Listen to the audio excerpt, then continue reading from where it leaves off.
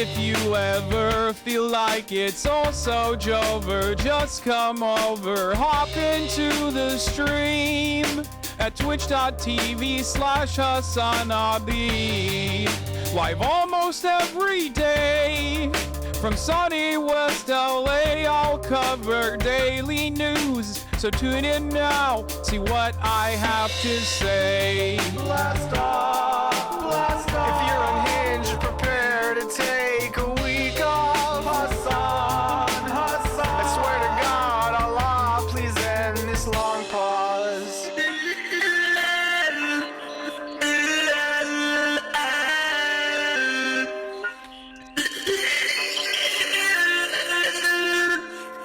Boss makes $1 and I only make a dime. That's why I watch the stream when I'm on company time. Boss makes $1 and I only make a dime. That's why I watch the stream when I'm on company time, like now. Hasan, Hasan. I'm probably in the chat right now. Hasan, Hasan. Get it, Hasan is streaming.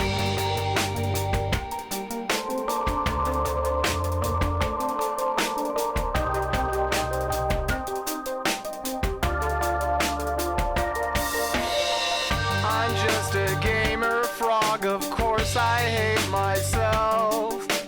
If there's just one stunlock more, my hopes will go up on the shelf.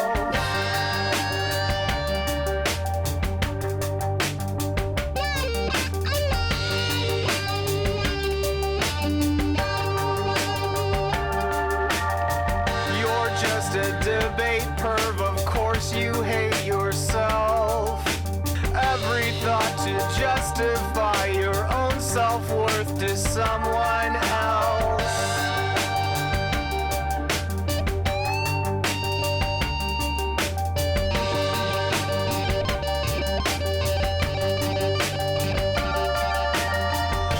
Again, what do I always say? Lost in the sauce, you can't escape. How unhinged can one chatter get? Don't ban him, mods, they're our new pet. Show me the light and set me free from this black-pilled reality. Can I find hope? Can I debate for this top of the hour break? Boss makes $1 and I only make a dime.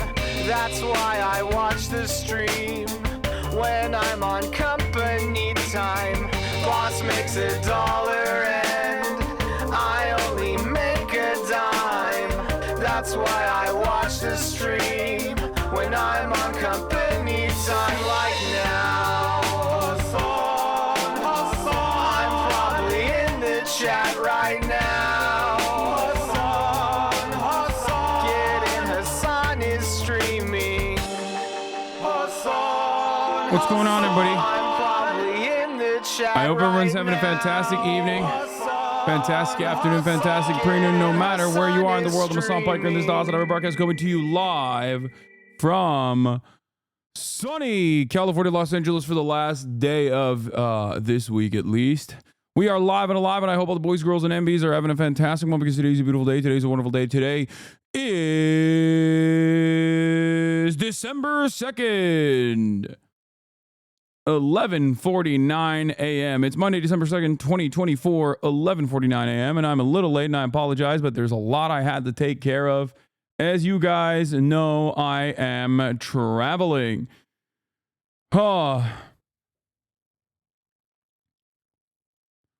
This is the part of the broadcast where I tell you about my personal news about what's going on in the world of HasanAbi Piker.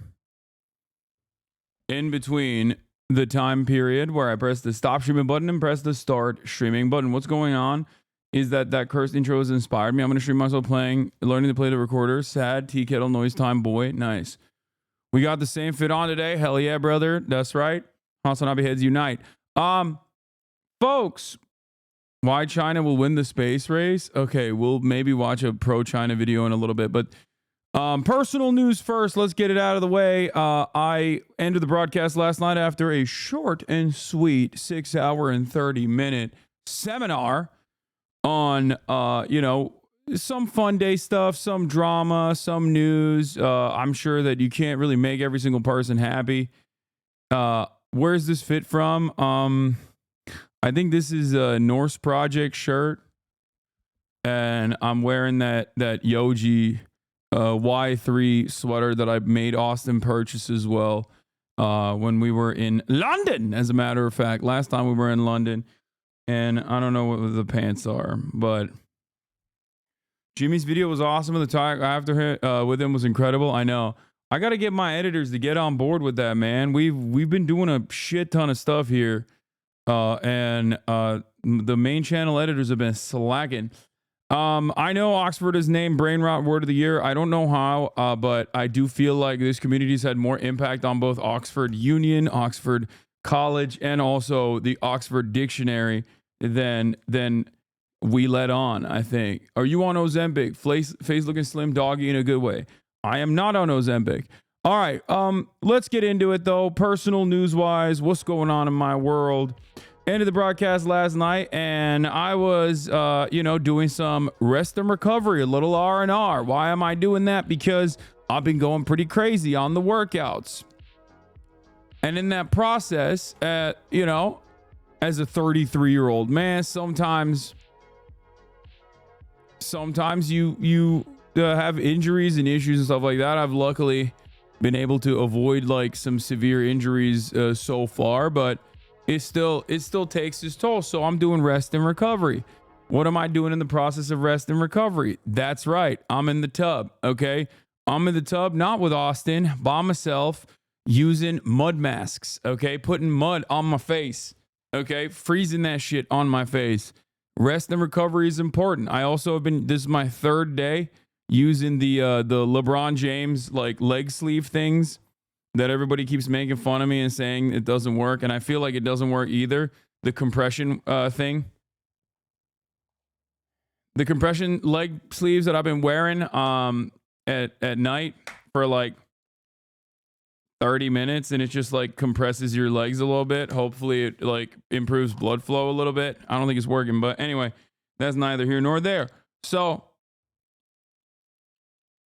I'm doing white face. I feel like that one chatter that said like, what's your skincare regimen, got me cooked a little bit. Like I had to get that shit in order. I had to get that shit sorted out. You know what I mean? Glowing a little bit. Freckle cam. Yeah. What else? So yeah. No, don't be self-conscious. This is what they want. I mean, I'm 33, it's going to happen. There's going to be some issues. Anyway, free hunter, till is spelled backwards. You already know. But other than that, big day for me today, at least, hit 225 for 8. And I think that's pretty solid because while it obviously is not the best, it's not the craziest, heaviest weight or whatever. 225 for like 15 is what I used to be able to do at my peak strength. I do feel like physique wise, I look better now than I ever did. Or at least I'm at the precipice of looking better now than I ever did. Having said that, however, my bench press has suffered. Like it's not a secret. You guys know this. I've talked about this quite a bit. And I have always just been mentally blocked from surpassing 225 pounds for some reason. And like by the 6th rep, I always die. I always die out. But yeah, here it is, where I'm hitting 225 for 8 pretty easily. The first 4, as you can see, is like very easy. And then it gets a little bit, I slow it down a little bit on the eccentric. I shouldn't have let it drop so hard, but did it anyway.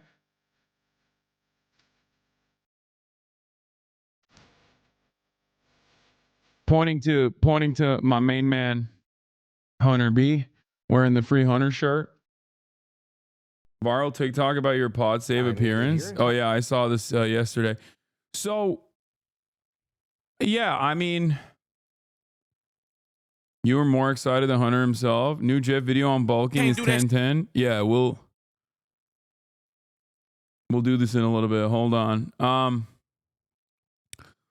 But yeah, what I was saying is I'm excited. I'm happy that I've gotten to this point. You know, 225 is nothing. The 225 for 8 is not great for my size. I mean, it's basically my weight. I'm actually under this weight at this point. And being able to rep it at any meaningful capacity, I think, is like pretty solid. So, yeah, I'll keep at it. Why is bench press so hard for you? I'm double jointed. What is this? Pokey reacted to it. Hold on. Yeah, I'm double jointed. I have very long arms. There are some logistical hurdles in front of me having a good bench press.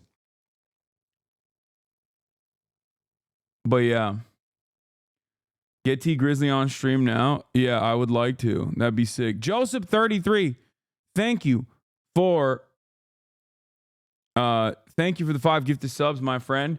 And thank you all of you who subscribe. Thank you very much for continuing to support the show, in spite of the fact that I am not running ads. So that's very nice. Thank you so much. You can use emotes. You can show your support to the broadcast by subscribing, by gifting subscriptions as well to others. And, you know, that way you'll be able to clip stuff and send me links. Lesbian Boulevard, thank you for the 5 gifted. Sakura Gore, thank you for the 10 gifted. And Virtual Meal, thank you for the 5 gifted as well. Don't forget, Twitch Prime is free. So, where was I? Yeah, I like I said, I'm happy with the 225. Did my regular workout. I'm gone for the week, so you know, I'm not going to probably be able to work out as much this week because I'm going to be in Londonistan, as you guys know. I have talked about this before, but I know every time I bring up something that is going on in my life, everyone goes, "What? You're going to be in Londonistan? When did you say that? When did you say you were going to be in Londonistan? I don't understand. Why are you going to London? What the hell's going on? Will there be regular streams?" The answer is yes. There will be regular streams. I'm going to be streaming the 2 talks that I'm giving, both in Cambridge and also Oxford Uni. I'm going to the fucking Cambridge Union. I'm going to the fucking Oxford Union too. Both unis, lads. We're going there. We're talking about Israel, Palestine. It's going to be a fucking mix-up, right? We're going to do Tesco meal deals. We're going to get some fucking kebabs. That's right, lads. That's fucking right. Yeah. Hogwarts style. Anyway, but yeah, I'm doing those 2 things. I haven't been like super public about it because you know, I don't want no motherfuckers to know about this shit. I don't want nobody to know what the fuck I'm up to. You know what I'm saying? You don't need to know. So regardless, we'll see. Make sure you give the speech on this voice. It's the only way they will understand it. Yeah. English people don't understand if you don't have like an accent. So, what was I going to say? Yeah, I got those 2 big speeches coming out. And apparently Norm was supposed to be debating, Benny Morris at Oxford Union, but apparently Benny Morris pulled out because Ehud Olmert, he pulled out of the debate. March is coming with me. to Londonistan. So I'm flying out, and tomorrow at the regular time that I would normally be live at, I will be live from Londonistan. Now, the thing is, when I go live, I'm planning on, doing my regular Tuesday stream. I also still haven't written a speech, which is crazy. Okay? It's actually fucking crazy that I have not written a speech at all. And the situation is supposed to be about, I'm supposed to be talking about Israel Palestine, and I still have not written a fucking speech. Don't say just let ChatGPT do it. So many motherfuckers have told me that as a joke. Stop it. That gives me so much anxiety. I mean, it's not going to be like a long speech. I think it's supposed to be like 5 to 10 minutes. I told him like the format is 5 to 10 minutes of speech, then a moderated Q&A, and then afterwards just like a regular old Q&A. A regular old Q&A with some people. I know that like I saw the post in my subreddit about fucking Bonercelli's fans being like, oh, I can't wait to infiltrate this speech. What are some good questions I can ask them? Like they're like really stoked on asking me some fucking troll ass questions. I don't know why, but you know, have fun with that, I guess. Like they literally treat me like I'm fucking Charlie Kirk, you know what I mean? Or Ben Shapiro. Like that is how like how big of an enemy I am to these guys, that they're like, oh, Charlie Kirk's coming to my school. What can I do? It's like, bro, what are you, the Young Americans for Freedom Foundation? Like, what the fuck are you doing? Like, be normal.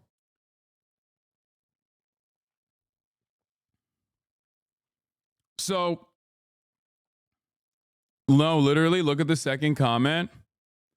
Oh, yeah, they posted this. I didn't even know that they posted this.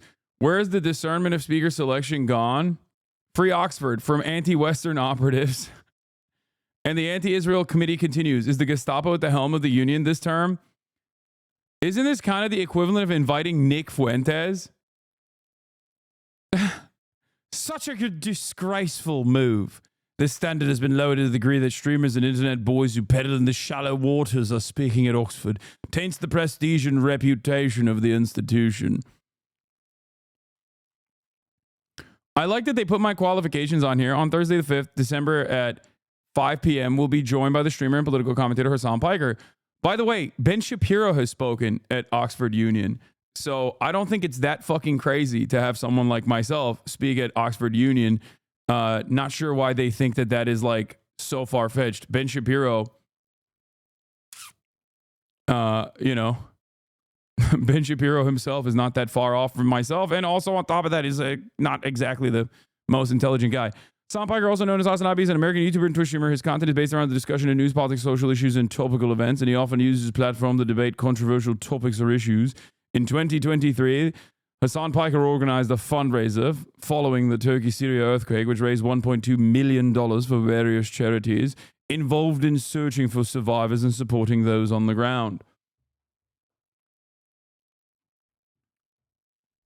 Oxford Union is not a part of the uni.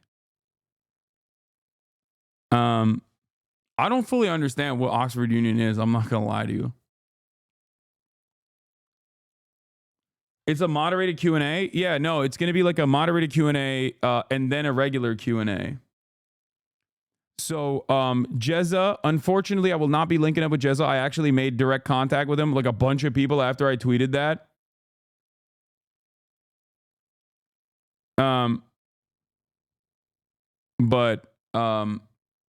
He has another thing that he's doing this week, so he won't be he won't be available.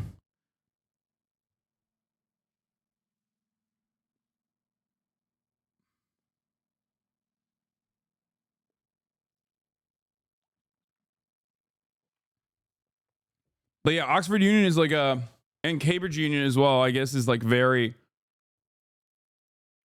it's a prestigious debating institution, I guess. I'm not a very big debate guy, as you guys know. I said yes to this because, you know, they asked like a long time ago, and also because they wanted to talk about Israel-Palestine. Bassem Youssef has been on it. We'll talk more about this stuff as well.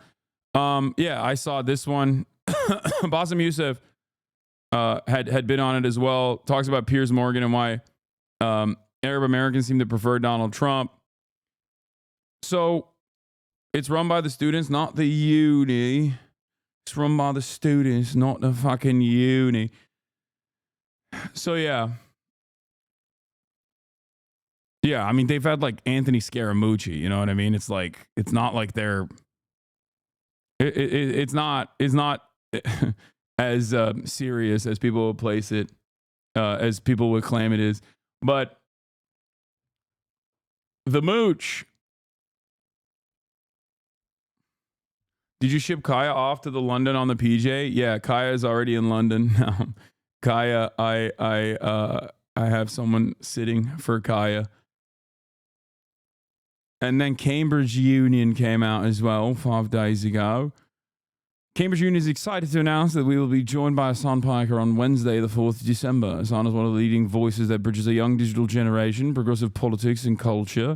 After getting his start on the Young Turks, he began streaming on Twitch in 2018, where he became an early pioneer of live stream social commentary.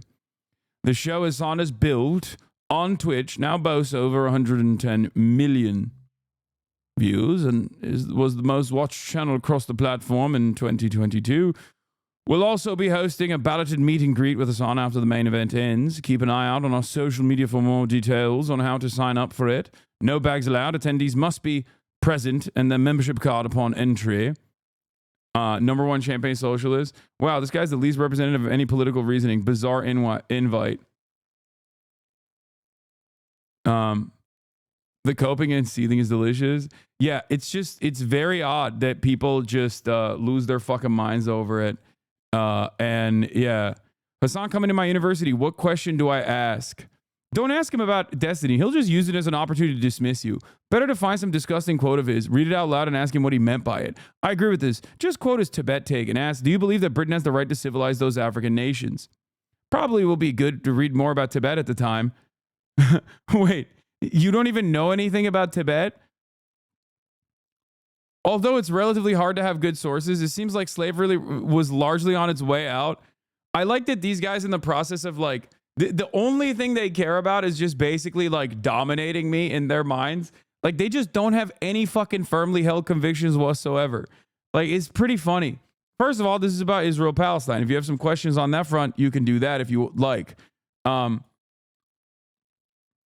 Secondly, I just don't understand. Like, what's your Tibet take? My Tibet take was that the original practice of serfdom and slavery in Tibet, instituted by the Dalai Lama, was not good, and that the Tibetans, alongside the Chinese forces, rose up and abolished slavery. Tibet being a autonomous region of under the control of the Chinese Empire, even before Mao, and long before Mao, does not change this dynamic. Like they just previous Chinese empires did not give a shit that they were doing slavery. Mao did, okay, and they liberated Tibet. Now the current form, the current Hanification, or not even necessarily Hanification, but like the current existing relations of Chinese sovereignty over Tibet. That's a controversial subject, and I totally understand why people are frustrated by it. And also in the process, a lot of people were, slaughtered. Having said that, however, I don't think that it is a part of Tibetan culture. I don't think it's a part of Tibetan culture. And the British equivalent between the caste system does not work in the same way, because the English came in, said that they were actually abolishing the caste system, or said the caste system was barbaric, but then utilized the caste system to their advantage. The Chinese governance did not do that. So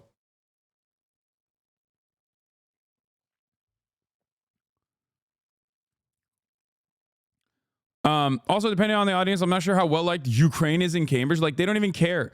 Brother, if you have a disagreement with me on my commentary on Ukraine, you could just like bring that up. I don't know why these guys are literally like, "Ooh, find something that the audience will hate him for." Like this basically shows that you don't care about the issue at all. Like you don't have a genuinely held point. You don't have a genuinely held conviction on this issue. You haven't even done like any reading beyond the fact that you've seen like bad faith generalizations about like what my position is. And you think that like I'm not going to be able to have a conversation with you in front of a large audience when, this is going to play itself out in a similar fashion to like a gray name. Anyway, but it's like weird because when I prepare to debate someone, right? When I prepare to debate someone, I don't simply look at like shit that is going to undermine their worldview. Although that definitely is something I look at. The reason why I do that is because on first principles, and also on top of that, like their ideological worldview is directly diametrically opposed to mine. That's why I want to have this discussion to begin with, because I have a position and they have a position. My job in that conversation is to basically showcase the lack of intellectual depth in their position. If your goal here is to simply, troll and masquerade your trolling as though it's some genuine intellectual concern, this is the wrong way to go about it. Imagine having an opportunity to, talk to me in person, right? Imagine having the opportunity to talk to me in person, and this is what you're going to do. Like, you're just going to you don't have your own opinions on this matter at all. Like, you haven't even thought about like what my position is. You might be curious about what my position is on a particular matter. And instead you're just like, can you guys give me talking points? Like, that's kind of lame. And people do it in my community as well. And when Charlie Kirk is coming to their campus or whatever, but it's like, we are diametrically opposed to Charlie Kirk's worldview. The question you should ask yourself is, are you diametrically opposed to my worldview? Are you genuinely on the opposing team? And if the answer is yes, how have you arrived at this?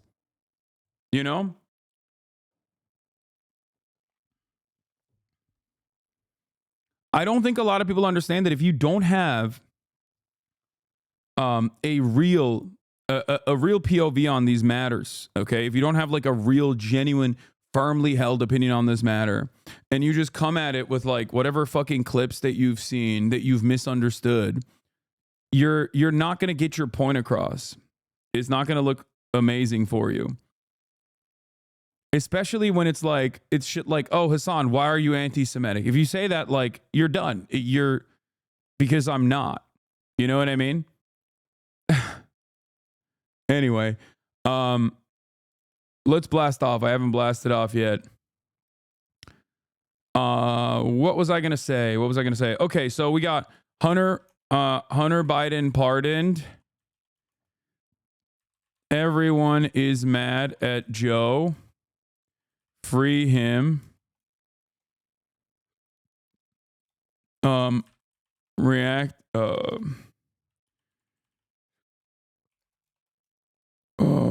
Free Hunter reactions. What else? The French government is about to collapse. Good.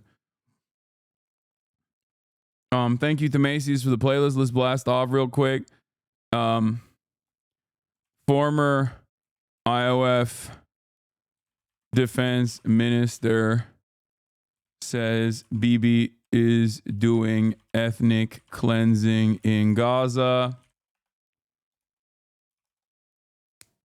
I'm more shocked that everyone is mad at Biden for him pardoning Hunter. Yeah. Kash Patel, FBI director, going to be live from Londonistan tomorrow for Oxford and Cambridge Union talks. Get in now. For tomorrow, I'm planning on, so what I was going to do is like, I have one free day, I guess. I have one technically kind of free day, but it's not. It's the first day that I'm there, right? And for that one free day that I have, I was planning on doing like a regular stream. And then after that, I was planning on, on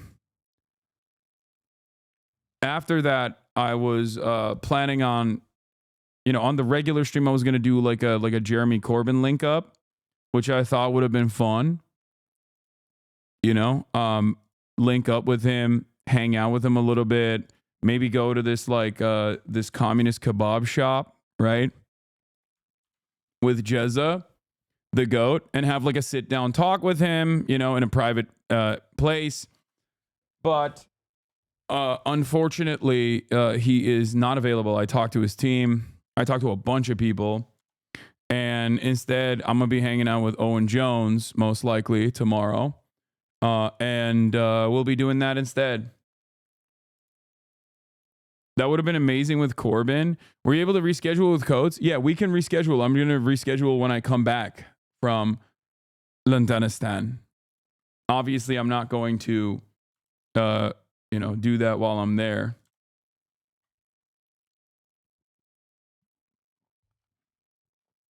And Lena Khan as well. Yeah, if I hadn't scheduled this London trip like months ahead of time, I would be doing the Lena Khan and Ta-Nehisi Coates interviews this week. Okay. Oh, I misspelled minister. I don't fucking care. Who gives a shit? There, I updated it. Okay, are you happy? What are you going to talk to Owen about? What do you think we're going to talk about? We're going to talk about Palestine. Palestine. Pulitzer. Wait, what is this? Plus tinfoil hat. UAPs over military bases. Aren't you a little bit too old to be spamming? Why are you calling it Londonistan? Because we've taken over, lad. We've taken fucking over, lad. The Musliman. The Musliman has taken over.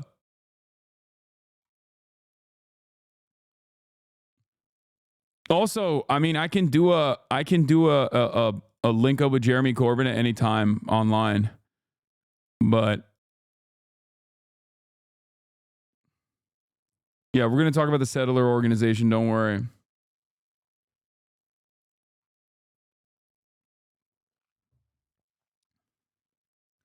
Islamic ray guns.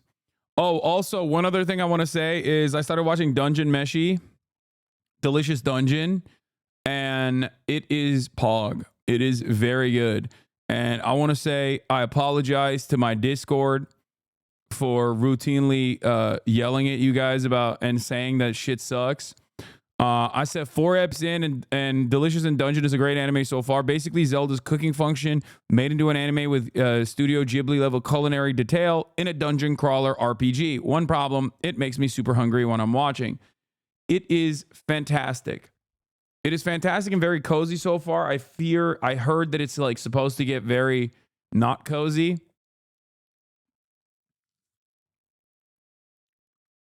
So it is so beautifully drawn. It's so fantastic. Frieren is next. It's not lame, I promise. Everybody constantly talks about Frieren. Everybody constantly talks about Frieren.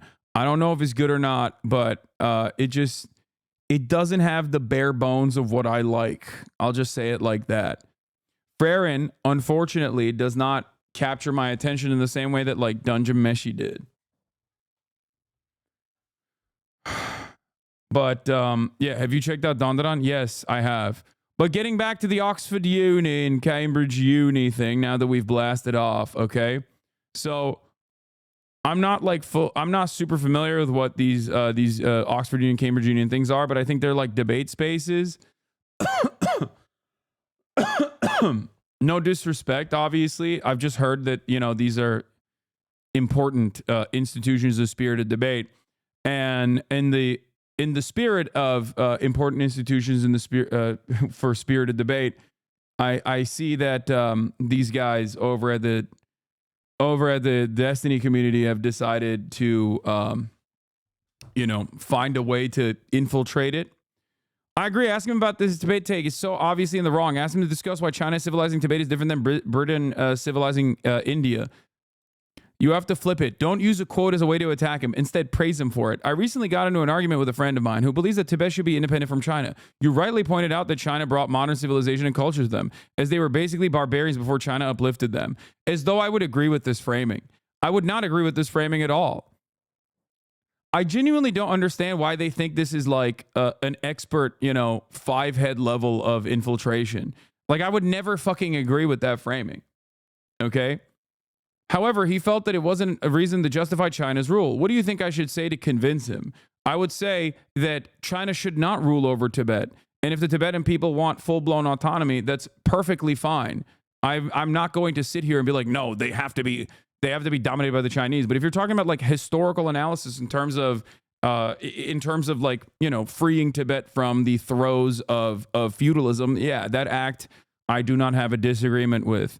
Anyway, I have often been very critical of Hanification initiatives in general. This was a massive problem with the USSR as well. One of the most consequential aspects of the USSR, one of the most significant aspects of the USSR was Russification. It's not a thing that not only is it inappropriate, it's inhumane, but it's also unsuccessful.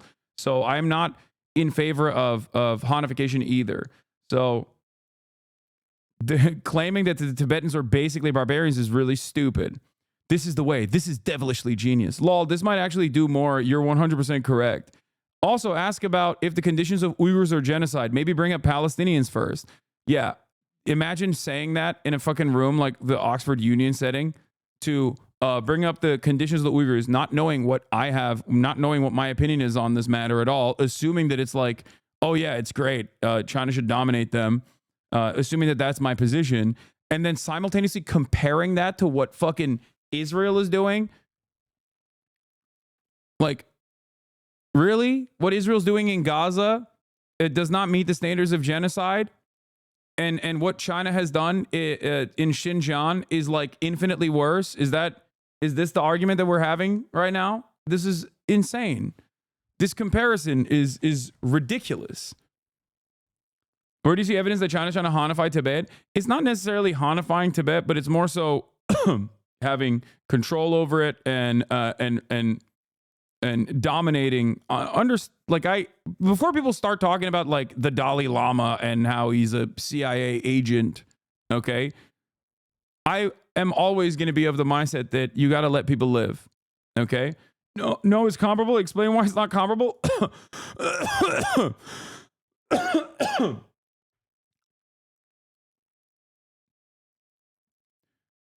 Chinese practices in Xinjiang were mass surveillance and re-education camps. These are completely unacceptable acts, okay, upon an entire generation of Uyghur Muslims in this area, claiming that there were separatist extremists. And there were certainly some separatist extremists, but that doesn't justify dragnets, that doesn't justify mass surveillance, and that certainly doesn't justify re-education. The notion that, like, this is comparable to what Israel has done is fucking insane. Okay, I'll take it one step further. If ironically enough, Israel was doing what China did in Xinjiang in Gaza and the West Bank, I would still be very critical of it in the same way that I was when China did it in Xinjiang. But the entire world would applaud how fucking tolerant and how open-minded the Israeli society was. Okay, what are you talking about? Like, one is like, did China bomb every fucking part of Xinjiang? Like, what are you talking? What are you saying? China is like, Xinjiang is firmly within Chinese territory. Let's say Gaza Strip is also firmly. Wait, you thought the Chinese government was bombing Xinjiang?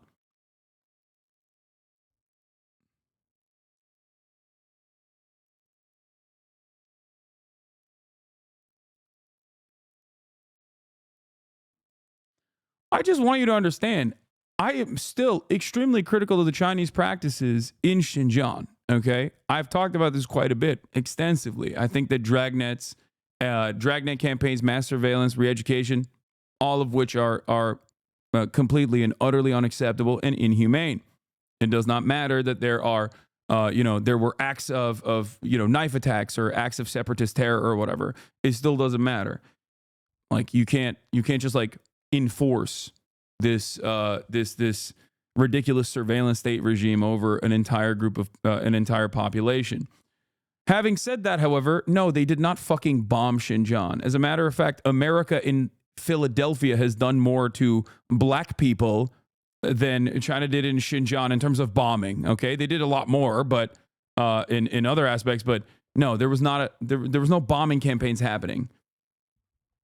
The reason why I brought up America and black people is because the Africa family were bombed in the Move bombing in 1985 in a Philadelphia suburb by the Philadelphia Police Department.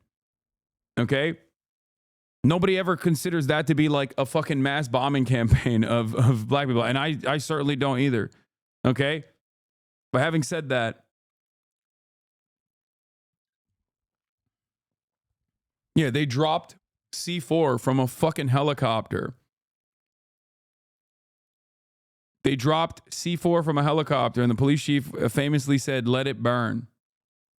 Why are we still talking about this? Anyway, Belgium civilizing the Congo is better because the Belgians used the abolition of slavery to stake their claims. Yeah, dude, totally. Belgians actually maintained the practice of slavery. So I don't know what the fuck you're talking about. It was ruthless. It was brutal. It was one of the most brutal, continuations of chattel slavery. Yeah, I would also make sure you have the paragraphs around the quote. Preempt your question with something along the lines of, this quote is not out of context. I can provide you what you were saying before and after if you think it is, so we can't dismiss it easily. Another question I wish Ethan asked about Tibet was, do you think Tibet would return to its feudal slave-owning roots if they were granted independence? If not, relate Tibet to Palestine in the question if you really want to stir the pot. But I think this is definitely one of the more on its face damning things I've heard him say. It would be my choice if I ever had the opportunity to confront him. Like, these guys don't know anything about Tibet, don't care about it at all, don't understand what my position is on Tibet, okay? And simply are just like, this is a great opportunity to fucking attack him. That's it. They're like plotting out a dialogue tree here. This, like, if you genuinely, if this was something that you were like very well versed on, and you felt like I missed the mark on a point of my commentary, that's totally valid. Do you understand what I'm saying? If you're like, dude, what are you talking about? Like, my family is from Tibet, you know? And, this is what I studied in college. Like, I don't fully understand where you're coming from. And you came at it with charitability. Like, I can have a normal conversation with you. But this right here is just like so openly disingenuous where you're just like, I don't know anything about Tibet. And I don't really understand what Hasan's position was on the matter. But I'm going to try to hit this in the worst possible, least charitable framing and try to fucking duke it out in the marketplace of ideas, you know?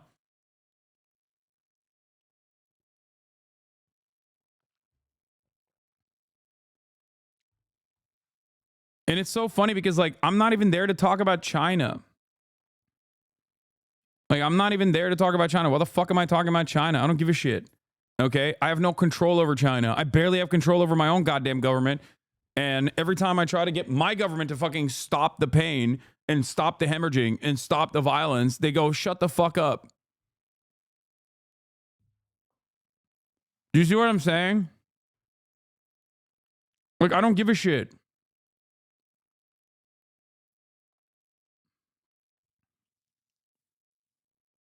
What are you there to talk about? Israel-Palestine. I think I disagree. If you mention Israel-Palestine, he will pivot towards you're just saying Israel bad and you're denying the genocide in Palestine. And my guess is the audience are similar in his beliefs about destruction of Israel, so they will selectively hear. Like, notice how this isn't about, notice how none of this is about like genuinely held positions and real disagreements, right? That's the difference. If this conversation was being held in a like openly right-wing, Ben Shapiro style audience, there would be plenty of disagreements. People would be like, ask him about, I mean, there'd still be a lot of dumb shit like, ask him about how inconsistent it is that he's a socialist but also wealthy, right? So that's number one. They would do dumb shit like that. But ultimately, there would be some disagreements, right? There would be some real disagreements like, why doesn't he believe that fucking, I don't know, free markets are good or some shit like that? These guys literally don't even know why they disagree with me. They don't even know. They've just been primed into believing that I have this other opinion on an issue that they've never thought about or cared about before or after this very moment. They never cared. Their goal is to drag you down and get clips out. Exactly. There is no ideology here. It's just like, fuck us on and that's it.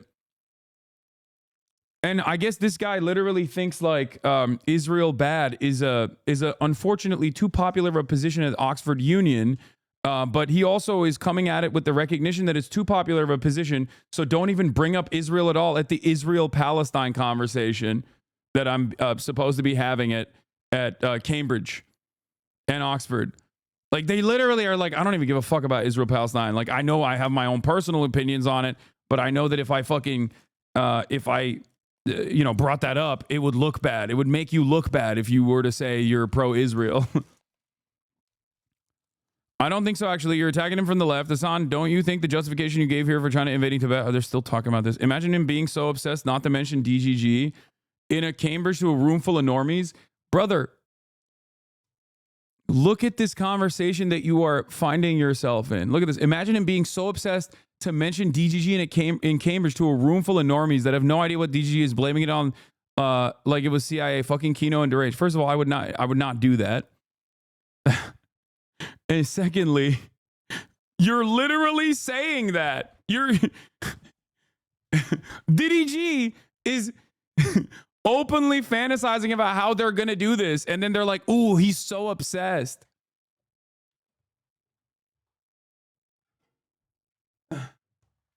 He's so obsessed if he recognizes the thing that we're doing in this thread.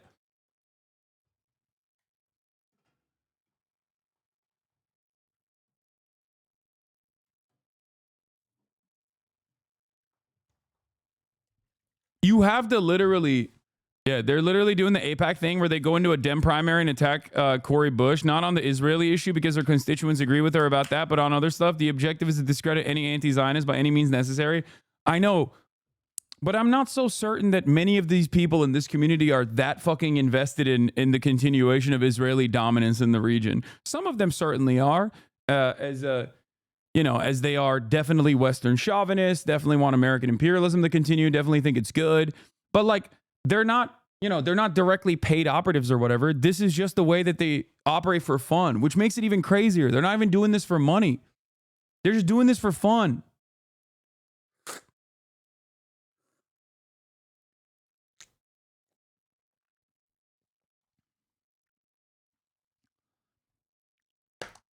Fuck that. Makes me think it'd be good to be unsubtle with questions. You once said you paved the path to your success on your own, yet much publicly searchable information would show that your career was largely fostered by your affiliation with one Stephen Bonnell. Could you expand on that?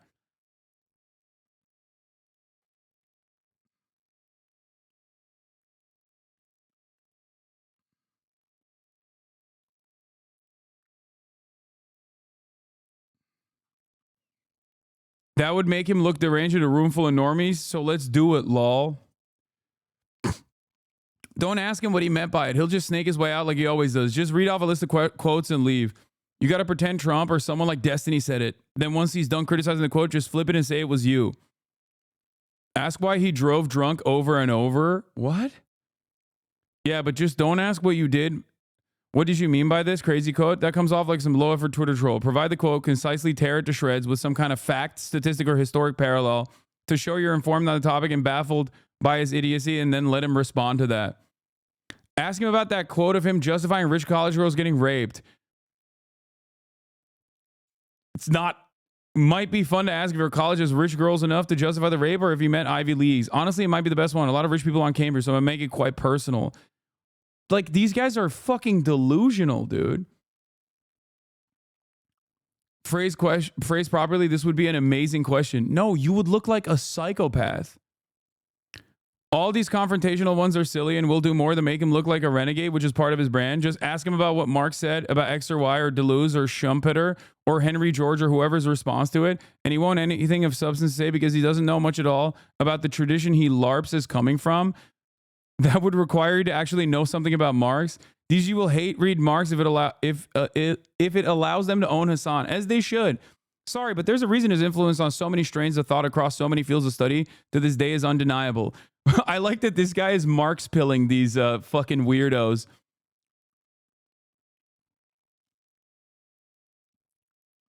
And you don't simply need to be a Soviet simp or really a Marxist of any kind to seriously engage with this. You do yourself no favors by cherry-picking weaker parts to dismiss the whole output. Yeah, I mean, he's played a very formative role in an entire field called sociology. So I think that, it's pretty valid to learn more about this way of thinking, I think. But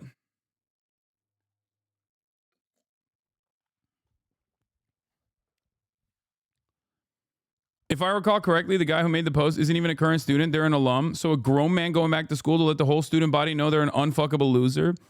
I really appreciate your consistent support of the Palestinian sovereignty, seeing as tensions have risen between China and Taiwan and Trump coming in. I'm scared that he won't intervene in this conflict before it's too late.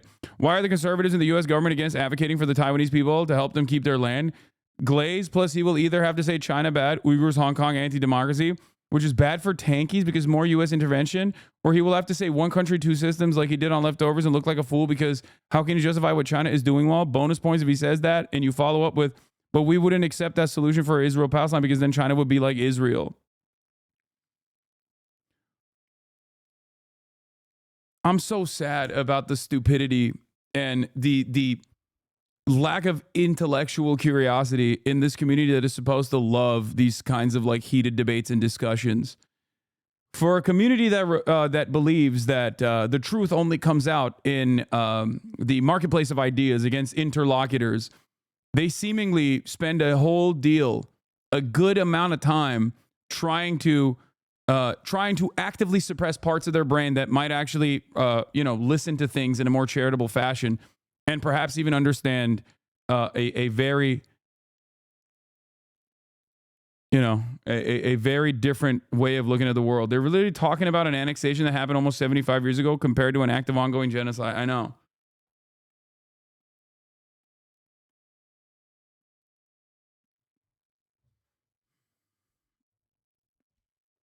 Apparently, you are now a banned subject on the subreddit and posts like this now get deleted. They want to look like they never talked about you. Yeah, but unless they fucking nuke, and I mean when I say this, thousands, tens of thousands of posts that they've made prior, which that would be awesome if they did that.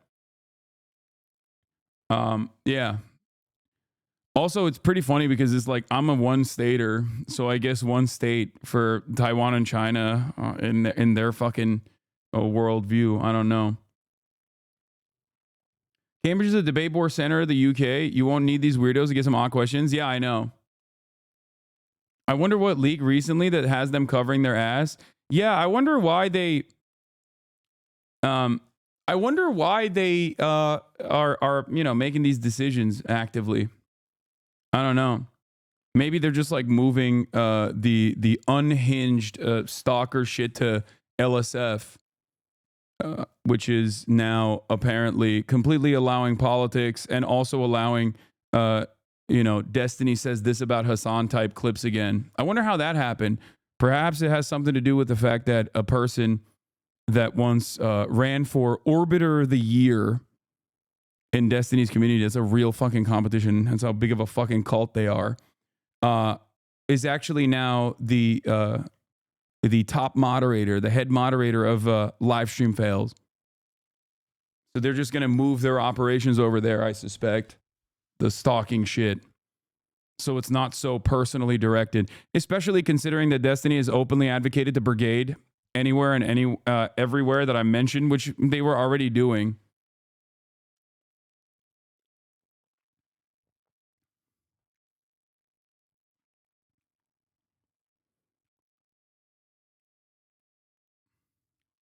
Do you think they're going to 4chan instead of Reddit, or are they experiencing splinter Reddit discourse in their community? I don't fucking know. I don't follow it that closely. You guys just put this shit in front of me. Ask him why he constantly criticizes the US, but doesn't use any of his wealth to help improve any of the things he criticizes. Wait. Okay, that's a great opportunity. Ask him about Crimea, Uyghur camps, Taiwan independence, or the Houthis. Old enough to count, old enough to mount. He's not equipped to answer any substantial question based on what I've seen from him. He was a double major in political science and communication studies, but only on the bachelor level. Communication studies is mostly nothing burger to begin with, although political science is more substantial. I say its influence is overblown compared to the expertise they bring. But what bothers me most is his attitude. He acts like he knows everything, does no research, and is overconfident in the little he knows. Not really the attitude of a guy you can learn from. I have no idea what your school administrators are thinking. It's like inviting Tucker Carlson for a talk. They have invited Tucker Carlson to a talk. I suspect that they've invited worse people than Tucker Carlson.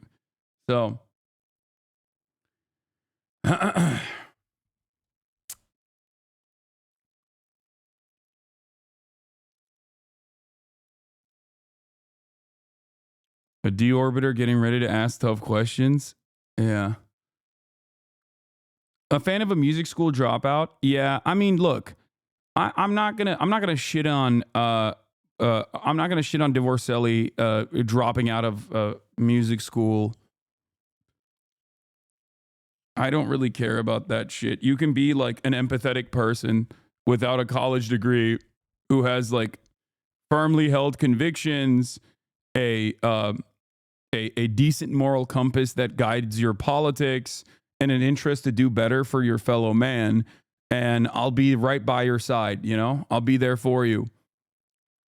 I like my degree doesn't make me more valid. Ben Shapiro graduated from fucking Harvard Law. He went to UCLA for undergrad and then Harvard Law. These are some of the best institutions in the country.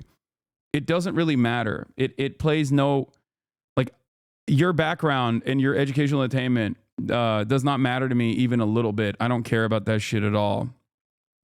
I know plenty of dumbasses that went to some of the best schools, and I know plenty of brilliant people that went to no school, right?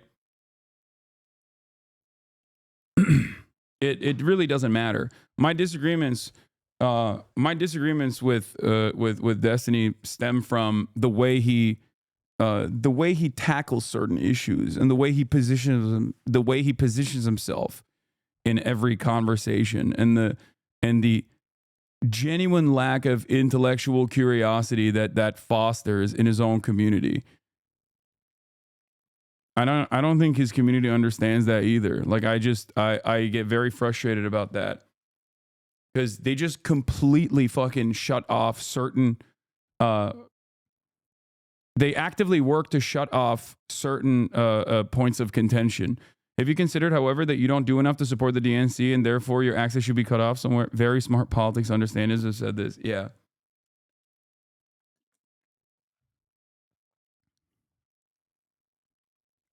Also, Hunter Biden is free. Here is friend of the show, Christian Divine. The last moments of his presidency to talking about it. Possibly the funniest potential outcome, because we spent the last 4 years being like, hey, Democratic Party, if the Republicans are heavily funding these think tanks that are just rooms full of old white men that I imagine can only smell like Rogaine and Johnny Depp's new Dior scent domestic, can sit around and find loopholes in legal policy to give the president as much power as possible so they can put in radical new change and executive orders in order to just ruin our health care, ruin our education, and ruin everything that makes life livable. Can't you guys sort of use those same abuses of power to just at least put in some protection, some workers' rights, some things for unions, some things for the minimum wage, stuff for housing, stuff to just generally protect whatever we care about, voting even. And they've all turned around and been like, hey, it's about bipartisanship. We have to play by the rules, you know? When they go low, we go high. But, you know, in this one case, free my nigga. Dang, that's my son. Y'all thought I was gonna go out and let my blood just chill in jail like that? Nah, we freeing the homie. We freeing the homie. I don't care. It was just a little crack he was smoking. He was smoking crack and getting the job done. To me, that's a hard worker who should be out of jail. What do you mean? Also, don't come at me. I understand that I'm oversimplifying the seat of presidential power. I'm just making a point about how actually fucking funny this is. So it seems. This is a great take. One last thing I was gonna say before we get to the Hunter Biden thing is, like, someone linked this to me and went, there's another person who made like a documentary. There is not, in my experience, I have yet to see one singular documentary that has detailed the fallout and the relationship between Destiny and Hasan in an accurate portrayal, because every single effort post on the matter comes from his rabid community that have basically reframed the truth incredibly aggressively.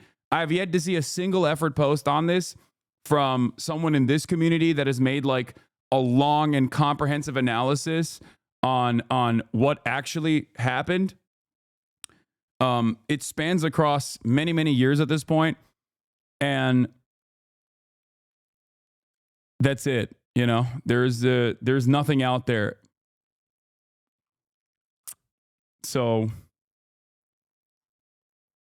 that's a W for us. I mean, it doesn't really, no, it is PR. I mean, there's a shit ton of PR in the opposite direction.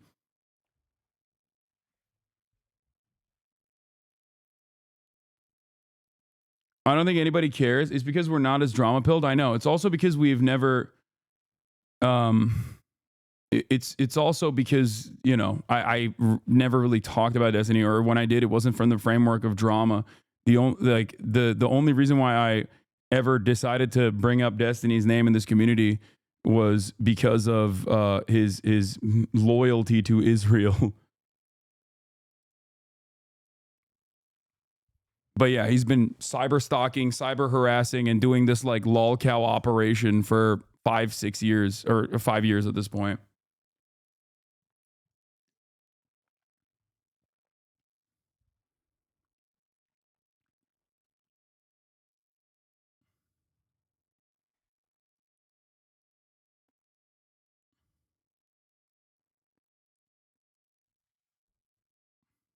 So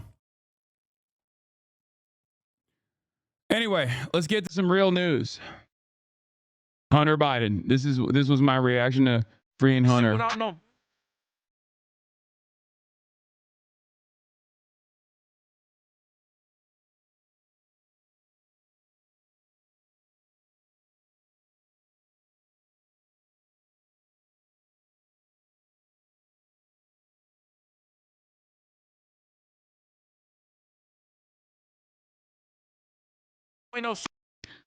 People ask, like, what do I do on the broadcast? This is what I do on the broadcast. Apparently, Pokemon saw it as well.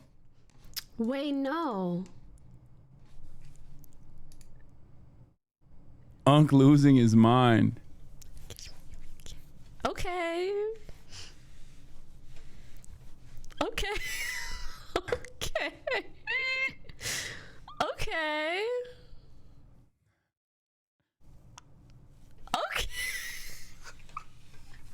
Hasan can't dance. Omega Law is true. I can't. It's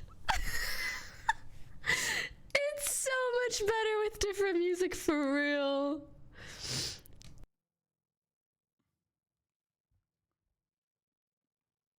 You look like the NPC from San Andreas when dancing. I know. I can't dance. I know. I just I can't. It won't stop me though. I'm not gonna stop myself from experiencing joy on this broadcast just because I can't do anything. Okay, because I can't do something. Stop making fun of his NPC dance swag. Yeah, I can't. I have no rhythm and I can't dance. And I also don't even listen to. I don't even listen to music. So I'm bad. Yeah. You gotta jerk off more. I do. Okay. Why do you cringe at that? What I would I say the just- same to you. If you I were like, I don't can't need- sleep, I'd be like, you gotta flake the beans, sis. That's what I would just- say. Hate everything that comes out of your mouth most of the time. You Yeah. gotta jerk off.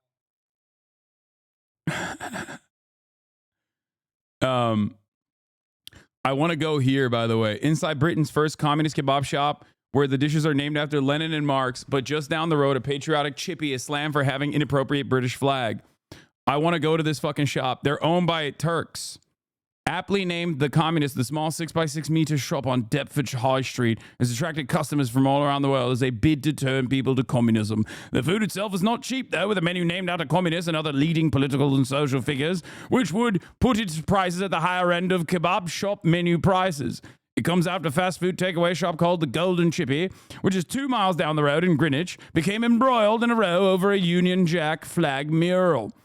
Greenwich Council ordered the establishment to remove it after receiving complaints, but the owner says he's prepared to glue himself to it. Mustafa Ali is a chef there and applied to work when seeing the job advertised in the kitchen. The 29-year-old says he enjoys working there and has been inspired by its message. Communism itself is a theory in which all property is owned by the community and each person contributes and receives according to their ability and needs. Its Marx menu, a lamb shish with salad, rice, or fries, is priced at 14 quid. This named after Karl Marx, the German philosopher, dubbed the father of communism. The Lenin menu, named after former Russian leader Vladimir Lenin, who murdered his people and left millions to starve. Yo, British media is so funny, dude. British media is the best. British media is so good. Oh God, they are fucking. I'm done. They're hilarious, dude. They always got that shit on lockdown. All right.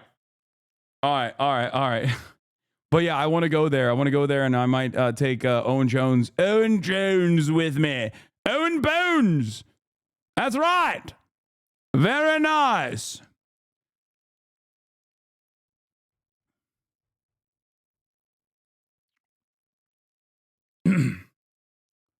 They're owned by a Turkish guy, a Turkish communist.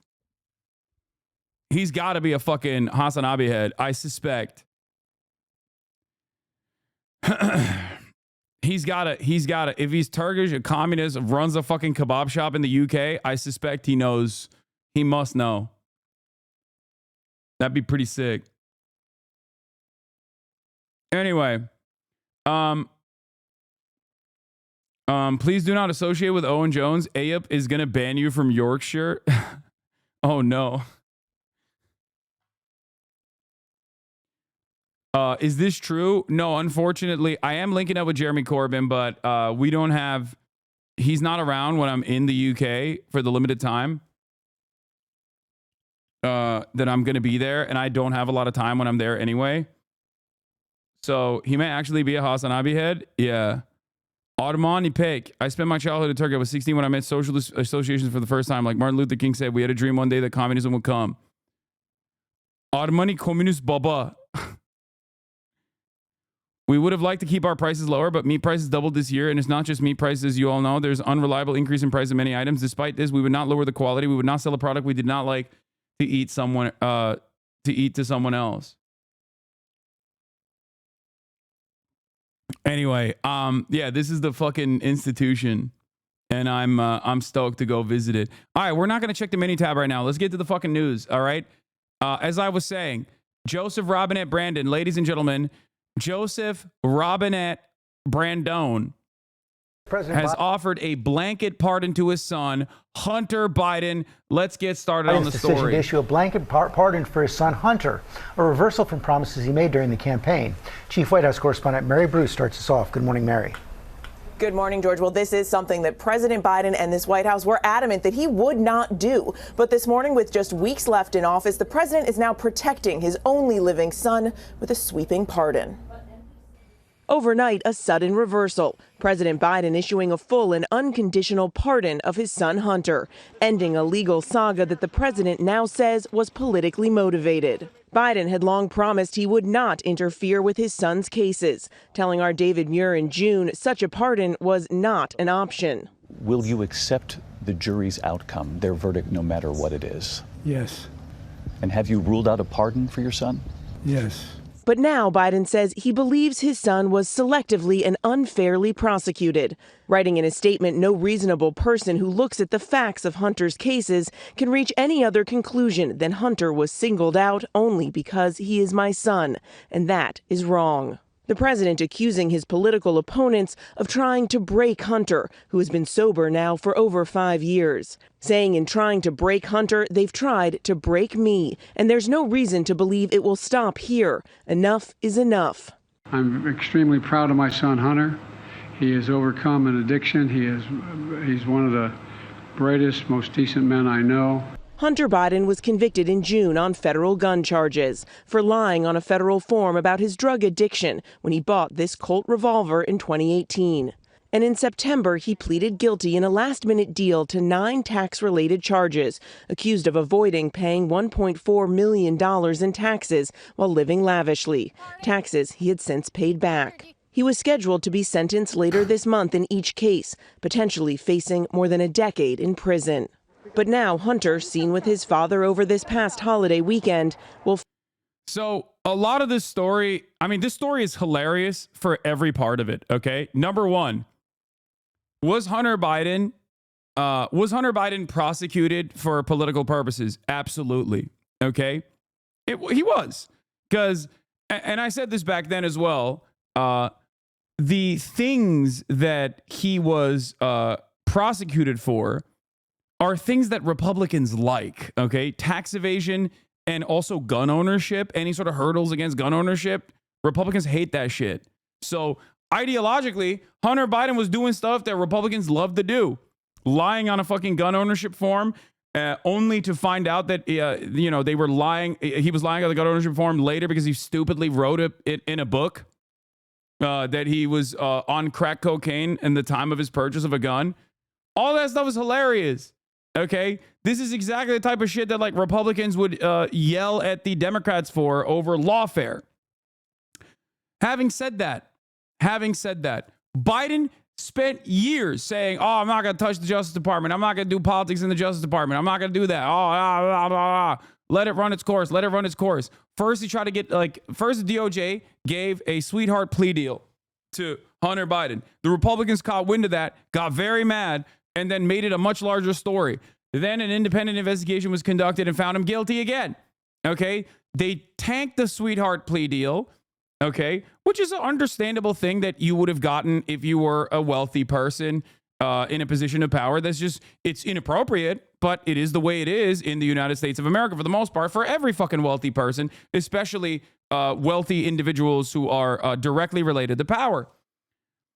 Having said that, however, Joe Biden and the Democratic Party loves institutions, norms, civility, and defending the sanctity of these institutions. So for them to turn around and for Biden to turn around and like openly go against this is fantastic. It's hilarious. The only thing that is frustrating to me about this entire process is like, why won't they drop institutional norms for anything good? Why does it always have to be purely to like defend your fucking son? I don't give a shit about Hunter Biden going to jail or not going to jail. I don't care. You will never be able to convince me that this is like a gross misuse of the federal authorities. Like, it's just so fucking annoying. I want the Democrats to operate like this, but for good shit, not for pure selfish reasons. Okay? But what makes it even funnier is that these guys love hypocrisy baiting while being institution defenders. And the irony here is that they openly showed once again that they don't give a fuck. And Joe Biden's statement on it was, this is lawfare. This is political. This is like bullshit. You know who else said that? Donald Trump. Donald Trump. You can't fucking say that while you spent the last couple of years hunting Donald Trump, and the only thing you were able to lock him down on was like paying hush money to a porn star that he fucked with a misuse of campaign funds. And you couldn't even get him on that. You got his lawyer on that. So what did you get him on? You got Donald Trump on changing you got him on like paperwork. Okay? That's the only thing you were able to get him on, paperwork.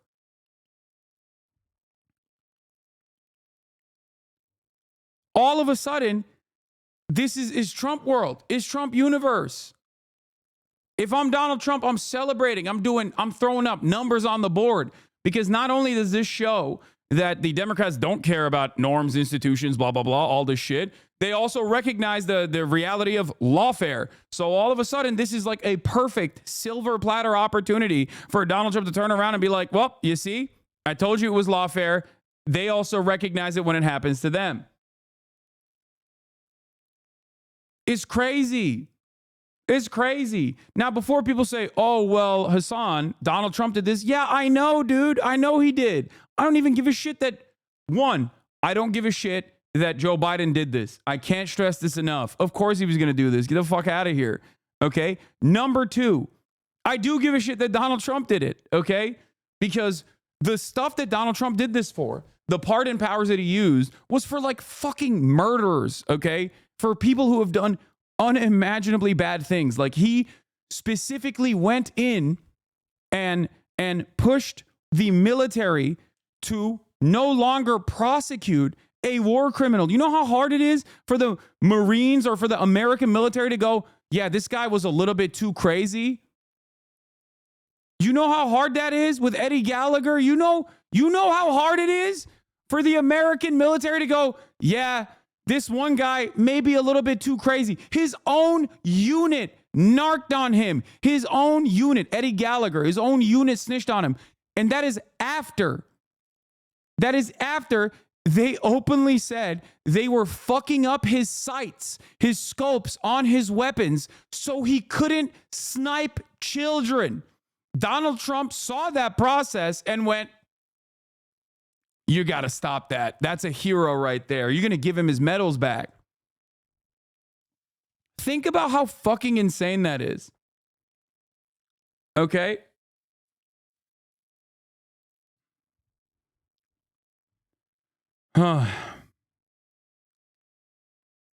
Anyway, so there are people that I never really gave a shit that Trump used his pardon power on, and I even said was good, you know. Getting A$AP Rocky out of jail, good stuff. You know, I guess pardoning Kodak Black is interesting. You know, I don't care about it too much. There's already far too many people. There's already far too many people that are in prison to begin with. Okay.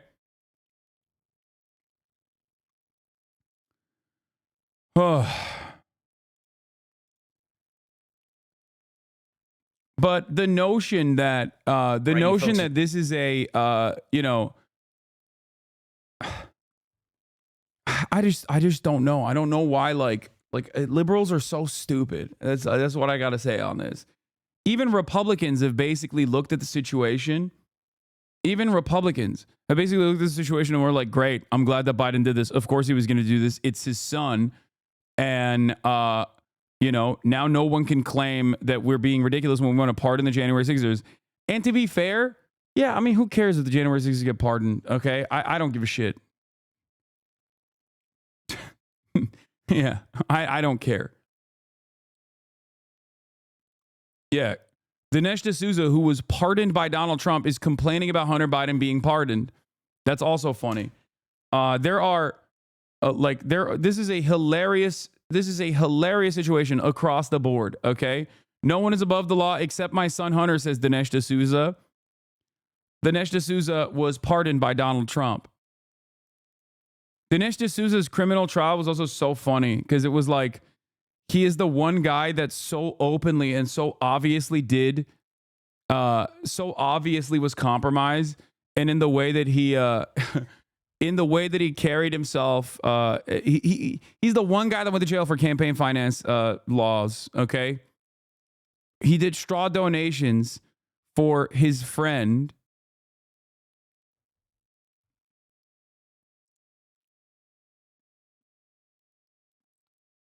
What is this?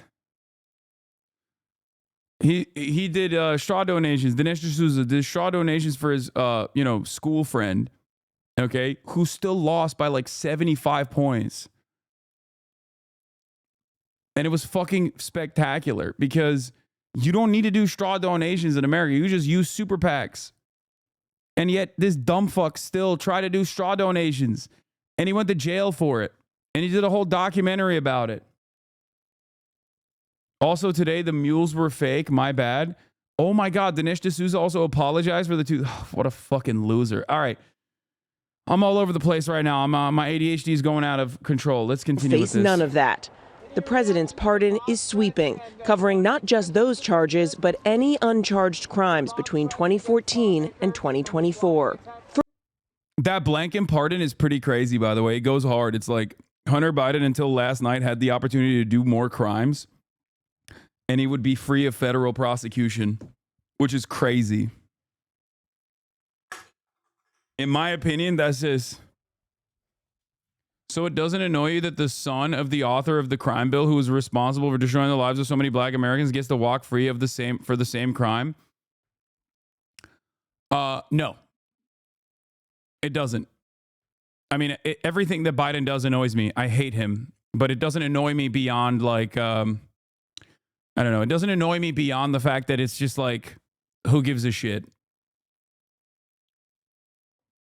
He had 24 hours to assassinate Trump and he failed. Yeah, because it's not it's like, I don't think anybody should be going to jail for some of the fucking crimes that Hunter Biden could have potentially faced criminal penalties over.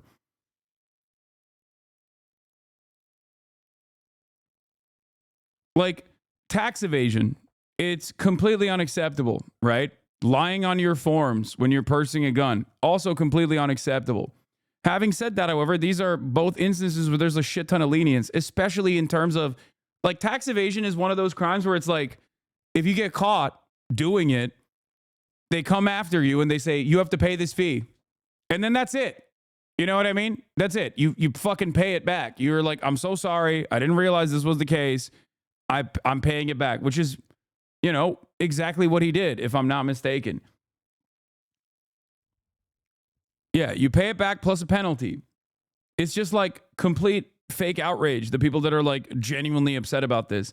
I guess like the only thing I'm upset about it is that like Democrats don't use this kind of like Democrats don't use this kind of like obvious grift and hypocrisy and abuse or, you know, the misuse of power that you have for anything good. And I despise that. Okay. I hate that they don't do that. It's very frustrating to me. And I wish they did it for like actually good things. He should do this for broad clemency. Like he should do that. He should do this.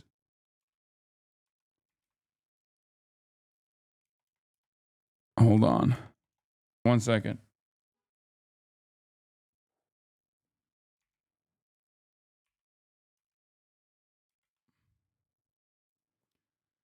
For months, the president intentionally avoided commenting on the specifics of his son's cases, not wanting to give the appearance of interfering, instead stressing his support for Hunter as a father.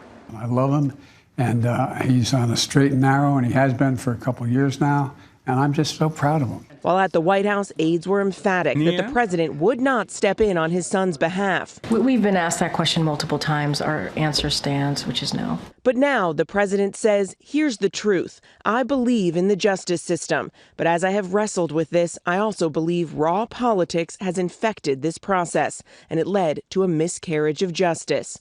Adding, I hope Americans will understand why a father and a president would come to this decision. The about face comes just weeks before President-elect Donald Trump is set to take office. Trump has vowed retribution against his political opponents and has repeatedly bashed Hunter and the Biden family, accusing them without evidence of corruption.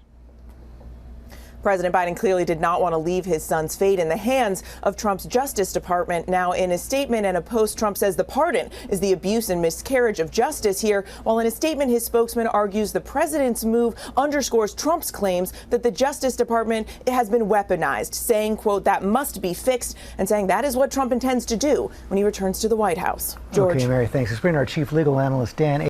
It's like, oh man, I can't believe the Justice Department is weaponized against you. That's crazy. That's crazy. I can't believe that happened. Also, now Trump can just like turn around and say, this is what has happened to me. That's a crazy thing to say. Plenty of evidence. Hunter was corrupt. Wait, what? No, Hunter was in direct violation of the law. The point is, this is the type of shit that like under normal circumstances you would expect leniency over. And especially when it's like someone who is wealthy and powerful, they always get leniency over it. And the reality is, the reality of the matter is like, yeah, it is yet another instance of like the Republican Party very clearly creating drama surrounding it. As far as like Hunter's corruption goes, he did like basic nepotism shit. In Burisma, if that's what you guys are talking about. He basically lied to the fucking Ukrainians about how much access he had to the government when he had no fucking real valid opportunity to influence the government at all. And his dad, literally as the vice president, actually moved against him and against his position in Burisma. So much so that like, you know, numerous investigations were conducted by the Republicans that wanted to make this a much larger fucking deal, and they couldn't. They openly recognized that they failed to even make any movement.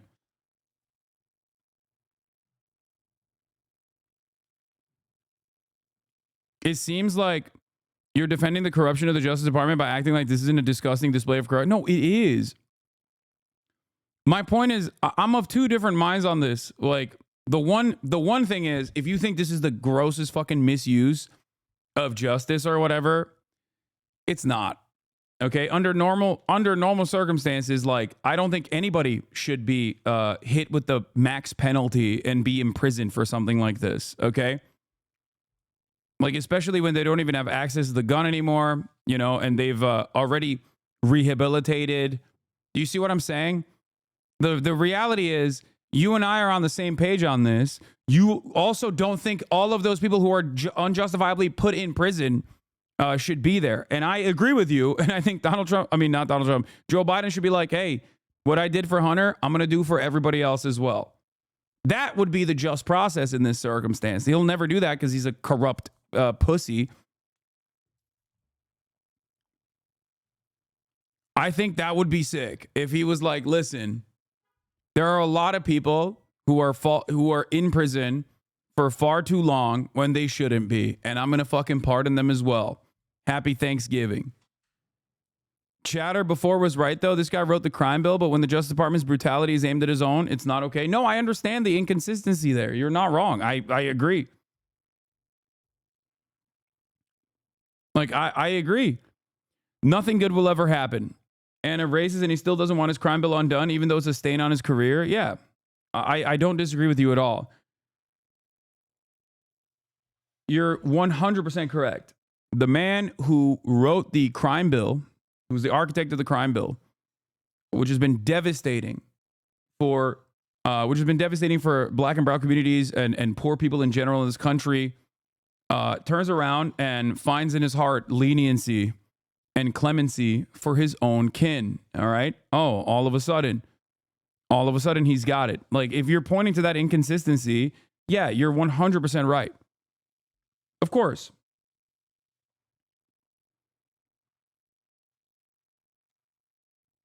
The problem here is that it's not like no side of this is correct. You know what I mean? Like, you think Republicans actually care about the pure graft here? They care. They're like, oh, wait a minute. We got to make sure this dangerous criminal Hunter Biden needs to be fucking taken out of the streets. Like, no, they don't give a shit.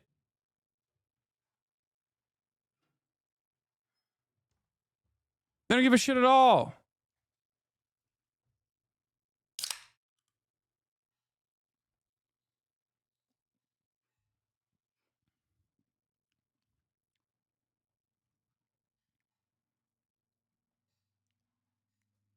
I mean, even the Democrats don't give a shit. That's what's so crazy about it. Even the fucking Democrats don't give a shit. They dropped Trump's cases already because he's president now. Okay? So I guess they weren't wrong. I guess Trump wasn't wrong when he said, this is lawfare. You're only coming after me because I'm standing in the way, you know? Which is it? You can't say Trump is a fascist criminal monster, which I agree with, by the way, and is like a hilariously bad, hilariously incompetent criminal, okay?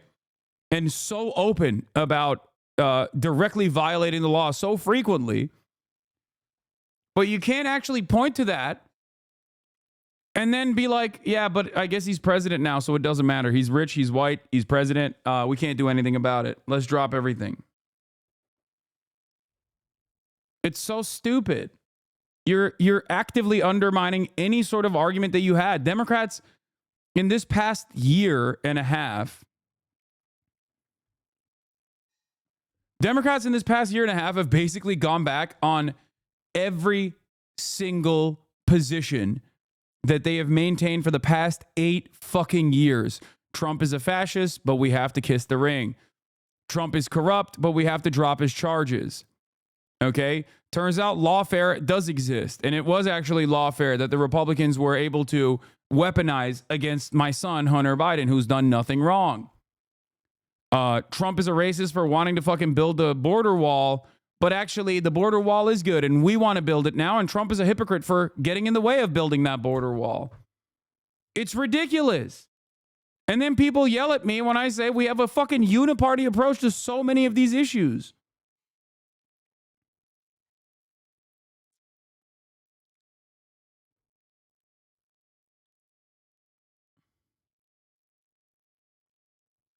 I don't know. I don't know what to say. I genuinely don't know what to say.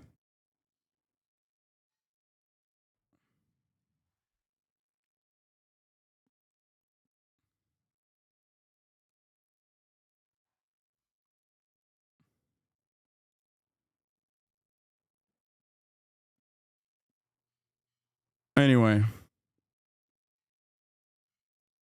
The most immediate effect I've seen about this is that Dem voters are just saying, I don't like it, but Trump is worse, lowering the bar even more. Like, I get where they're coming from, too. I get where they're coming from, too. Because for the Democrats, they're like, oh, finally, we get a W. They're wrong. They don't get a W at all. Okay? They don't get a W at all.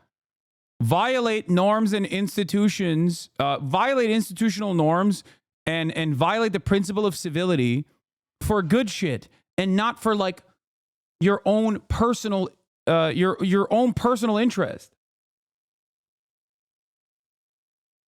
Okay?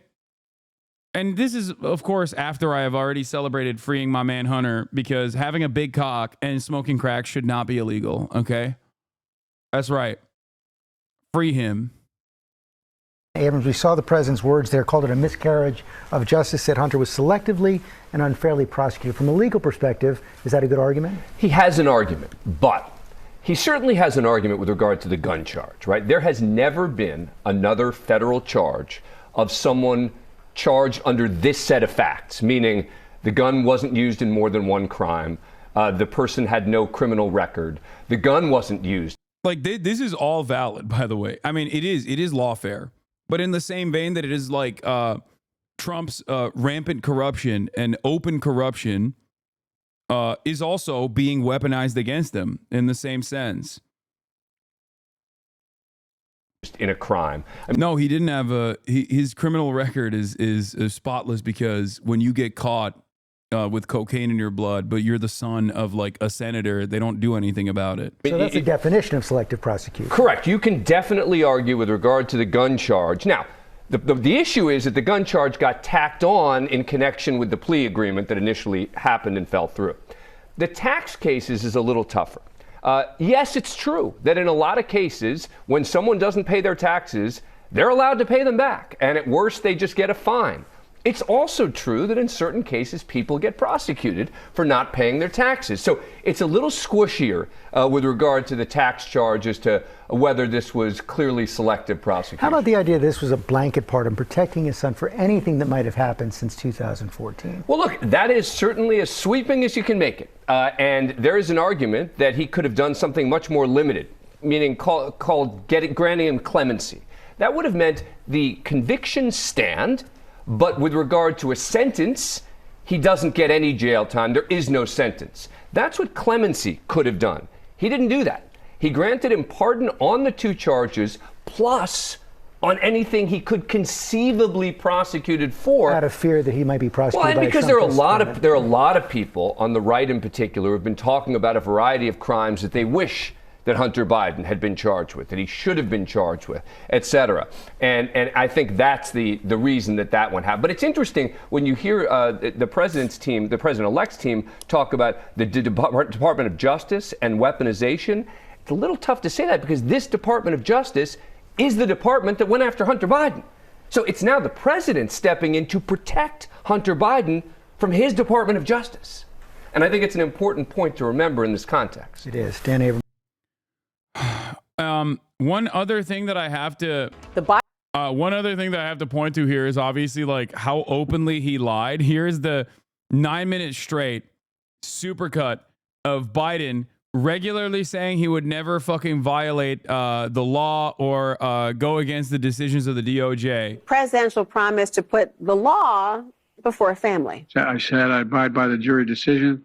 I will do that, and I will not pardon him. Letting the world know that he will not wipe away the decision of 12 of his son's peers. Was asked directly, and he has said he wouldn't pardon his son if he gets convicted. Let's wait and see what happens if he loses. Yeah, but he said it. He's going to get pardoned by his dad. There's no question about that. The president has ruled out pardoning his son. Major commitment from the president, accepting the outcome of the trial and also pledging not to pardon his son. So the challenge for him is really to continue to live up to his values when it was really personal, and he did that today. It seems like a pretty normal, straightforward answer, but it takes new weight when we see what Trump is saying about the outcome of his trial, what we're hearing from other Republicans who say they don't accept the jury's verdict here in New York. The contrast is profound. To sit there and say, well, I'm not going to intervene in the legal process, and I wouldn't pardon my son. One side Democrats and Joe Biden protecting the justice system.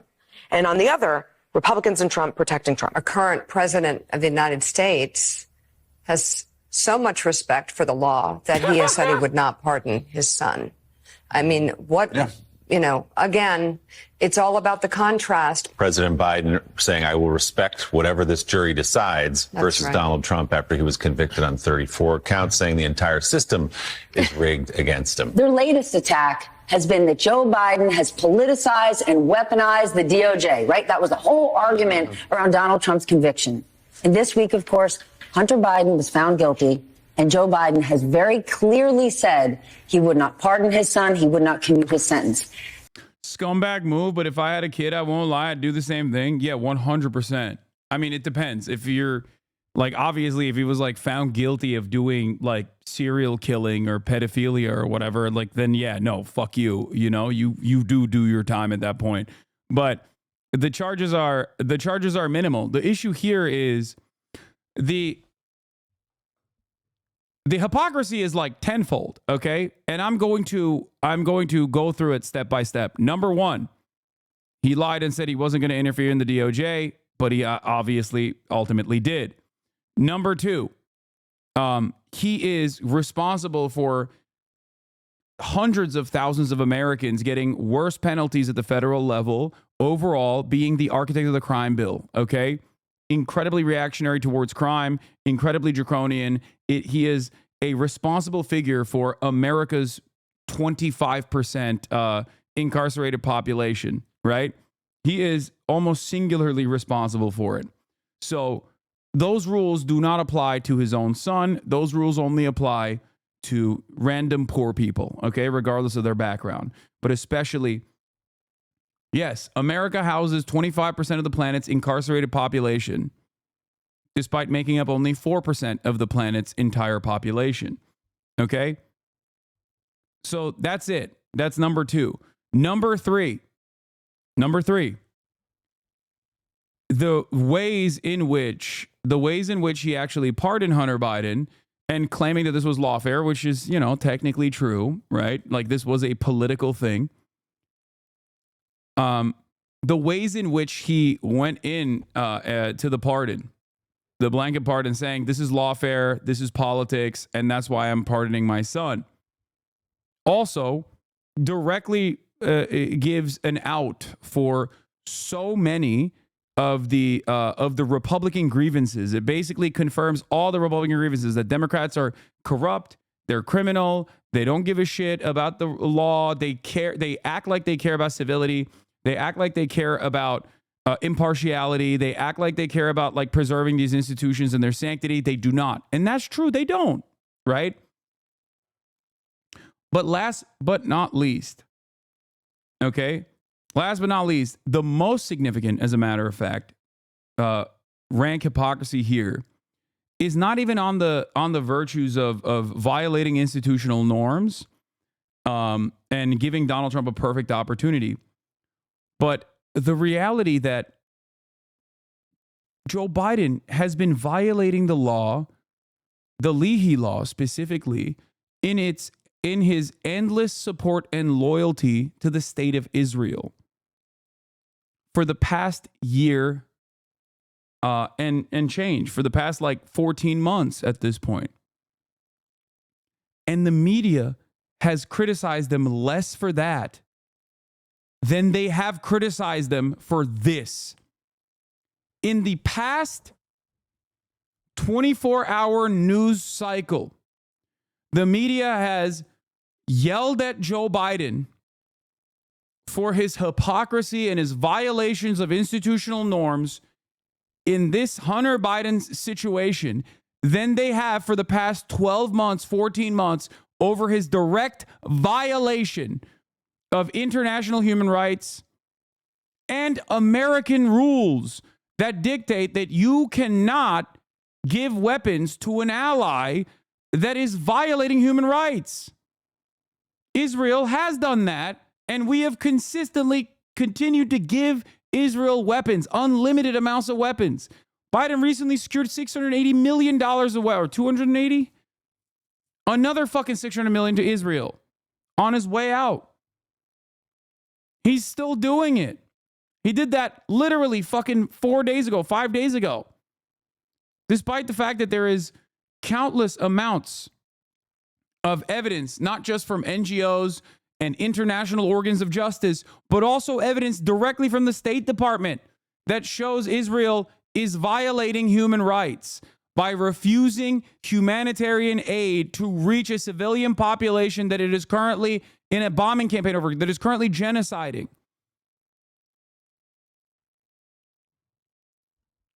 That to me is insane. I feel like I'm losing my mind. I feel like that is significant. That is infinitely more significant than like pardoning your own fucking son. And yet, it is yet another glaringly obvious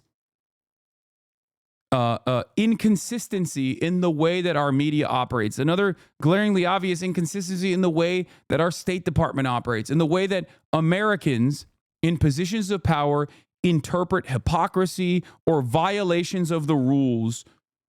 Biden has been a serial violator of the rules. What a fucking ridiculous, nonsensical position. That's why I couldn't believe it when, where is it? Nate Silver was like, this is my red line.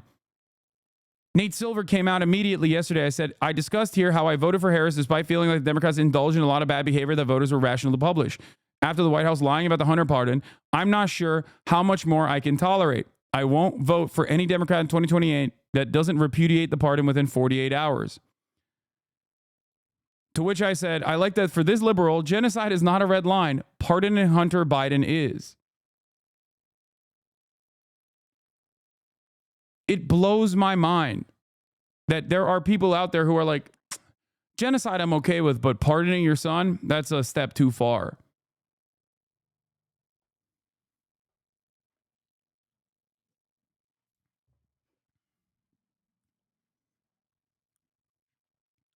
Like, what are we doing? What are we doing?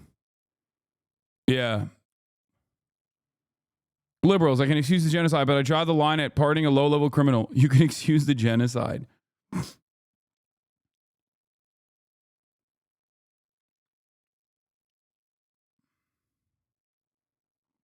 I don't understand it. I genuinely don't understand how your brain can be this fucking broken. How you can be this devoid of humanity. That to me is completely unacceptable.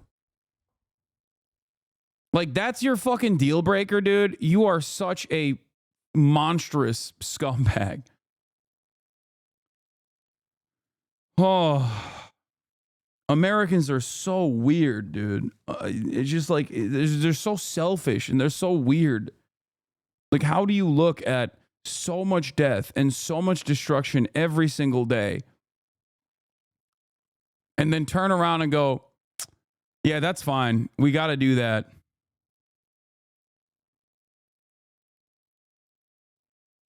We have to do that. We have to let Israel rain hell upon undeserving civilian populations over and over again. But God forbid a president fucking pardons his son for some fucking low-level offenses, you know? So while on the one hand, while I understand the hypocrisy argument, especially not on terms of like lawfare, but especially because Biden himself is a person throughout his career that has advocated to institute harsher criminal penalties for low-level offenses in general, turning around and like pardoning his son is you know, obviously ridiculous, especially when it's not packaged with any sort of additional clemency.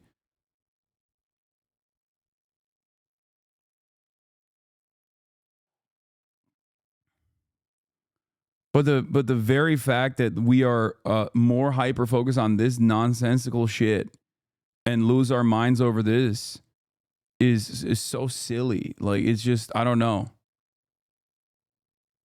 Biden Justice Department has been politicized. That's the message this morning from not just Donald Trump, but from President Joe Biden himself. The president issuing a full and unconditional pardon to his son Hunter.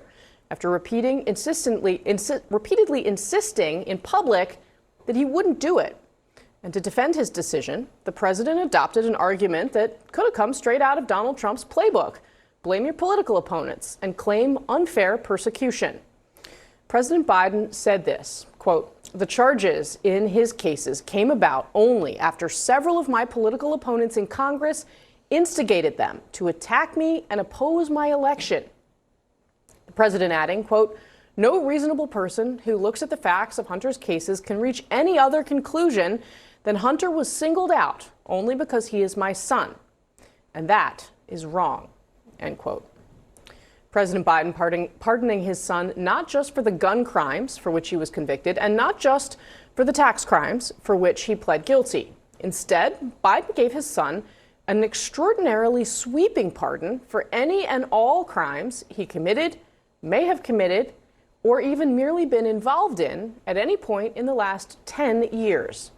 That broad language, unlike any in recent history and reminiscent only of President Gerald Ford's pardon of Richard Nixon for, quote, all offenses against the United States, end quote, that the former president had or may have committed during his entire presidency.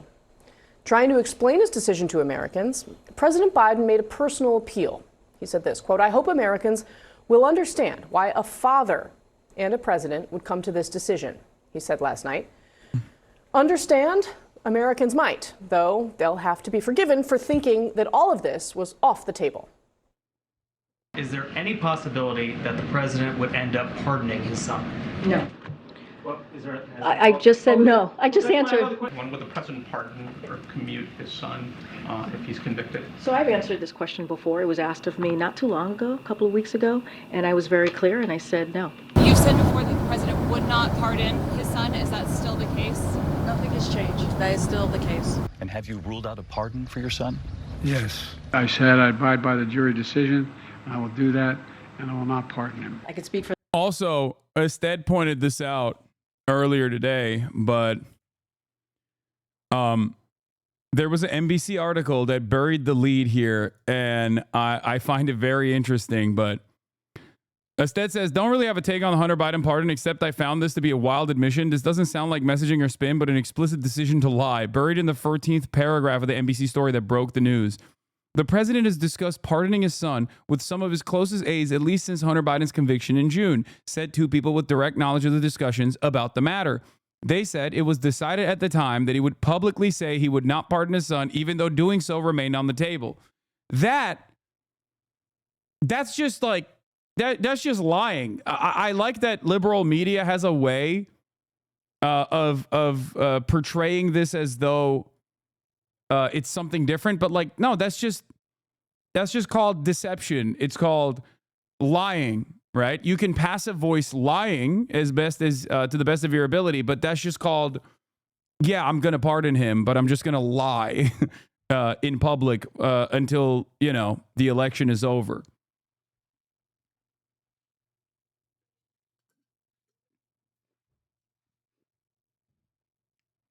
And liberals are losing their minds. Jonathan Chait, Biden's unpardonable hypocrisy. This kind of brings me back to another point that I make regularly, which is politicians lie all the time. They lie during campaigns. They overpromise and underdeliver.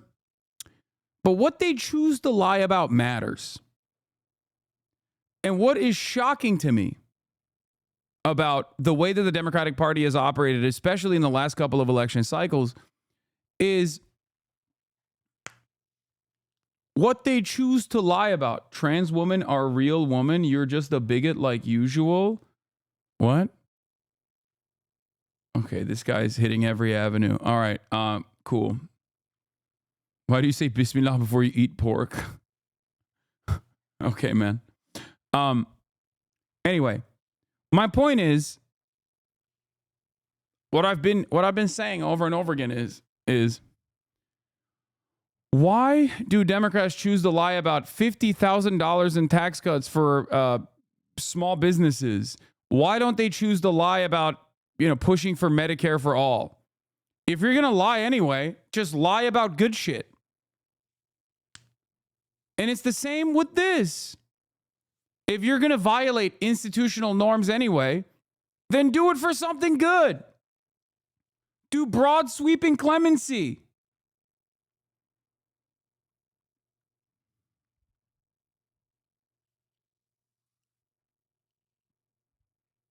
It's so stupid.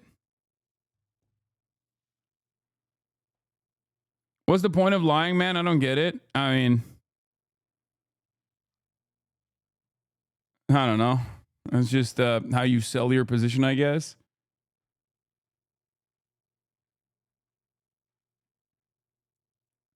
This man straight up nuked the Democratic Party on his way out. Yeah. Okay, POTUS, now pardon the 3,000 people in prison for federal marijuana offenses, and pardon the 40 prisoners on federal death row, and pardon Edward Snowden, and pardon Leonard Peltier, not just your son. Yeah. But he won't do that.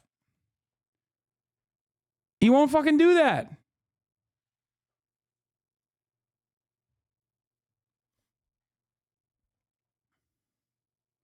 Leonard Peltier is still in prison.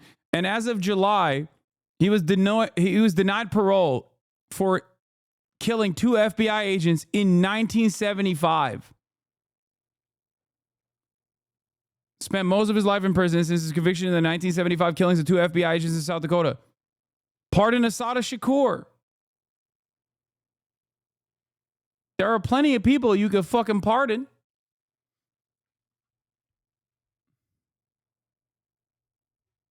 You know? I hate it. I hate that, like, our... I just... The violation of institutional norms and rules only goes in one direction. And it's very fucking annoying. It's only done for straightforward, self-serving hypocrisy.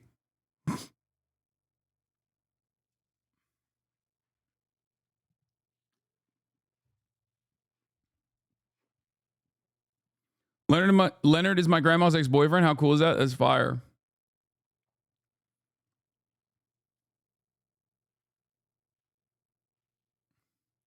Kason looking like Tony Snell. I saw this, and I didn't like that they were airing him out like this. FaZe Kason was trying to ask Pokemon out in the DMs.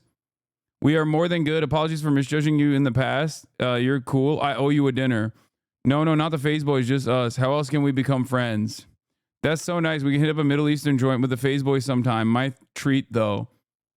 FaZe says, Kason says, Lemao, chill. I was just being friendly. Okay, everybody needs to calm down. Oh, come on, dude. Not the Kuzma tweet. Jesus Christ. Hey, man, she's a pretty girl. I was being friendly, but you never know unless you try.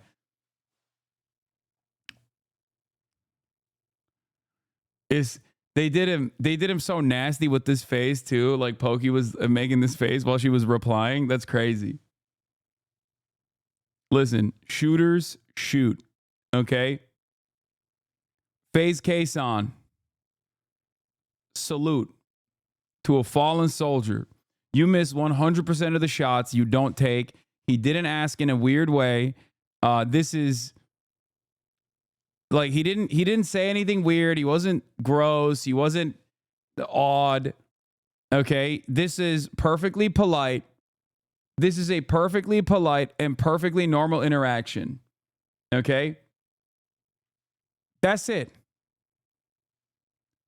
If you get mad at this or whatever, I mean, yeah, people are, clowning on him, but it's fine. It's okay. Shoot or shoot. She was texting him on stream. She wasn't trying to do it on purpose. Yeah, no, I don't think Pokemon was, trying to air him out. All legal moves, no fouls. Yeah, exactly.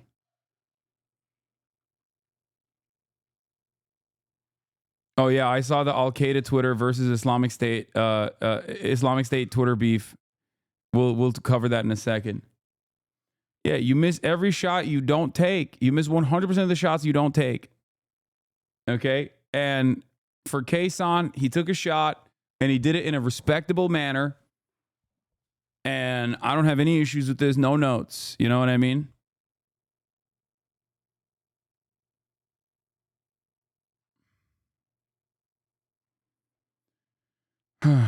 What an insane sentence you just uttered. Oh, the Al Qaeda Twitter? Yeah, hold on. We're going to get there.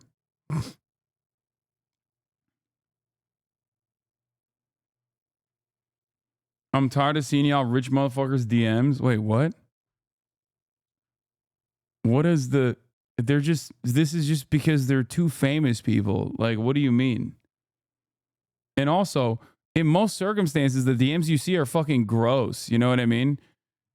The private affairs that many of these fucking streamers or whatever or rich people, wealthy people, famous people, their private affairs are usually not as normal as this. So yeah, I'm defending Kasan.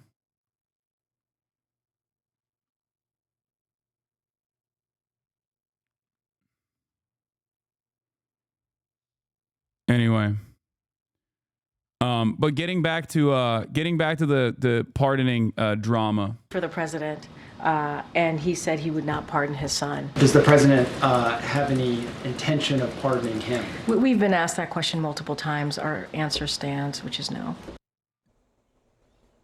Well, it stood until last night. Joining us now, Saleha Mohsen, senior Washington correspondent for Bloomberg, Isaac Dever, CNN senior reporter, Megan Hayes, former director of message planning for the Biden White House, and Brad Todd, Republican strategist and CNN political commentator. Welcome to all of you. Megan Hayes, look, many of our viewers have gotten to know you, but you really do know this family. You worked inside this White House for a very long time. Can you help us understand how they got to this decision? Because I have to say, I've talked to some people who thought the president wouldn't get there because he was concerned about his legacy. Obviously, something really changed. Yeah, I'm a little surprised. I didn't actually think he'd get there till much later in the last couple months of his term. But I do think with some of the nominations that Trump has put up, I think it probably caused a little bit of worry for him. But also, I think people have to remember the president has lost 2 children. Oh, dude, he gets to have it then. Yo, it's important to understand.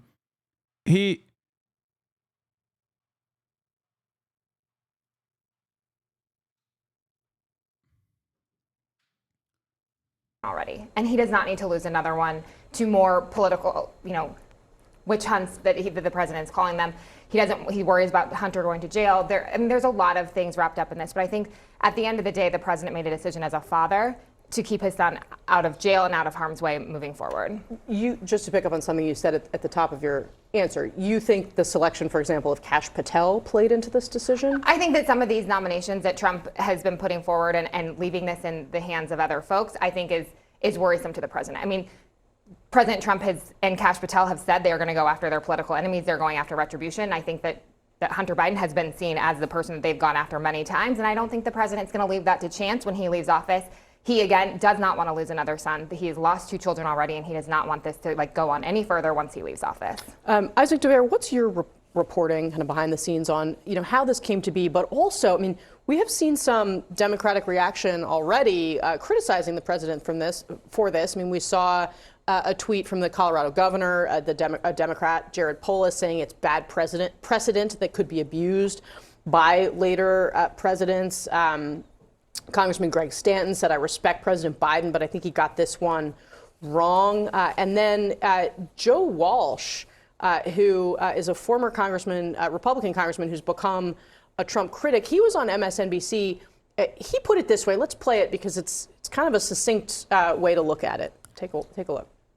So the next time any of us complain about anything Trump does, this pardon is just deflating. Nobody's above the law, we've been screaming. Well, Joe Biden just made clear his son. Why is this such a big news? I don't understand. It feels like famous people news. It's because the media, also alongside the Democratic Party, uphold this false notion that our institutions are infallible and that no one ever does corruption. It's a very clear-cut case of corruption and hypocrisy. That's it. That's the reason why they love this kind of story, because it's a low-level story. Okay? It doesn't have any sort of it doesn't institute any sort of material harm to the regular order of business in American society. It's not like undermining the capital interest that corporations might have. It's a perfect paparazzi adjacent story for the media to cover endlessly. Okay? I doubt, even in spite of all of this round the clock coverage on it, I doubt that many Americans give a shit. Okay? This is but an afterthought. Do you see what I'm saying? It's not like, oh, remember when Biden did this? This is a legacy ender. It's like, who cares? I don't care. I do, however, care about, the real violation of norms, laws, in defense of Israel, for example. I think that is far more consequential. And yet, the media that loves eating this fucking slop rarely ever covered that. Or even when they're covering this issue, they could be talking about the ridiculous nature of how many low-level offenders are still locked up in jail for similar comparable crimes. Okay? And the fact that there is no clemency for them. That's an angle that they could hit on this issue, but they won't, because they don't care, because that ultimately does undermine the criminal justice system, right? That is far more consequential to the way that our criminal justice system operates. So the media's job here is to just simply propagandize and talk about low-level shit that is slop. Okay? It's just complete slop. Hunter is above the law. Donald Trump lies every time he opens his mouth, we've been screaming. Joe Biden repeatedly lied about this. The politicization of the justice system. Donald Trump and his people have been screaming. Well, that's exactly what Biden said here.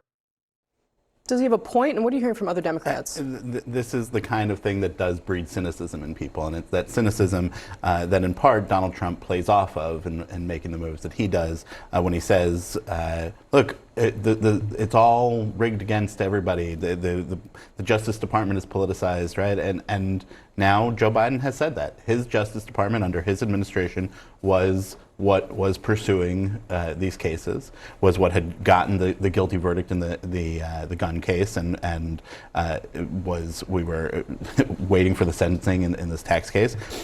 That's an issue for Joe Biden to face now, when he has put himself forward not just as an opposition to Trump, but as someone who is standing on principle and on norms and on keeping in that way. I do think, though, it's important we can hold multiple thoughts in our heads at the same time, right? That Donald Trump will perhaps use this, and certainly allies will use this as justification or something to point to when he does things, whether it's pardoning people who were involved in the January 6th riot or other things. But it's not like Donald Trump wasn't going to do some of those things anyway, right? And so, but it does muddy all the waters of people who wanted to see Biden, if nothing else, as somebody who was standing up for all of these ideals that he was talking about for the last bunch of years. Yeah, fair. Although we should also acknowledge, Taleha, that this is not the first president to pardon someone who he is related to in some way, including, with Donald Trump, it was an in-law. But someone in his family nonetheless. And in-law, Charles Kushner, Jared's father, who he has just nominated to be his ambassador to France. I would have to agree that there is a little bit of a precedent being set that now when Democrats are sort of trying to figure out where do they go from here after having lost so badly in the presidential elections and down ballot races, they're trying to rebuild the party, and they're left with an aged president leaving, former head of the Democratic Party after being president, and now he's done this.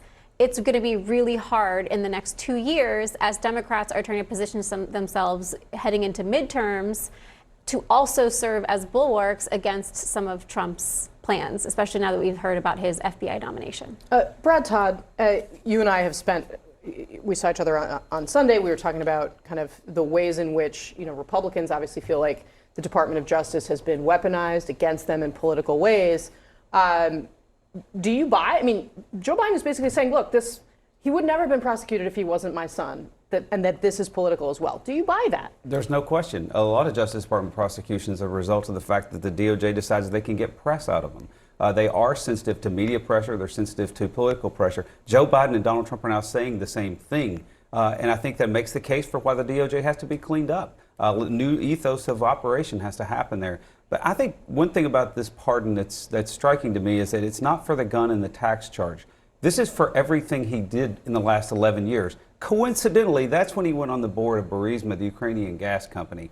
I think that there's going to be a lot more investigation into what Hunter Biden's dealings were with Burisma, and now that he's been pardoned, he doesn't need the Fifth Amendment. He can tell us everything. He can tell us everything about his co-conspirators. He can tell us everything about other people who did business with him. A lot more is now on the table. And so I think Joe Biden, in overreaching here with an 11-year pardon, he may have opened more fodder for investigation from the House. But that's the point. In the mind of the president, it seems that there was this fear that there would be vindictive retribution prosecutions of Hunter Biden under a Trump-run Justice Department. And look, it is definitely the case that some of the attention to Hunter Biden is because of Joe Biden. I remember still being in South Carolina. It's kind of funny that they're still maintaining this position that, like, there's some there's something to be tapped into there. Like, oh yeah, there's still, maybe he's like secretly trying to pardon Hunter for Burisma shit. And it's like, I mean, they tried that already. I'd be shocked if there's like additional criminal misconduct that they somehow missed. You know what I mean?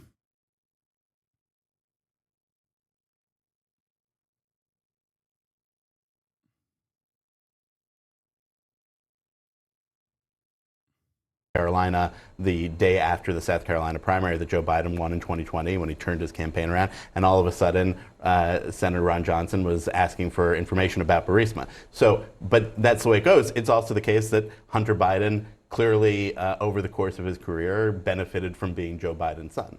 Just watch. More people will be pardoned by this administration who dealt with Hunter Biden. You're not going to believe it. We thought we had the show set, and then this happened last night. Fox News alert, President Biden's pardoning his son, Hunter. Right. Chuck Dies, thank you for the 10 gifted subs. Excusing any offenses the first son may have committed over the past decade. Madeline Rivera is at the White House with the latest for us. Hey, Madeline. Hi, guys. Good morning. Well, this is a big 180 for a president who has long said he will follow the rule of law. But the president says he changed his mind because he believes Hunter's charges were meant to break him politically. In a statement, the president says, in part, here's the truth. I believe in the justice system, but as I have wrestled with this, I also believe raw politics has infected this process and it led to a miscarriage of justice. Hunter was supposed to have sentencing hearings on December 12th for his gun case and December 16th for his tax case. All of those now gone. But the president's pardon doesn't just cover these offenses. It covers any crime the first son may have committed between January 2014 to December 2024. And that time frame is notable given that Hunter joined the board of Burisma Holdings in 2014, and he has been scrutinized for his foreign business dealings. The president says he made this decision over the weekend while spending Thanksgiving holiday with his family. But NBC, which was the first to report this news, says the president had been talking about the possibility of pardoning Hunter with his close aides as far back as June when Hunter was convicted on those gun charges. As for whether we'll get any on-camera comments from the White House on this, there is no press briefing for the next few days with the president abroad for his long-awaited trip to Angola. Karine Jean-Pierre and National Security Communications Advisor John Kirby will gaggle on board Air Force One today, still that is off camera. And remember, the president held no news conferences when he had those international summits last month in Peru and Brazil. Lauren, Steve, Ryan, and Ainsley, rather.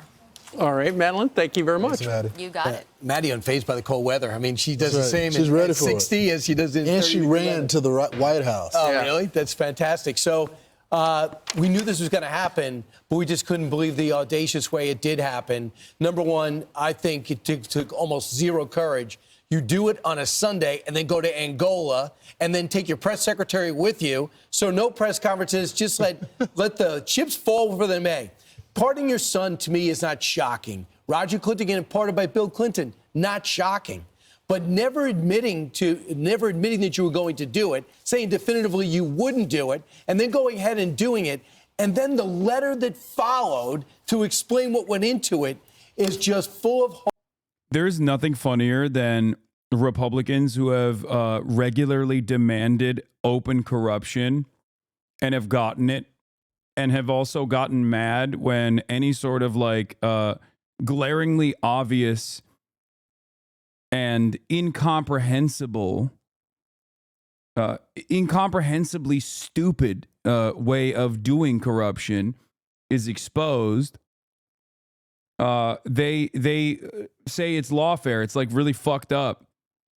I mean, everything that Donald Trump has done, demanded open corruption. Yes, Republicans have demanded open corruption. They have demanded that Trump is not worthy of scrutiny. They've demanded openly. Pete Hegseth is a Fox News commentator who very openly told Donald Trump to pardon war criminals, and he did.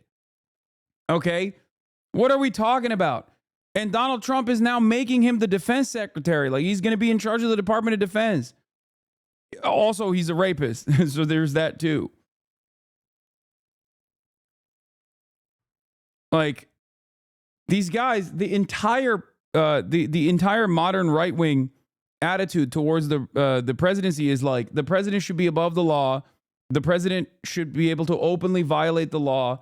They should be able to do whatever the fuck they want to do. And only when it's obviously a Republican. If it's a Democrat in charge, then yeah, they can't do that. That's not allowed.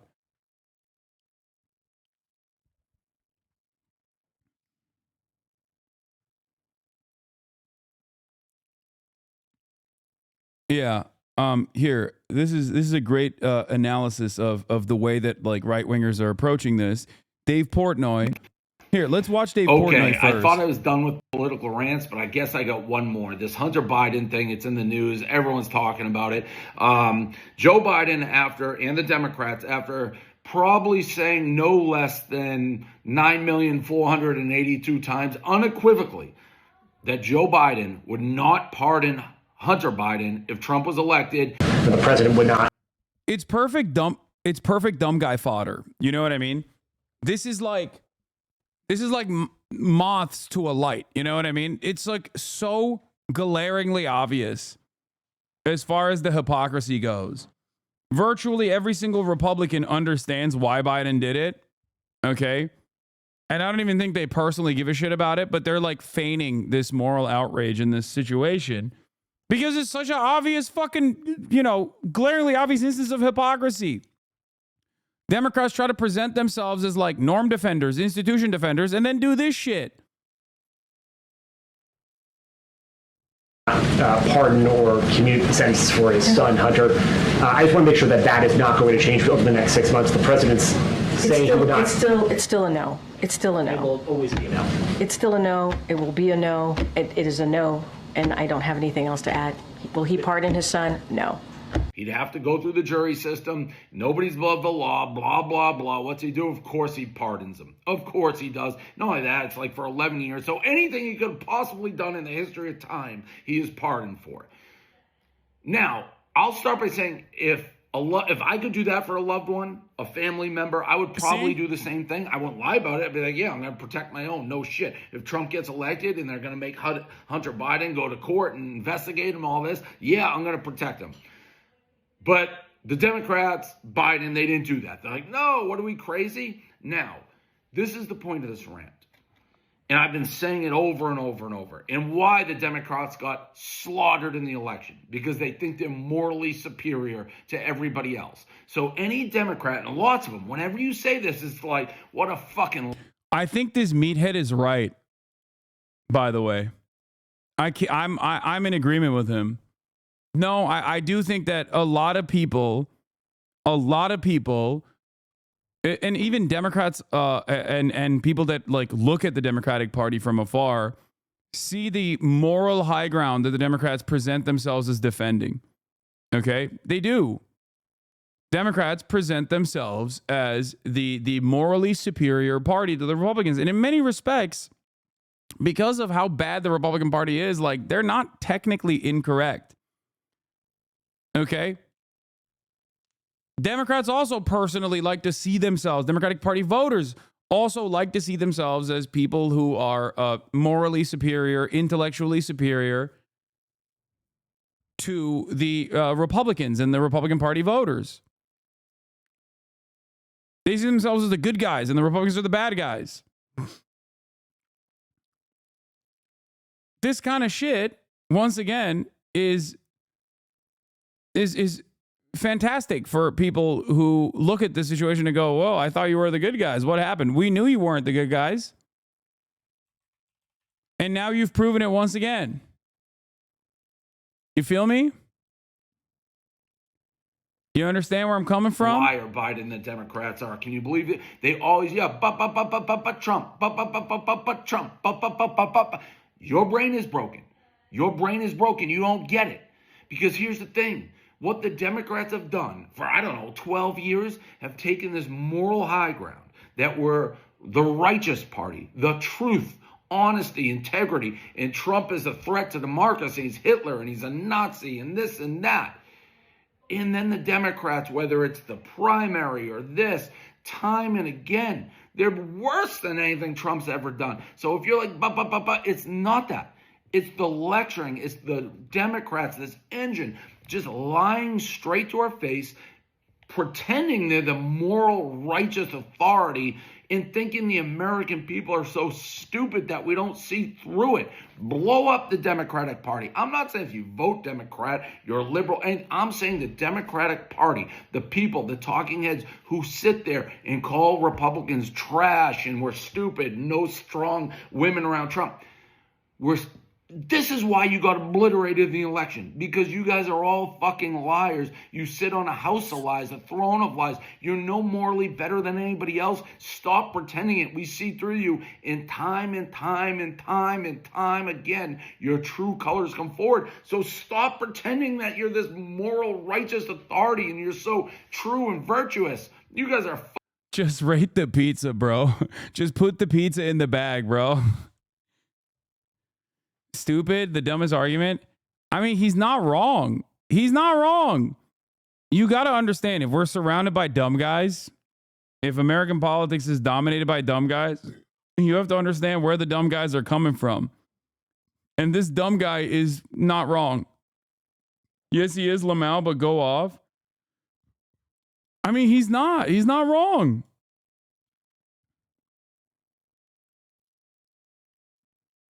The only problem here is that he's like, yeah, you guys are doing corruption, and that's why I'm voting for the even more openly corrupt party.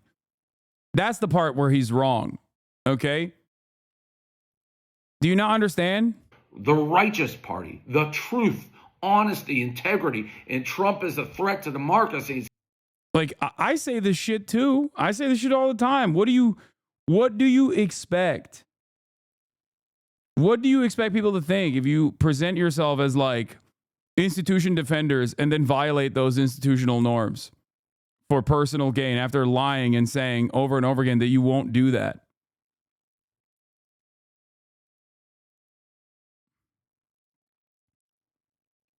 I also think this happens to be more honest in a weird way than like the likes of Nate Silver, who are like, and this is my red line, sweetie. You know what I mean? Oh, I voted for the Democrats reluctantly, but I think I won't anymore. It's like, okay.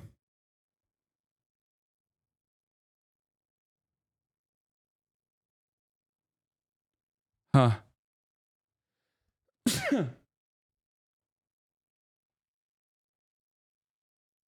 Did you see this Vox article this morning? I'm surprised they mentioned John F., but not you.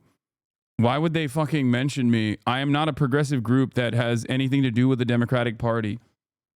I have no institutional influence.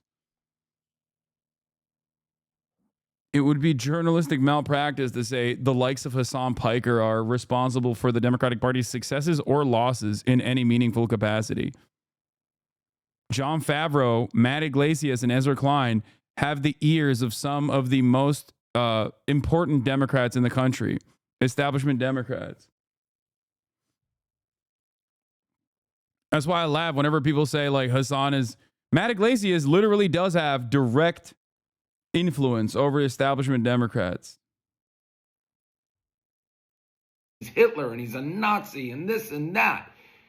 And then the Democrats, whether it's the primary or this, time and again, they're worse than anything Trump's ever done. So if you're like, it's not that.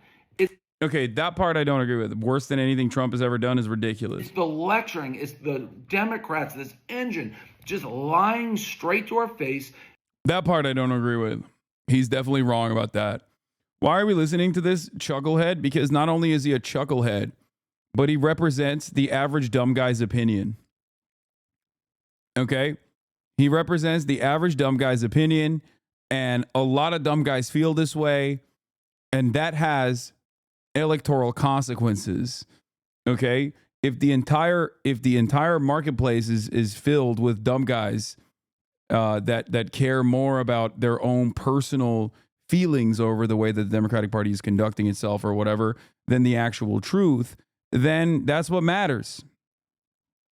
That's what matters.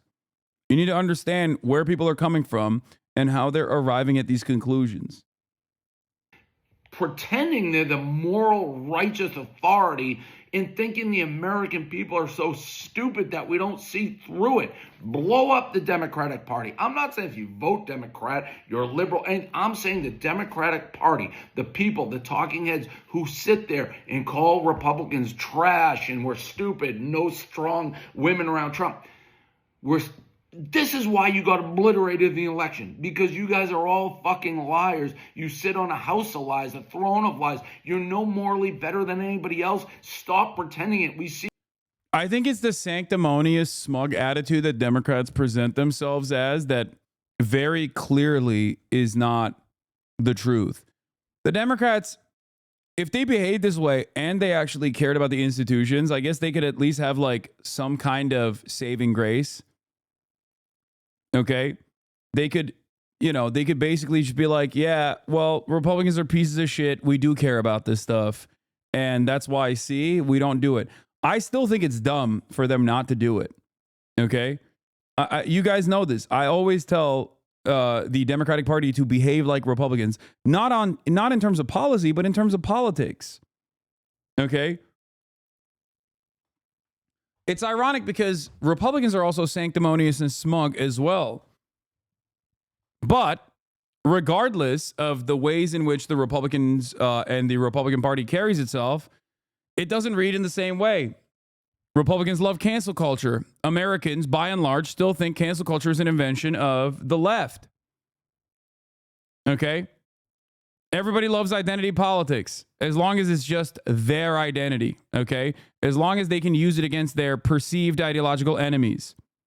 You understand me?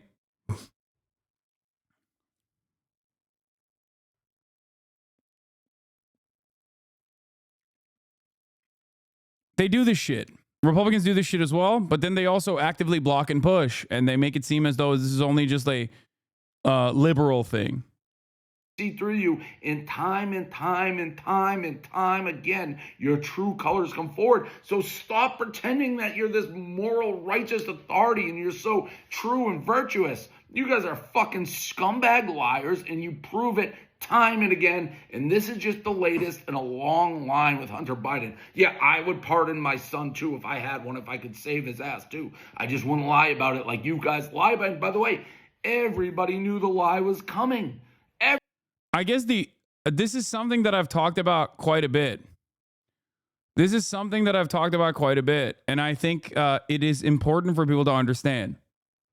Donald Trump is honestly dishonest, okay?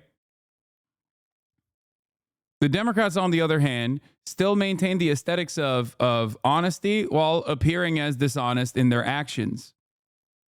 That's it. And when someone is honestly dishonest, openly a bad guy, openly toxic, that reads as earnest.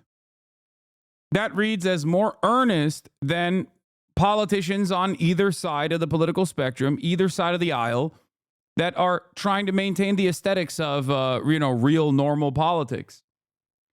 And I don't think that there is any reason to try and defend this random fucking principle that, the Democratic Party is principled defenders of institutional norms and civility when they're not. And they shouldn't be anyway. They should just fight. They should fight and they should win. And in the process, improve people's material conditions. They should do that. I want a fighter. And I think that there are a lot of Americans who feel the same way that I do.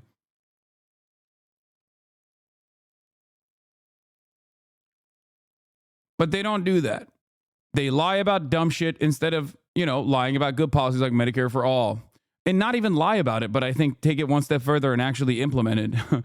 But it's like weird that they won't even choose to lie about it because that's how captive they are to corporate interests. That's how captive they are to corporate interests.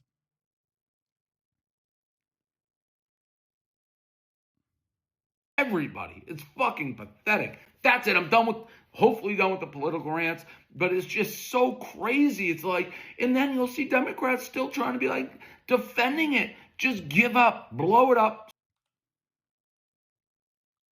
I agree with this, but not in a way that right-wingers are pretending to be outraged about. Democrats need to continue to ignore norms and lean more into vindictiveness and intentionally politically evil actions to suppress the right wing as much as possible. Yeah. And don't do it in this like pussy ass way. Republicans also, for the record, Republicans lie about this shit all the time too. What do you think happened when they were prosecuting Hunter Biden? It was lawfare on the other side. They did that shit too.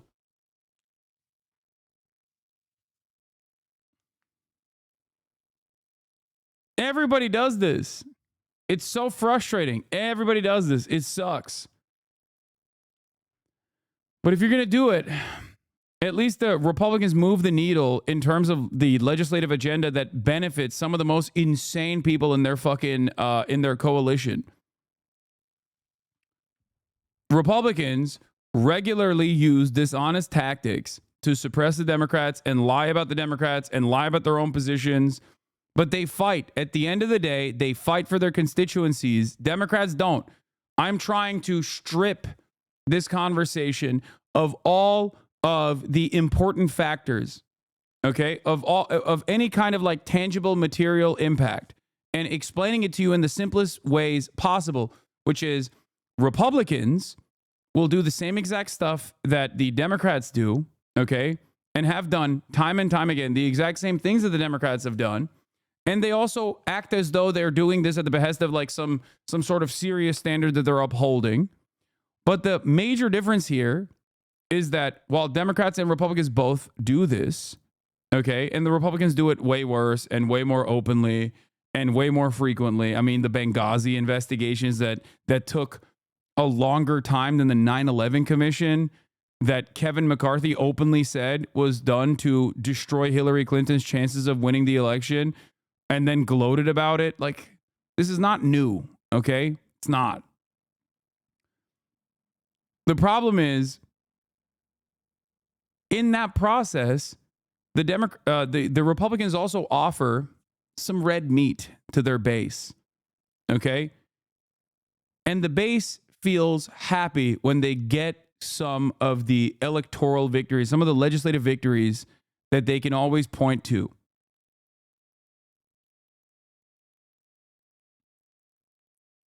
The Democrats don't do that. The Democrats' legislative victory is like marginal improvements, like the IRA, the Inflation Reduction Act, that is already, before it even gets out of the gate, it's like compromise on top of compromise because of internal party conflict. Okay. Oh, we can't increase the minimum wage because the Senate parliamentarian decided that it's not in the rules. Like, who gives a fuck? Fuck the Senate parliamentarian. Fire her and hire a new one that'll play fucking ball. The Republicans have done that in the past. They did that. At the time, when the Senate parliamentarian was being called into question for tanking the $15 minimum wage aspect of the of one of these like simple majority bills that was being passed, I said this. I was like, the Republicans would never stand for this, and they have in the past fired the Senate parliamentarian for trying to kneecap certain aspects of their legislative agenda.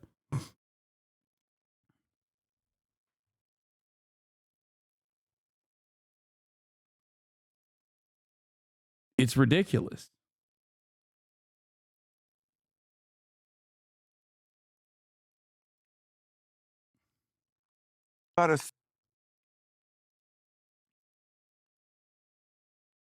Anyway, I don't know. I just think this this kind of back and forth is so stupid. Like, it's just a simple distraction. Holes and inconsistencies that I think leave him wide open and leave his party susceptible Brian, to further damage. in that letter, he said, quote, I have followed a simple principle. Just tell the American. Do you think Republicans are good legislators? The only thing they ever pass is tax cuts? First of all, you're the most wrong you've ever been. You can say that Republican agendas, as a matter of fact, align with the Democratic Party's agenda in terms of tax cuts and deregulation because they're still operating in the interest of their corporate benefactors. And therefore, the Democrats don't actually launch any sort of serious fight against them.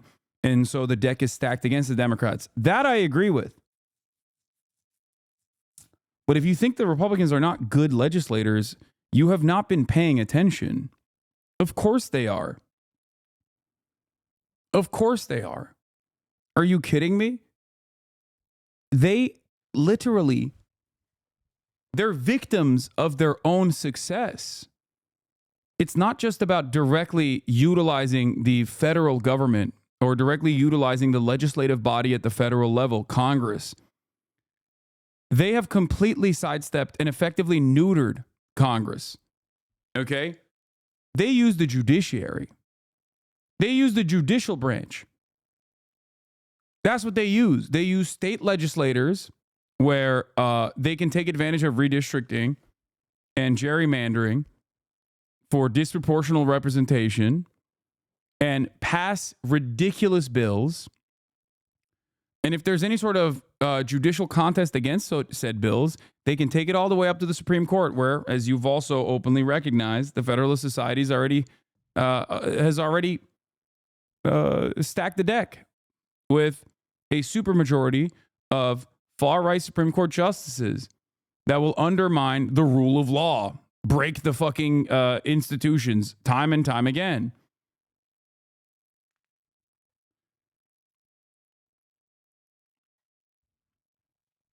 I'm not saying they're playing fair, but if you think that they do not enact their agenda, you haven't been paying attention. There have been like 200 bills that passed in the state legislators against trans people when there's like fucking 40 trans athletes total. Okay? That's number one. Think about the, signature accomplishment of Biden in terms of gun control. What did that achieve? They are so successful that they basically turn around and, find new issues that aren't even real issues at all, and then legislate at the behest of these issues that aren't even real issues at all to put even further numbers on the board. It's like they're winning.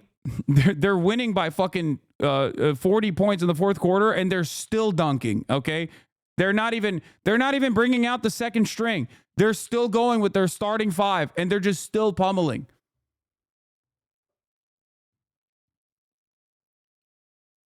This is the way that the Republican Party operates. So to say that they are not successful in enacting their legislative agenda is just false.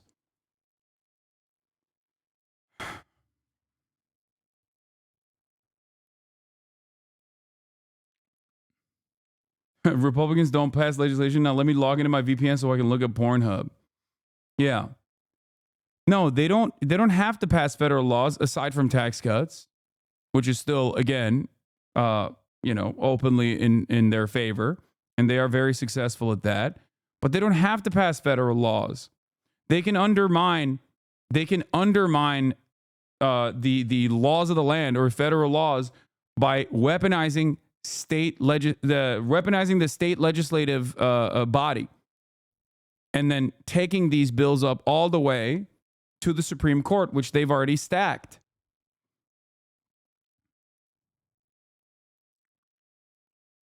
There is no equivalence on the Democratic Party front. None. None whatsoever.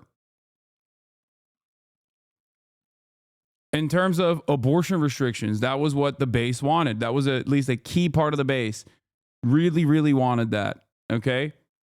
And they gave it to them. Gun control. When is the last time we've had any sort of reasonable gun safety measures implemented?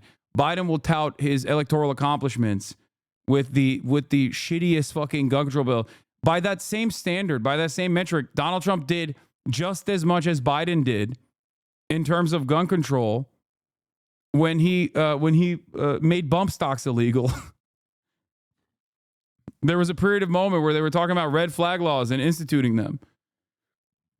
Last time any sort of serious gun control measure was passed was 1994, the assault weapons ban.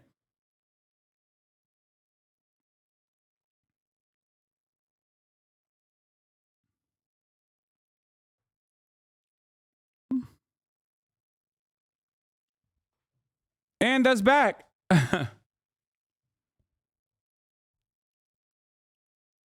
Yeah.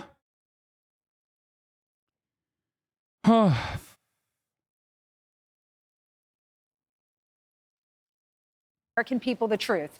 No, you lied to us so many times, but about this specifically, you said you were not going to pardon your son. You said it over and over and over. You said you didn't know anything about your son's his businesses. You never discuss it. Then there's video or pictures of you playing bump stocks, which no one in the right mind uses when you can spend $200 on a tax stamp for an NFA weapon.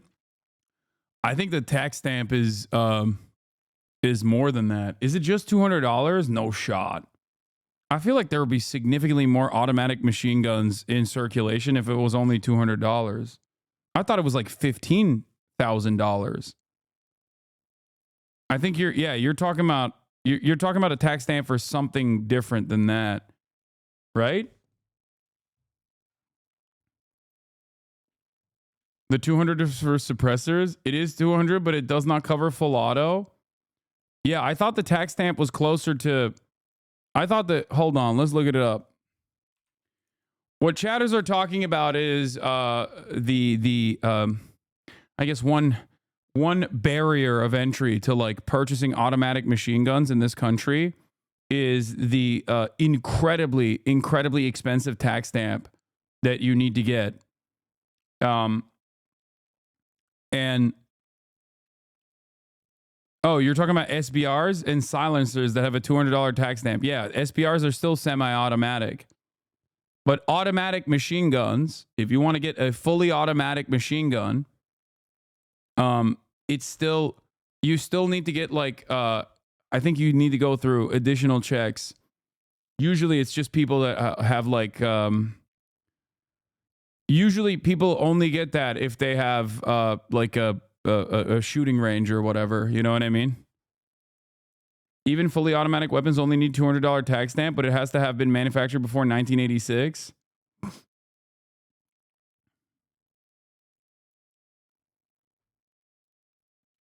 You have to be a licensed weapons dealer for full auto. That's why a YouTuber can get it. It's a loophole.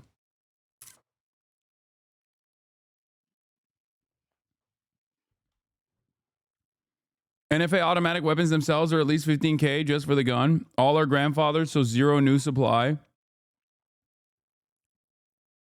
Yeah. Because it's like after 1986, it costs like a bunch of money to get a stamp for it or something. The tax stamp is still $200, but there's other things you need, like a specific firearms license. Others can have them if they're weapons dealers. Yeah. You can get a FFL without an actual shop and get automatic weapons. I feel like there are, my point is there's a lot of limitations, whereas a bump stock, you could just like, in this country, a bump stock automatically uses, a bump stock changes the semi-automatic weapon into basically an automatic weapon by simply using the force against it, okay? It uses the semi-automatic rifles, what's the term? Momentum. Okay, it's inconsistent and it doesn't really matter. It uses recoil. Yes, thank you. It uses recoil to turn a semi-automatic weapon into an automatic weapon. Technically, you could take a semi-automatic weapon, and if you're like fast enough, you could almost recreate. You could almost recreate the same firing speed of an automatic rifle. Some people do that. Okay?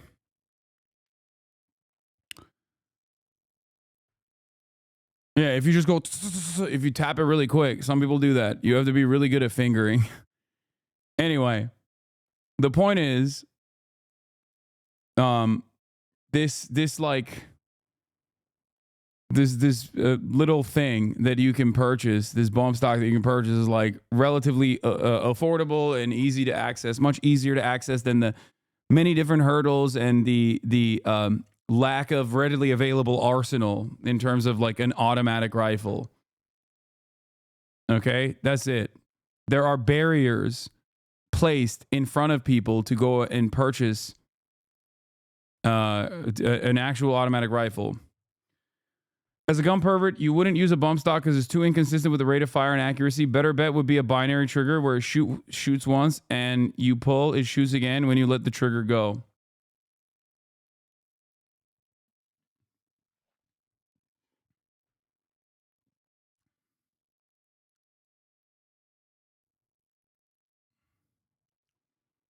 Yeah, bump stocks are not exactly like even the initiative taken against bump stocks after the Las Vegas shooting was kind of silly because like they're so inconsistent.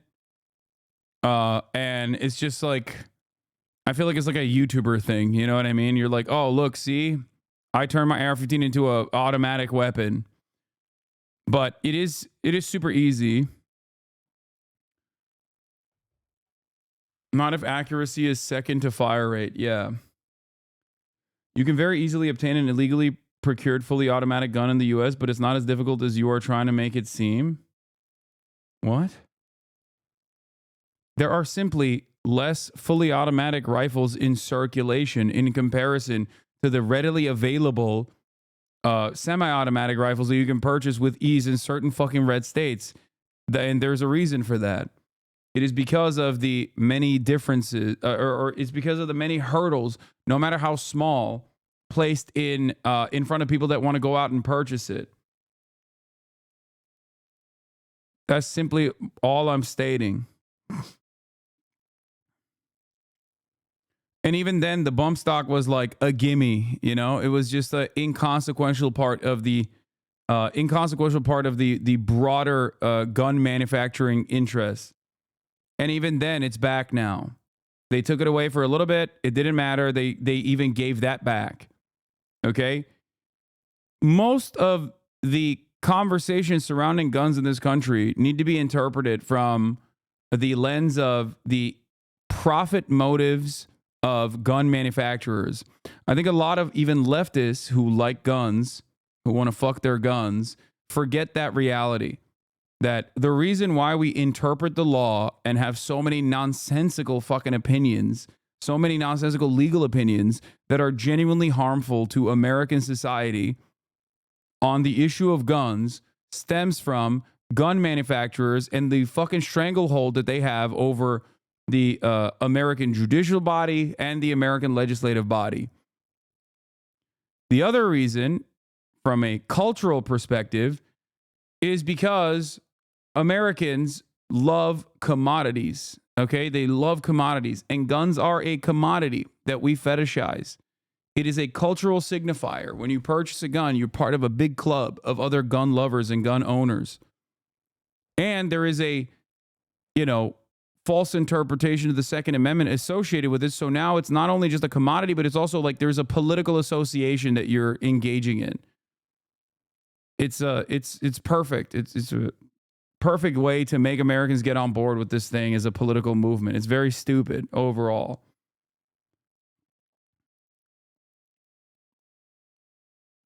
But the reality of the matter is guns are simply no different than a fucking Gucci bag. Except it's a Gucci bag if the Gucci bag's primary purpose was to end human life, okay? End organic, like end sentience, end organic life. So it is very dangerous and therefore should be regulated. And yet we will never get that regulation for the reasons that I just mentioned. Not having guns and knowing how to use them as a leftist is dumb. Wait, what? Oh my God. All right, let's move on from this. I can't believe we're talking about gun laws Playing now. golf with his business associates. You said you didn't know anything about your brother with Burisma, but he lied about this, and I think he was always going to pardon. He just lied because he was running for president, and he didn't want that to hurt him and affect the election. He decided over the weekend. Yeah, so you're wrong. but listen to this. Here's why I think that he thought about it, and he knew he was going to do this. The sentencing for Hunter is in a few days, December 12th. The sentencing for the California case is on December 16th. So you have the Delaware case and California case within the next few days. So I think he said, I've got to do this now. And he pardoned him for 10 years. January 1st, 2014, 4 months later, he started working for Burisma. So, Ainsley, speaking of lies, the Daily Signal puts it this way, talking about some of the lies that have been said from the White House podium. It's transitory inflation. Afghanistan was a success. The border is secure. Robert Hur lied. Biden's fine. Those videos are cheap fakes. Biden had jet lag. Biden had a cold. Biden isn't going to be replaced. Biden isn't going to pardon Hunter. The great thing about this is that now it seems like the president of the United States agrees with Donald Trump, that there's corruption within the FBI and the Department of Justice. Yeah, I mean, this is, are you not supposed to do this? Are you not supposed to run the numbers on the board? I mean, if I'm a Republican, I'm celebrating, you know? I'm flexing.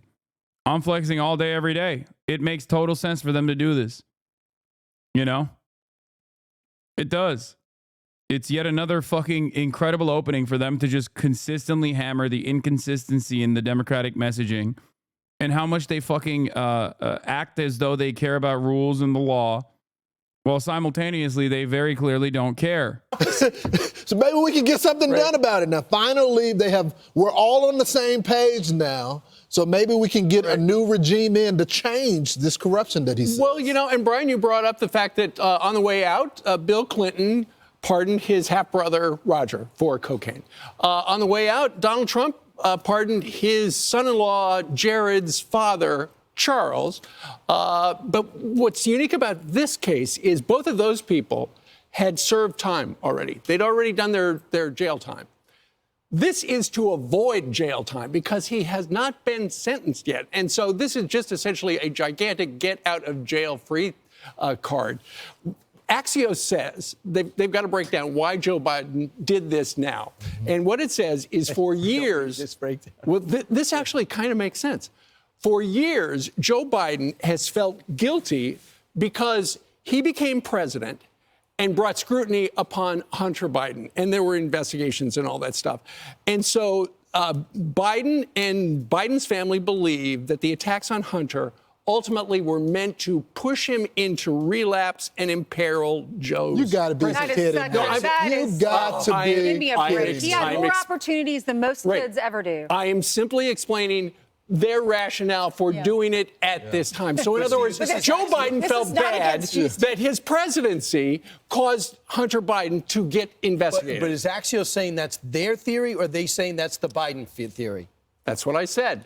So Joe Biden and the family feel that Hunter, they believe that he was attacked. Yeah. They were attacking Hunter to push him into relapse and imperil Joe's presidency. Everybody from all different sides. It's such nonsense when you have people from all different backgrounds that have had people that had disabilities when it comes to their the drug addiction. No one's even talking about that. parents. People are talking about the corruption and explain that to all the men that you put behind bars when you signed the crime bill, and now you want sympathy for your son. You had no problem locking up all these other men back in the day after you authored a bill. So spare me with the, oh, this is because pushing him into relapse. No one even is talking about that. See, and along the way to finding his international business dealing, we found hookers and crack. Yeah. But only thing people care about, and he put that out, is the Romanian billionaire, the Ukrainian Burisma deal,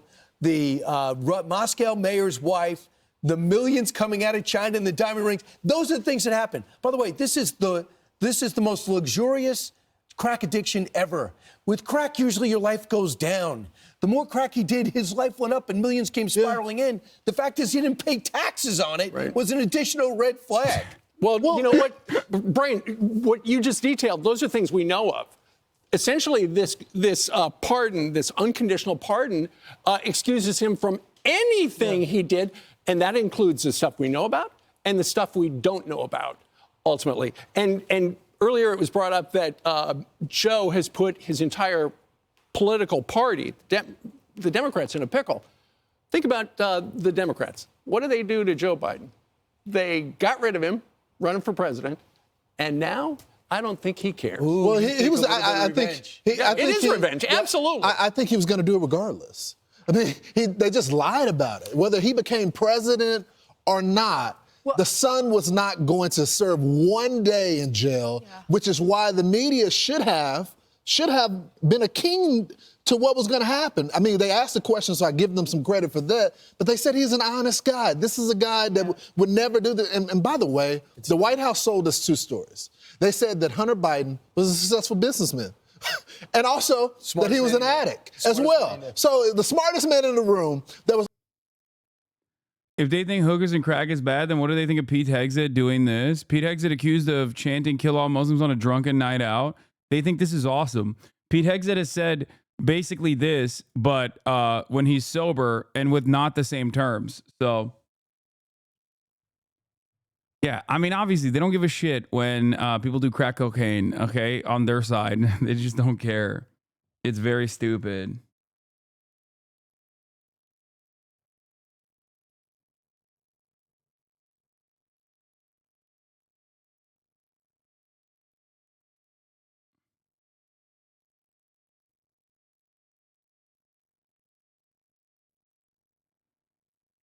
You know?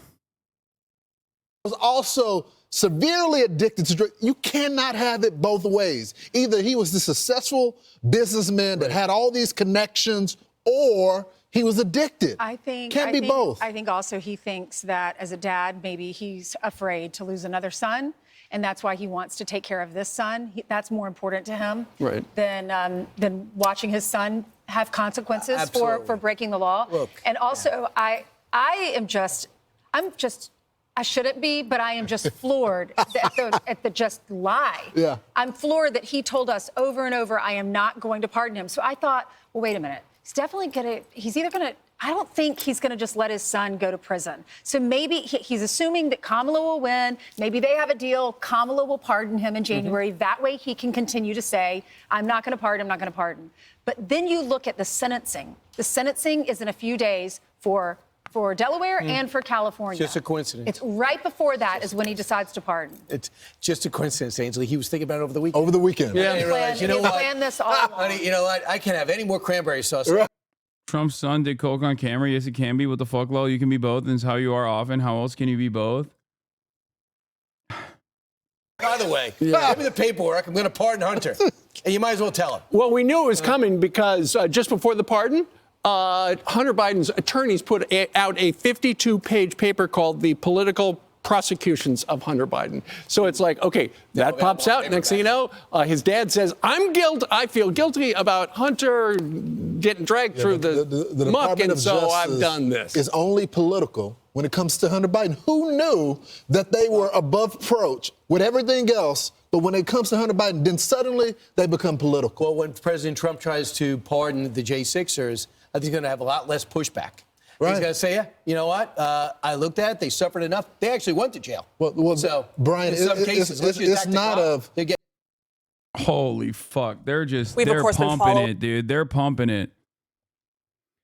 Oh, they're pumping it. Imagine being paid millions every year to lie and distract on behalf of Epstein's best buddy. I mean, dude, every single person involved in American politics is so openly corrupt and awful and like so very clearly violate the same rules and norms as they like make it seem as though there is some semblance of rules and norms to begin with.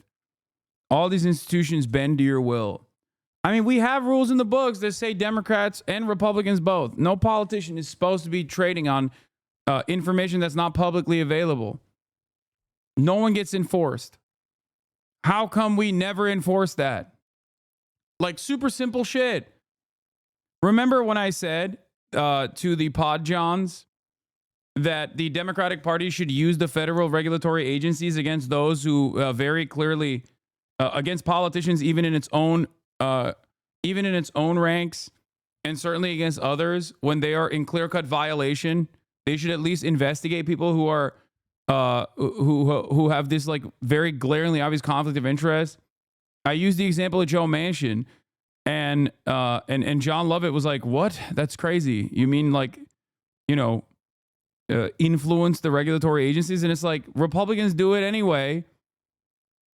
And not only that, but it's like it's for a good purpose, and it's just simply holding politicians to account.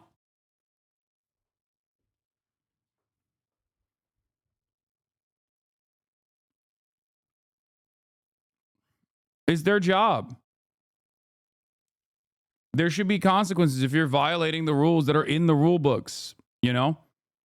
The problem is every single fucking Democrat and Republican does it. Every single one. So, of course, no one is going to do that. No one.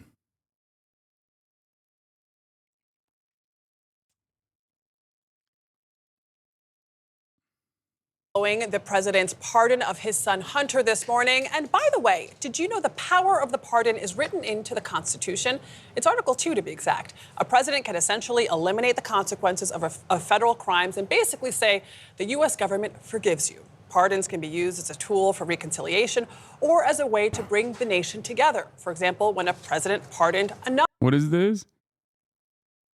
Y'all are clowning on Kasan, but this is how you politely ask a girl out on a date? I said 100%.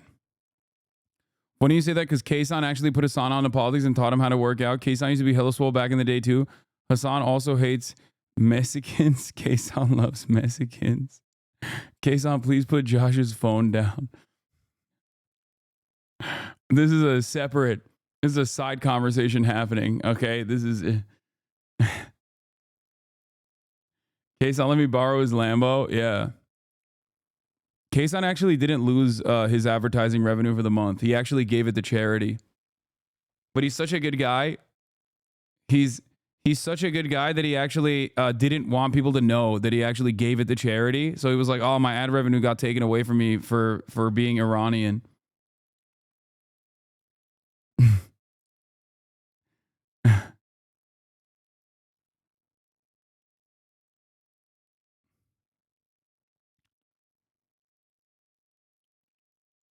What is this?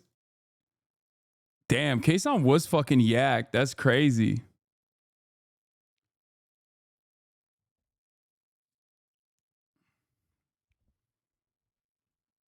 Why do you have these in your camera roll? Yeah, that is kind of weird that your rage has these photos ready to go. That's a good homie right there.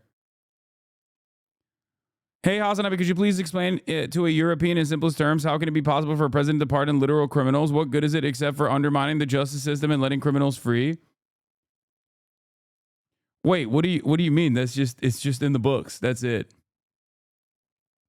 I saw a tweet about this the other day where it was like, the Constitution made it so that the president can't even appoint a fucking agency head without at least majority approval from the Senate. But then they can unilaterally decide that a criminal, at least on the federal level, a criminal is not worthy of any sort of prosecution or just pardon them. That's just what it is. It's in the rule books. I think a bunch of countries have this though. It's not that crazy.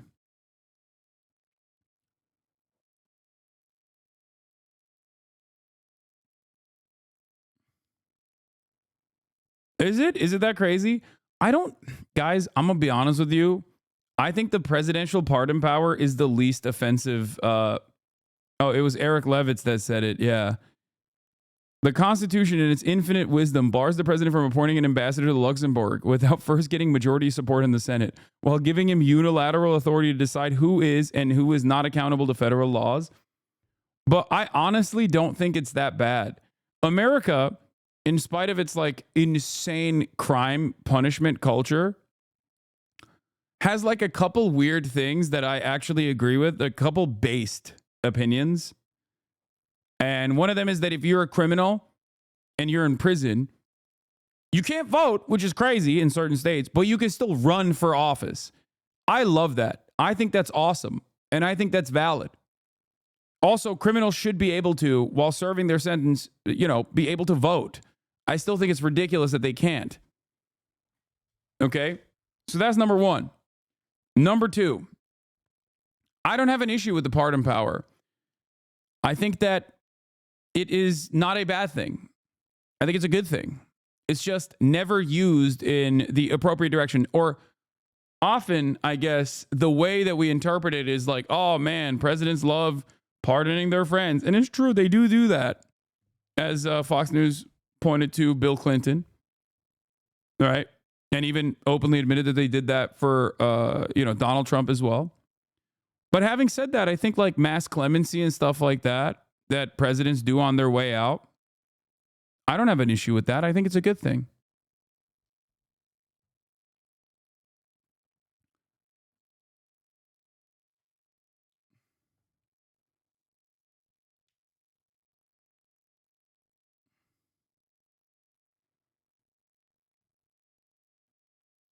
It's some old school leniency stuff, like it lets presidents appear benevolent and forgive people. However, it absolutely intended for usage towards political enemies as a gesture of peace or whatever. For regular, normal people who lack political power, using it to pardon family or cronies is clearly not the spirit of the law, but also who cares? No, it is used for good. It is used for good. If we're going to be fair, if I'm going to be fair here, clemency powers are often used for good by every president. Donald Trump has done it too. It's just the high profile incidents are what gets a lot of notice from people. And they forget that like there are a lot of low level offenders or people who've been people who've been imprisoned for far too long that get clemency. So as Lull Overruled pointed out, Obama offered clemency to 2,000 people. Obama also pardoned Chelsea Manning. So there are even high profile incidents that are good. Sometimes it is a way to correct a record where like Donald Trump, who was the one boxer that was the first ever, it was like the invention of the FBI too. The black boxer that got arrested for white women trafficking. Donald Trump pardoned him post-mortem. No, not Muhammad Ali. Jack Johnson, I think, right? So they do that as well from time to time.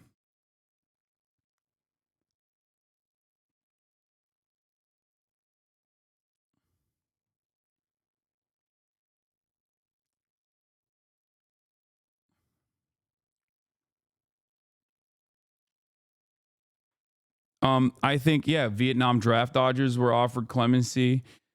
So there's the good and the bad. I don't have an issue with it on principle. I think it's a good thing.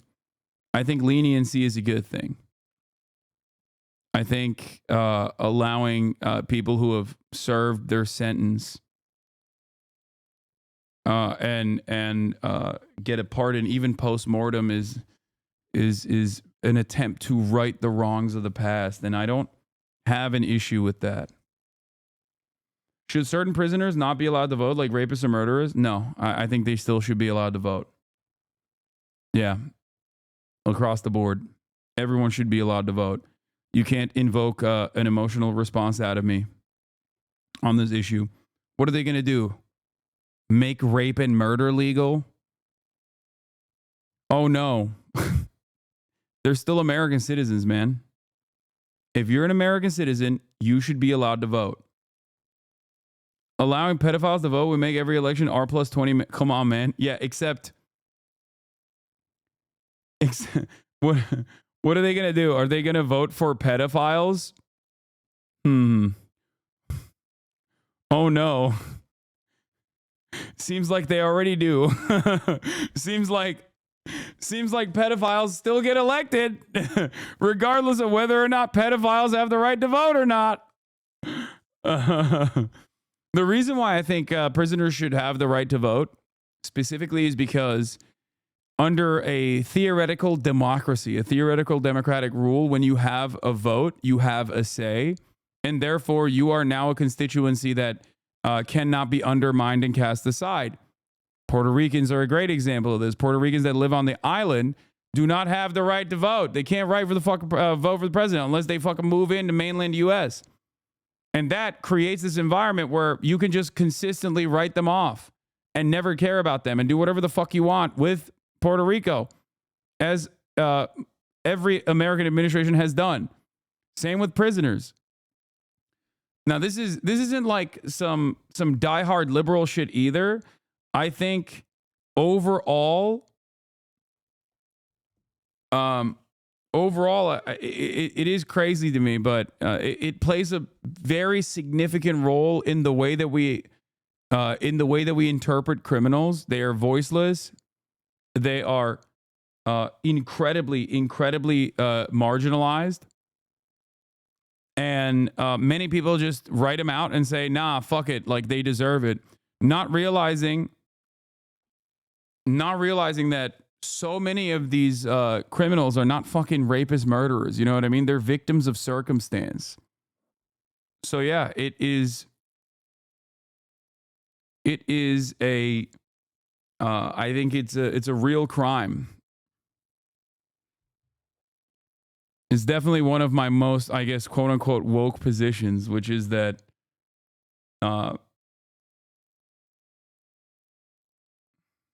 what? No shot. I don't believe this.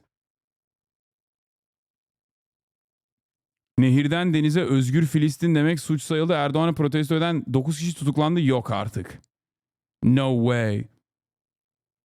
The Turkish government has officially made it illegal to say from the river to the sea, Palestine will be free, and has arrested 9 people. I don't know if this is valid or not.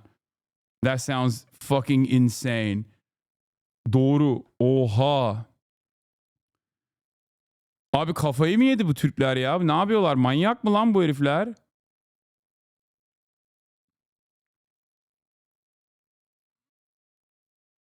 Çok fazla yalan haber oluyor. Hemen atlama. Evet. O yüzden dedim inanmıyorum dedim önce ama evet doğru diyorlar.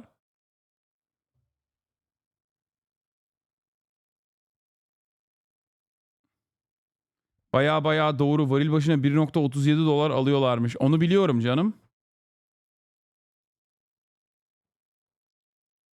9 arrested for confronting Erdogan about ongoing trade with Israel. Oh, that's the real reason why they got arrested.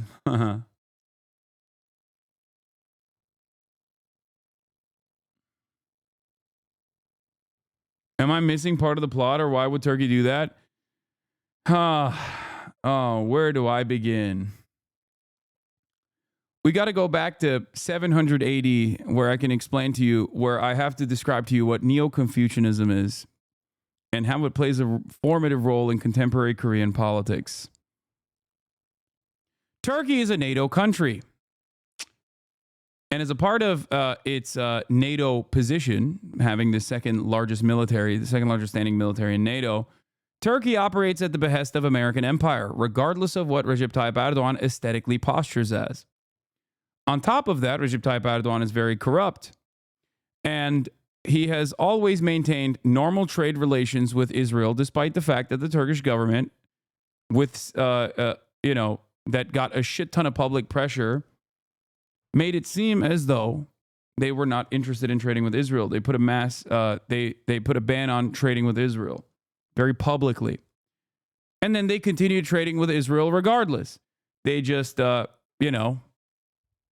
decided to either change the ports that the trade was being conducted in, saying that they were no longer shipping it to Israel, but instead shipping it to occupied Palestinian territories, or sometimes even continuing to play a role in the supply chain from Azerbaijan to Israel that is still approximately, 30% or even higher than that, a higher percentage of that of their energy grid. The Israeli energy grid is powered by Azerbaijani oil, Azeri oil that comes from Azerbaijan, goes through Turkey, and then goes into Israel.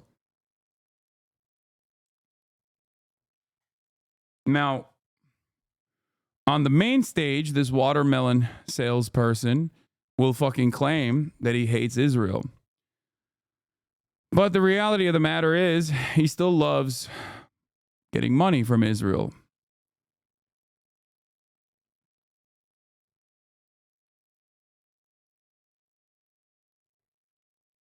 And a lot of people are understandably very frustrated with Recep Tayyip Erdogan's inconsistency.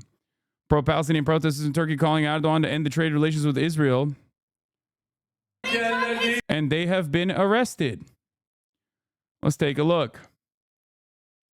Oh, here's Greta explaining It's an urgent call to action. On November 11th, we must stand together at Turkish embassies worldwide to demand an end to Turkey's and Azerbaijan's complicity in the violence against Gaza. President Erdogan talks of solidarity. Yeah. Oh, by the way, it's 30% of the entire Israeli energy grid, but 50% of the oil Israel imports passes through Turkey. 50% of the oil. Turkey could institute a blockade if they wanted to. They just never will because they're a NATO country, and that would go against the interests of the United States of America. Okay? Turkey could also, directly shut off the pipelines that go through Turkey from Azerbaijan into Israel. But they don't do that either. In the violence against Gaza. President Erdogan talks of solidarity with Palestine, but Turkey's ports remain open, allowing oil to flow to Israel, fuel for the very machinery slaughtering Palestinians. The BTC pipeline, run by BP and Azerbaijan's state-owned oil company Sokar, supplies nearly half of Israel's oil. Erdogan and Aliyev profit by securing their foothold in the global energy market, while Palestinians pay with their lives. This year, the climate meeting COP29 will be held in Azerbaijan, where they will try to greenwash their repression against their own population and complicity in the genocide in Palestine. This global campaign demands accountability. Is it because both Turkey and Israel have similar interests in the moment in Syria? No. This is, yes, that plays a role in it, but that's not the most significant aspect of this conversation. The most significant reason for this is because Israel is an extension of the United States of America, and so is Turkey. Okay?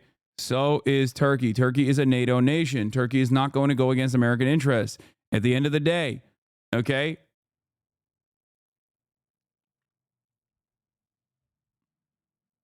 On November 11th, we'll gather at Turkish embassies around the world to demand justice for Palestine and Turkey and Azerbaijan to end their complicity. Stand with us. Why would the Azerbaijan admin be cool with it? What, sending fucking oil to Israel? What do you mean? They get money for it. And also, Israel has basically funded the Karabakh operations in its entirety. Well, not funded, but Israel gave the weapons to the Azeri army to purge Armenians from Karabakh.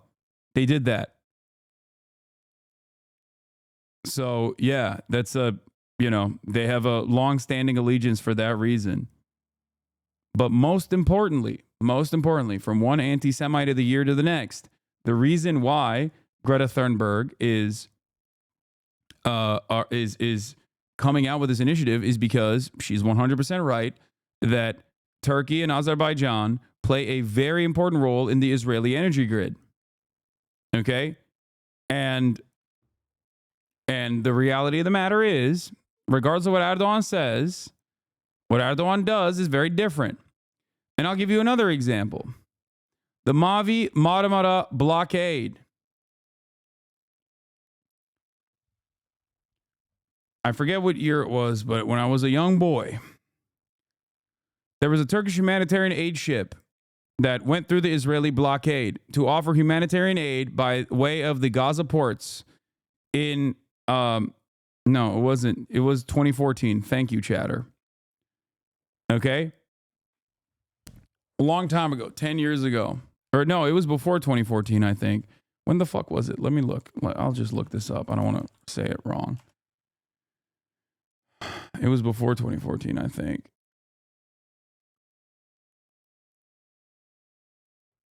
Built in 1994.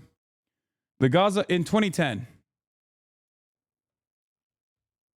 The Mavi Marmara was purchased in 2010 by IHH, Turkish NGO. Wait, hold on. When the IHH classified Israel and Holland as a terrorist organization, much of their money goes to the Union of Good, which is specially designated terrorist group by the U.S. Foreign Assets Control, blah, blah, blah, blah, blah. IHH Turkey has denied any links to the groups in Germany.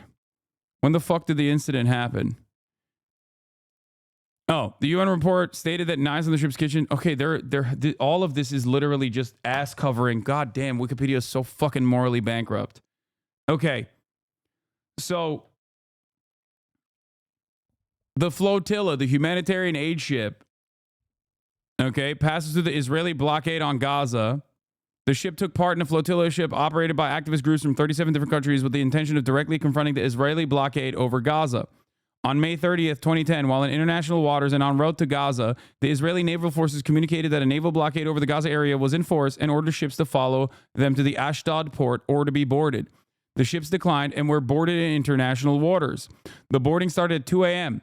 They came in with helicopters and they dropped into the ship and they slaughtered the humanitarian aid workers. Reports from journalists on the ship and from the UN report on the incident concluded that the Israeli military opened fire with live rounds before boarding the ship. Okay? Yes, I said waters. Just eyes on the prize, man. God damn. Fuck.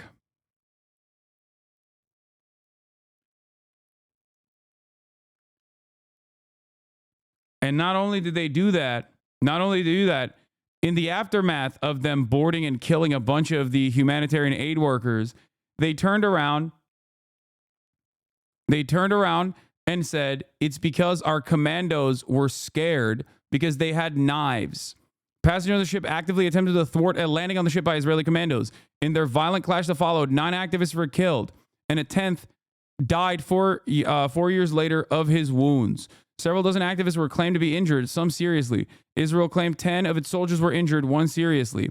The UN report stated that knives on the ship's kitchens, plus 1 traditional ceremonial knife, some catapults, slingshots, and metal pipes the passengers cut from the ship's railings were found.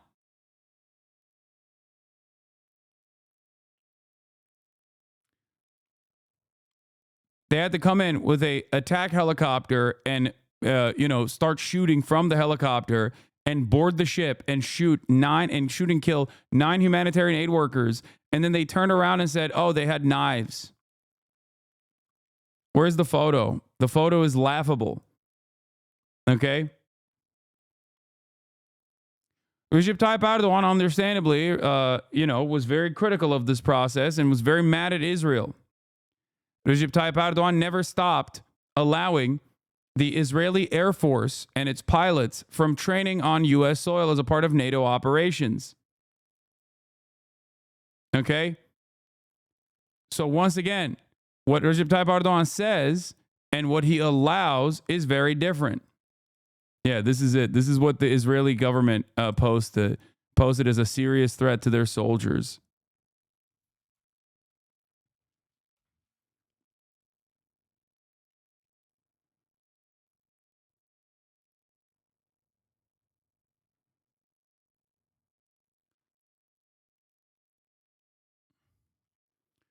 Israel at the time did some funny Hasbara shit as well. If you recall, I've covered this before on the broadcast. Here's what they had said. Hold on. Let me see if I can find the IDF.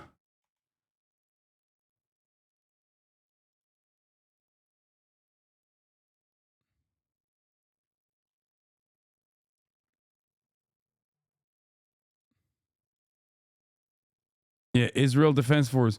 Mavi Marmara passengers attack IDF soldiers before soldiers board ship. How were they able to do such a thing? Activists waving metal bars later used for hitting soldiers. Wow. Wow, look at this attack against the Israeli military. Unconscionable. Stun grenade thrown at soldiers is a lie, by the way. They did not have stun grenades. Boxes of plates thrown at soldiers. Yeah, they were spraying them with water in the water. I thought they came in with a helicopter. Am I misremembering? I guess they were trying to get on with a boat as well. The radio communications with the ship is really funny, though. Hold on. IDF radio. Mavi Madamada. Oh, is this the one? No, that's not the one. Remember when I told you? Remember when I told you these guys have been doing the same fucking nonsensical hospital shit for quite some time? I can't find the goddamn video. Oh, radio exchange here. Radio exchange between Israeli Navy and the 7th Flotilla ship regarding arrangements to transfer aid to Gaza. I think this is the one, isn't it? I repeat, it is not our desire to board your vessel. My proposal is... Oh, no, never mind. It's not. This is from a different incident. Ye stop, have a cup of tea. This is a different incident. Where's the one from Mavi Madamara, man? Come on. The remember 9/11. Oh, here. This is the one. Radio transmission from Mavi Madamara to Israeli Navy. Go back to Auschwitz. We're helping Arabs go against the U.S. Don't forget 9/11, guys. This is what they claimed the radio correspondence between the IDF and Mavi Madamara was at the time. Daphne White, this is the Israeli Navy. You are approaching an area which is under a naval blockade. Shut up. Go back to Auschwitz. We have permission from the Gaza port. Shut up. Go back to Auschwitz. Authorities to enter. Was helping Arabs going against the U.S. Don't forget 9/11, guys.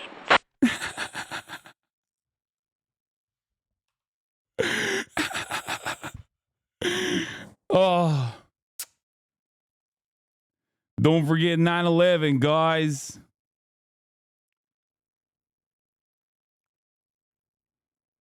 Classic. They were like, we had to do it. We had to fucking kill all those guys after they said these, really scary things. Except, that didn't happen. And they fucking made that shit up 100%. But anyway, the reason why I brought up Mavi Marmara was because Recep Tayyip Erdogan still continued to do business as usual with Israel in that process, despite the fact that he was presenting himself as very different, presenting a very different perspective in public. All right. Pay no attention to what people say.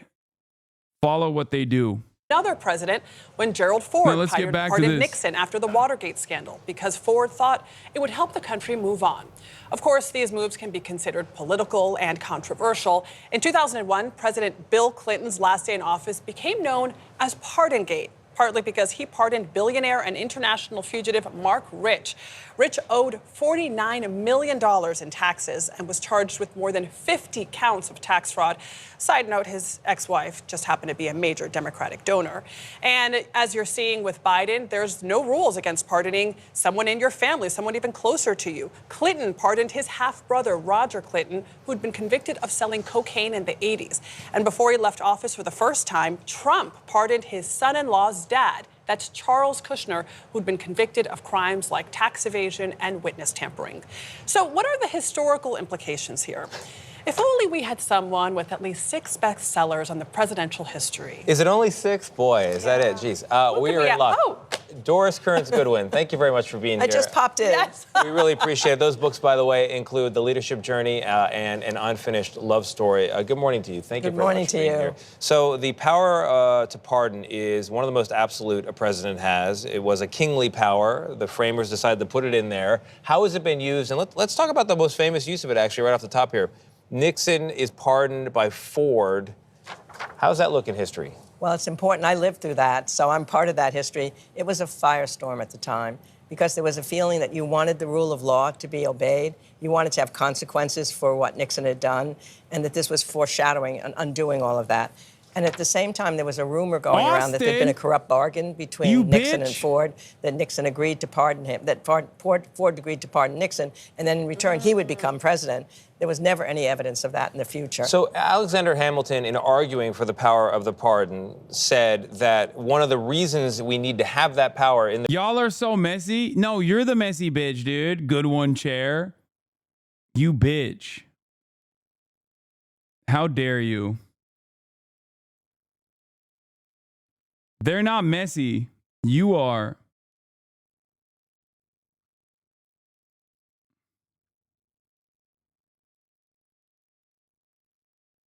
Is Austin coming to London too? No. The president is that it would restore the tranquility of the Commonwealth at times. Isn't that what that would have done? Exactly. And that's what history finally began. When the emotions subsided, history understood he had done the right thing. It did restore the tranquility. And the people who were against it at first, like the Watergate prosecutors. What? Ethan said on stream today that it was a kick event? No, I doubt it. I mean, they're reputable. They've been open. I thought they could have said, okay. I said, okay. It's a place in LA. Apparently it's legal. I mean, they're reputable. They've been open. I thought the casino was putting on a streamed card game. They told me they're going to stream it on Kick. I said, okay, whatever, it's fine. I mean, I was like, well, there's going to be like a little stream with like 200 people on Kick watching. I mean, whatever. Who cares? Wait, so we knew that it was a Kick stream? Mm-hmm. I said, okay. Wait, why? Oh, dude, why the fuck is he even admitting that? That's crazy.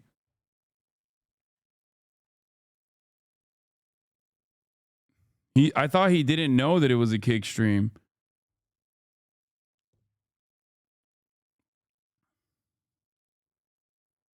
Maybe I misunderstood. I think he's saying he knew it would be streamed on Kick, but not a Kick event. Oh. Yeah, that's still... Sounds like he knew it was going to be streamed on Kick, but not that it was a Kick poker night. Yeah, he didn't know it was a stake-backed Kick event, but he knew that it would possibly be streamed on Kick. Yeah, I mean, still kind of odd considering, you know.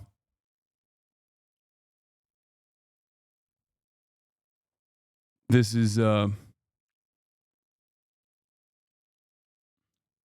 I feel like in terms of the two platforms, like which one is more anti-Semitic, Twitch or Kick?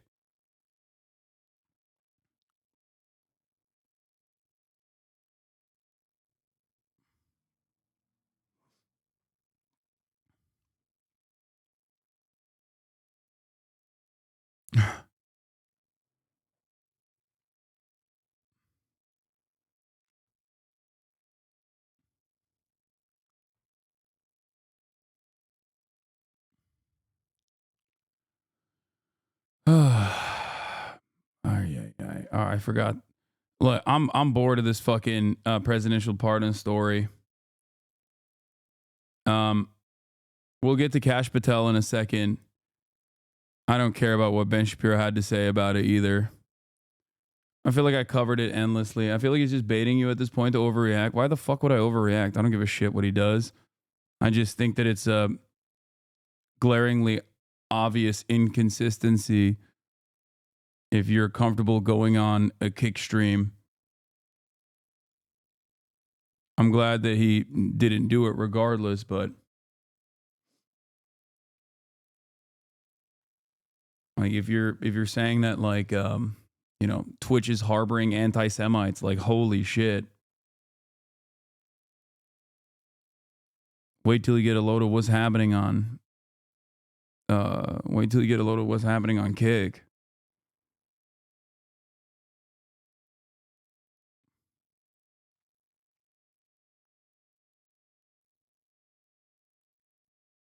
Why is chat so annoying? Leave him alone. That man has been attacking him for months. Let him live. Yeah, I don't even want to cover it. So chat's not wrong. I shouldn't have even clicked on it, honestly. Like, I don't really give a shit.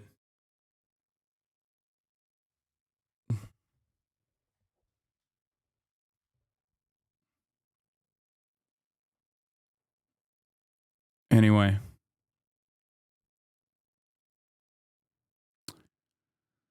we got Jihad Sharia Salafist Twitter beef. My favorite part of the site is the ISIS twit versus Taliban twit beef.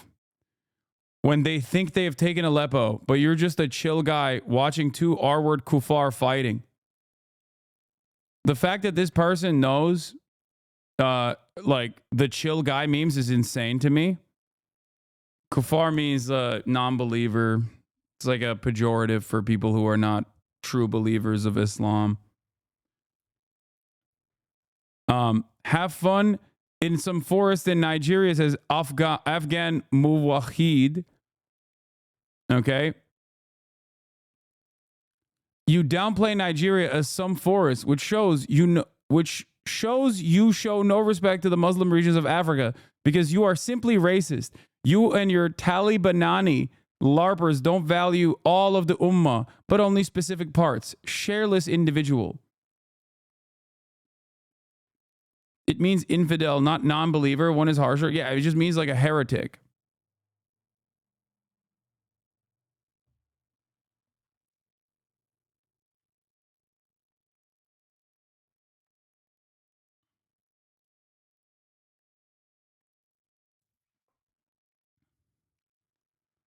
It is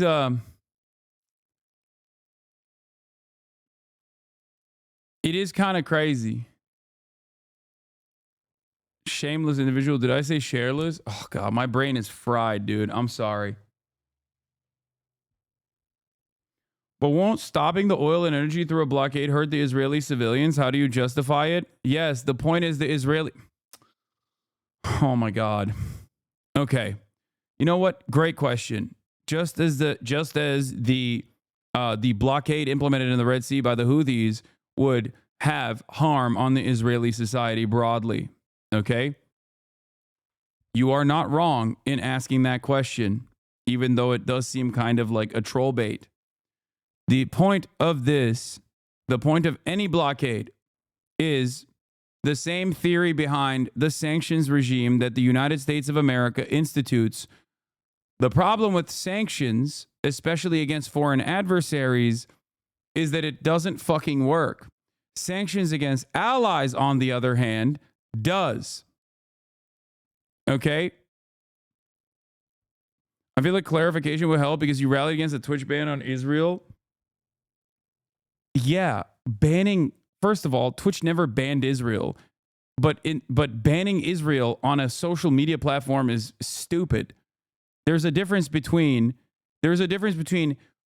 punishing a government, okay, to bring them to heel and to,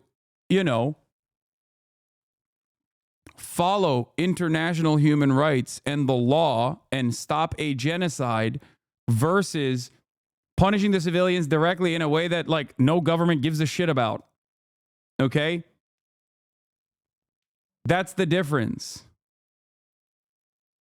It banned both Israel and Palestine. People were so dumb making it seem like anti-Semitic. Yeah, it's that is not even a thing, okay? It's gone. It's in the past. I'm not even talking about that. I think it's really stupid to focus on something that wasn't even real, okay?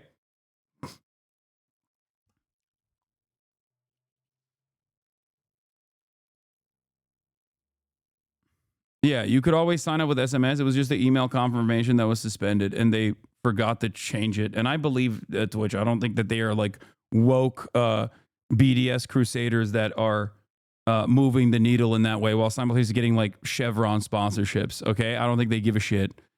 The difference is, yeah. Netanyahu is never going to say the kids can't watch XUC. Okay, we stop the genocide. However, if even the mere threat of Israeli energy is called into question, Okay, it's the same as like America saying, we're not going to give you weapons no more, dog. You got to stop this shit. That alone is enough for the Israeli government to change course immediately, overnight. That's it. Do you understand? Same principle holds for the Ansar Allah-backed blockade in the Red Sea. Imperial Japan oil embargo is another great example of this as well. So you're saying the veracity of what is boycotted is not even what is boycotted. It's how the mere threat of sanctions work for our allies that depend on consistent trade with the Western world to operate. It doesn't work in the same way against foreign adversaries because while foreign adversaries do rely on trade to a certain degree, they always are capable of they're always, changing their economy in a way to avoid potential sanctions because they understand that if they do something, like America could put the sanctions regime on them. This is why sanctions are only effective in the first year against foreign adversaries, and then they are just gone. Their impact is diminished. Usually, unless you just add further sanctions, further inhumane sanctions on countries like Venezuela, for example, or have instituted broad sweeping sanctions regimes like a blockade on Cuba in perpetuity. But it doesn't have the same level of impact against a place like Iran that will then, it's still not great, obviously, but they can still continue to operate. Same with Russia. Sanctions work to limited success. But there is one thing. There is one group of countries that sanctions would work fantastically on, and that is our allies.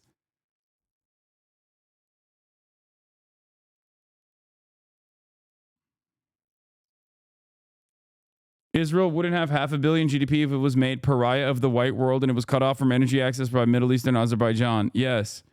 But also, it's not even just that. It's the fact that it wouldn't get to that point anyway, that Israel would have to reckon with the actions that it has taken. Because when you are a nation in the Western sphere of influence, when you're a nation in the Western sphere of influence, especially as like a country like Israel that relies specifically on American aid consistently to operate in the way that they do, even the mere threat of sanctions would cause them to reconsider their actions. That's why I always say America is on board with what Israel is doing. This entire conversation surrounding Biden is a feckless, cowardly guy. He's just like being bullied by Netanyahu is somewhat silly. All right, thank you, brother. Continue the good work. I've been watching you since your Palestinian coverage after October 7. I respect your perseverance throughout, even after losing a third of your audience. Thank you. Yeah. Well, it's fine. They came back. Or new people came in. Who knows? But he's right. I did. I lost a third of my... I did. Post October 7, I lost a third of my audience, especially for the year. Almost the entire year.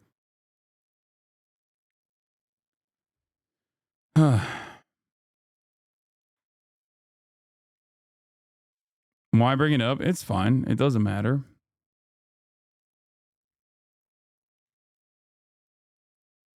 Anyway.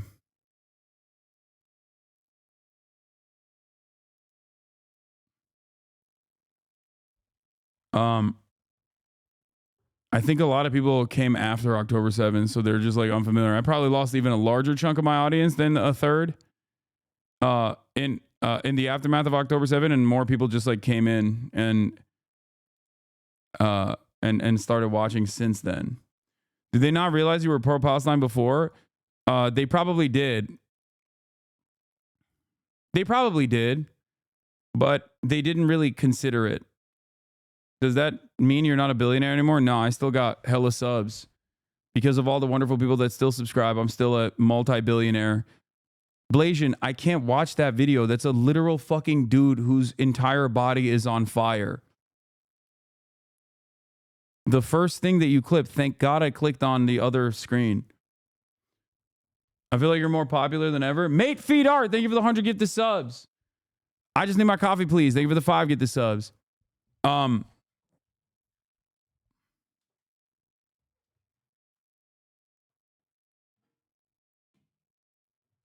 It's awesome that you're a billionaire. I'm joking, chatter. What the fuck are you talking about?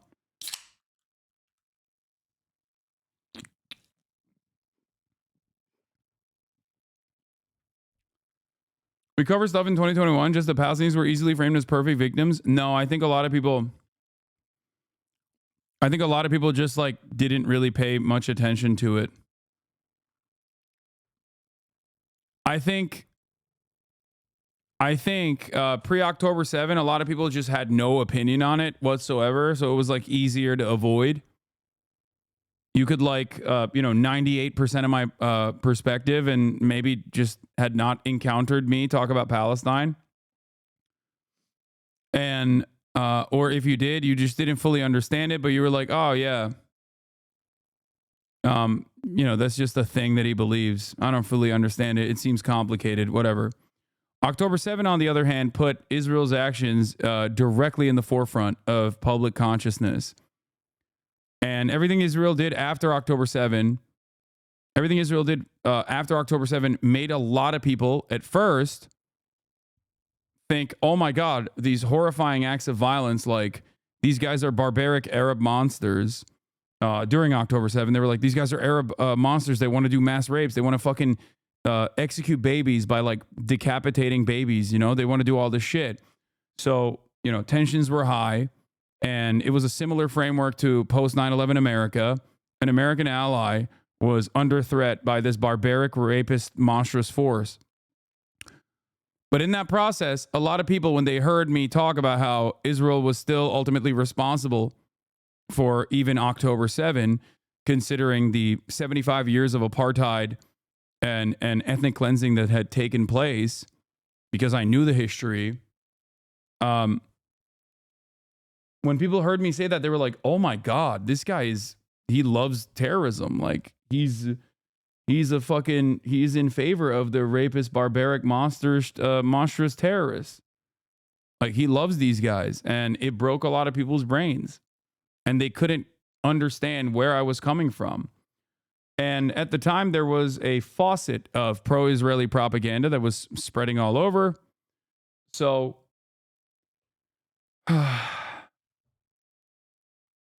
I think people were just like shocked at my position. Many of them, I think, came to understand my position months after the fact, because they started realizing that I was right. They started understanding what Israel had done by looking at what Israel was doing post October 7.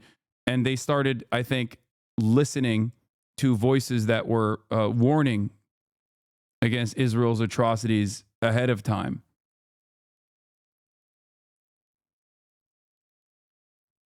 And that is the reason why I think this audience grew again after. And it's okay. I don't fault you for being duped. There's also a steady dose of Islamophobia, I think, that factored into it, even in the way that people analyze what I have to say. I saw your videos on Palestine about a year before 10/7. That was the only reason I knew what was about to happen afterwards and why your take was what it was. Yeah.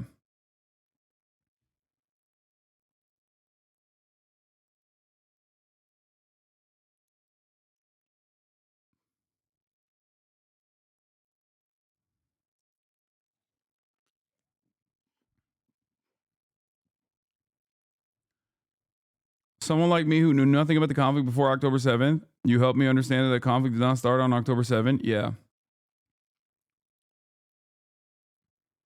I think plenty of people also left because it was too depressing to watch day in, day out, but I never stopped my coverage. So, shit happens.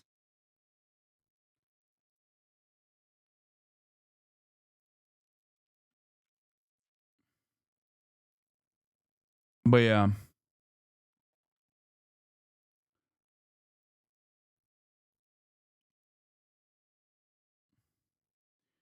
I was so confused because I knew you went over this in 2021. People really don't listen. Yeah, it wasn't as broad and encompassing, and as top of mind in 2021 as it has been for the past year. This ongoing genocide.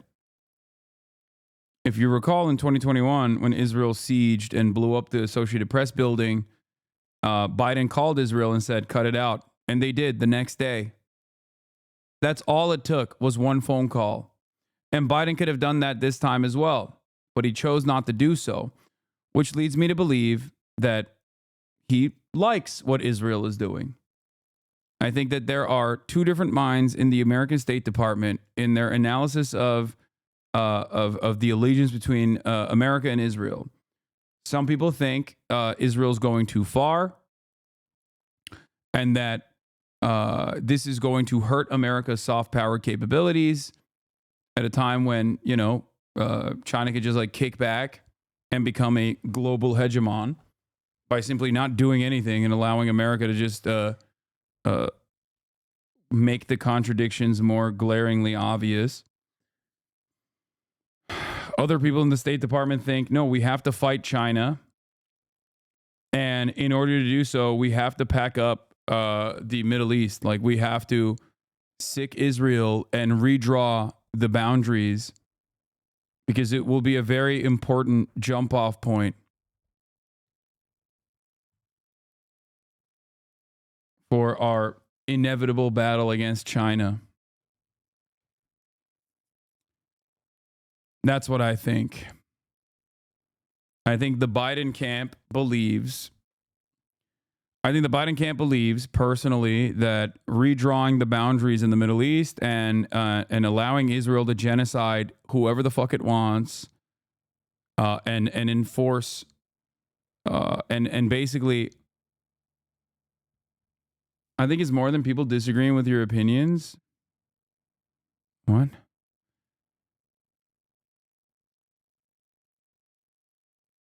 I think it's about allowing Israel to dominate the region and become an even stronger ally to the United States, or an extension of the United States that no longer can be threatened by, the pesky Palestinians that want real emancipatory, that have a real,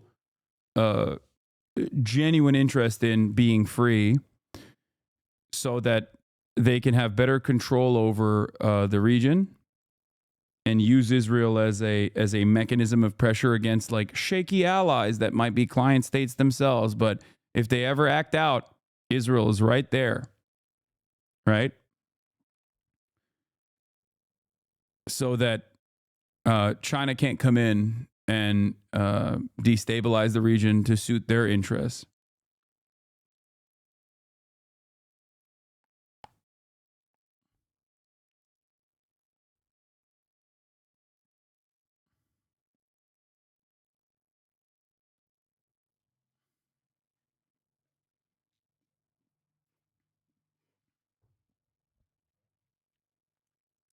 I think you once mentioned America's plans to use Israel as a way to fight against China. Can you explain how that helps America? The Middle East is unimaginably important for American interests, American economic interests. That's where the petroleum is, right? That's where a very important trade route is, the Red Sea. And America cannot rely on a country like Egypt that could, at any given moment, have a real coup, like a real popular uprising, as it once had. They need Israel to control the Red Sea and the Suez Canal, and they need Israel to be a powerful ally in the area that can punish, if necessary, a lot of America's client states if they speak out of turn. You need to make sure that your oil is secure if you want to go against another global superpower and do a second Cold War against China.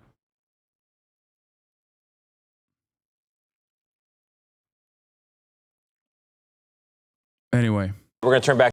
Let's get to Kash Patel.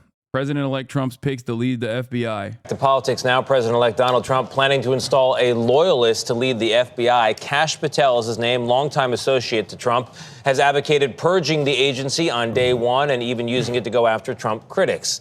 Nancy Cordes has the latest from West Palm Beach. I'd shut down the FBI Hoover building on day one.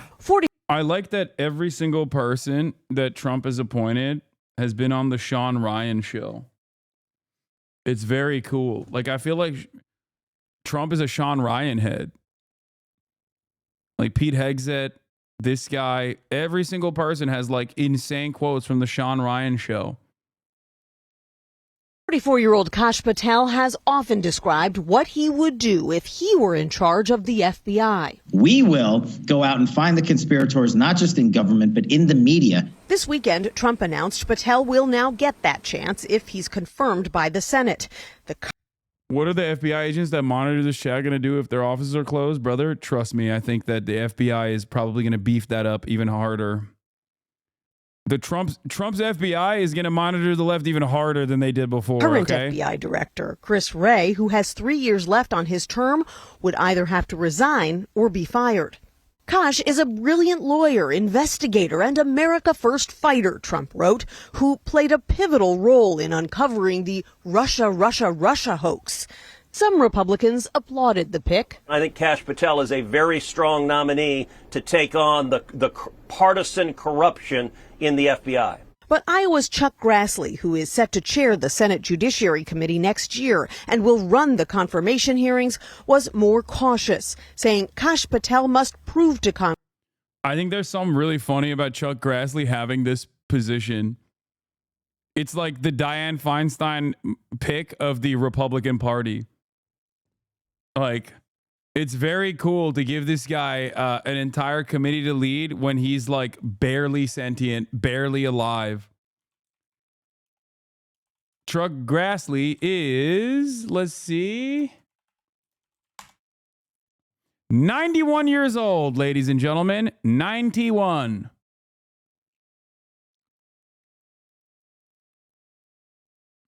"91 years young." Congress. He will reform and restore public trust in Your PSA appearance convinced the liberal to be a fan. Okay, well, let's the watch FBI. this and then we'll look at that. Traditionally, candidates to lead the FBI are viewed as apolitical. Oh, he's giga racist? Dog, he was there when racism was invented. Okay?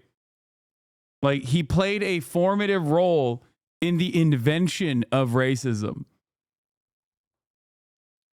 Like, he was like, he was in the lab cooking up new ways of saying the N-word, okay?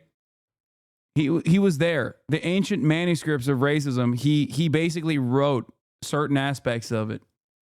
But Patel was an active promoter of Trump's false stolen election claims, even when he was working at the Department of Defense. Kash Patel's only qualification is because he agrees with Donald Trump that the Department of Justice should serve to punish, lock up, and intimidate Donald Trump's political opponents. The president-elect took a break from nominations late Friday to dine with Canadian Prime Minister Justin Trudeau, who made a surprise visit to Mar-a-Lago just a few days after Trump vowed to slap a 25% tariff on goods from Canada and from Mexico. It was an excellent conversation.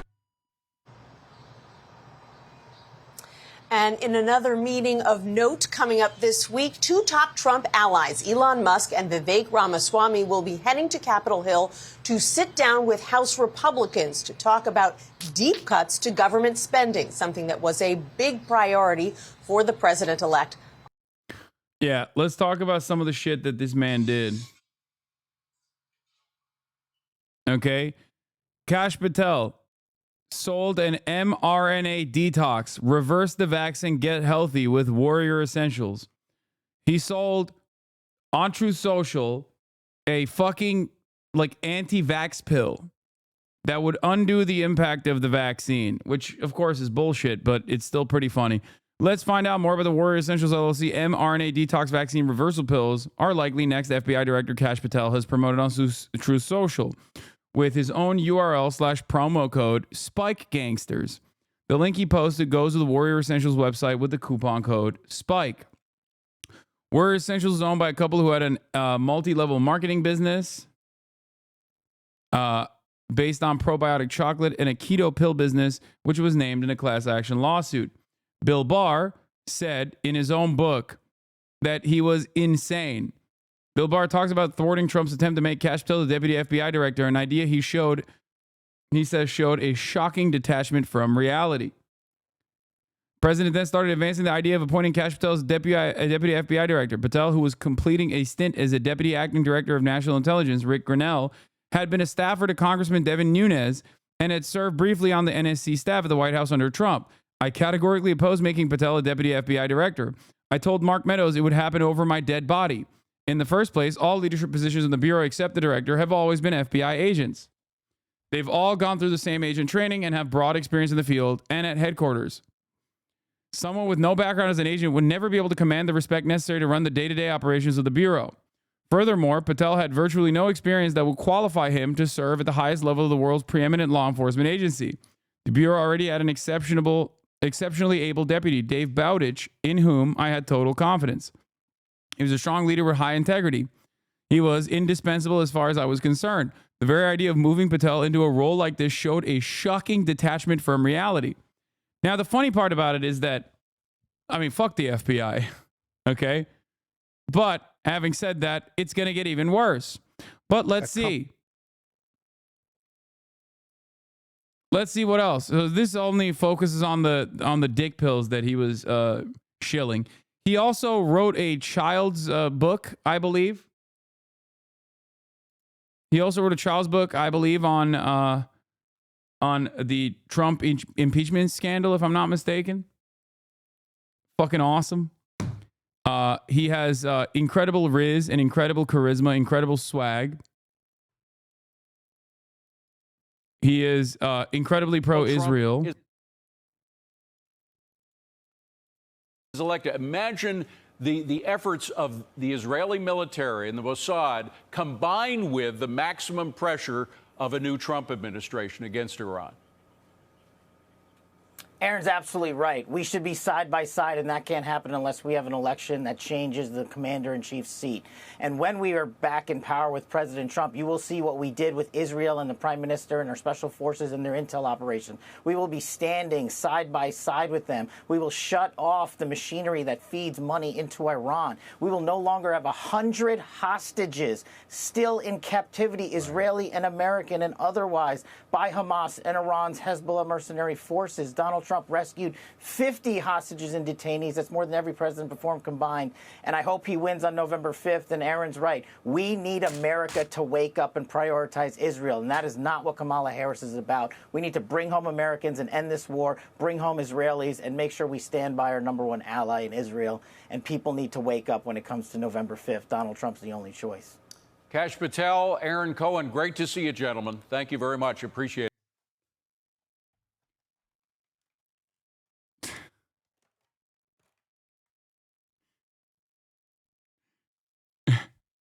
Look at his little pin.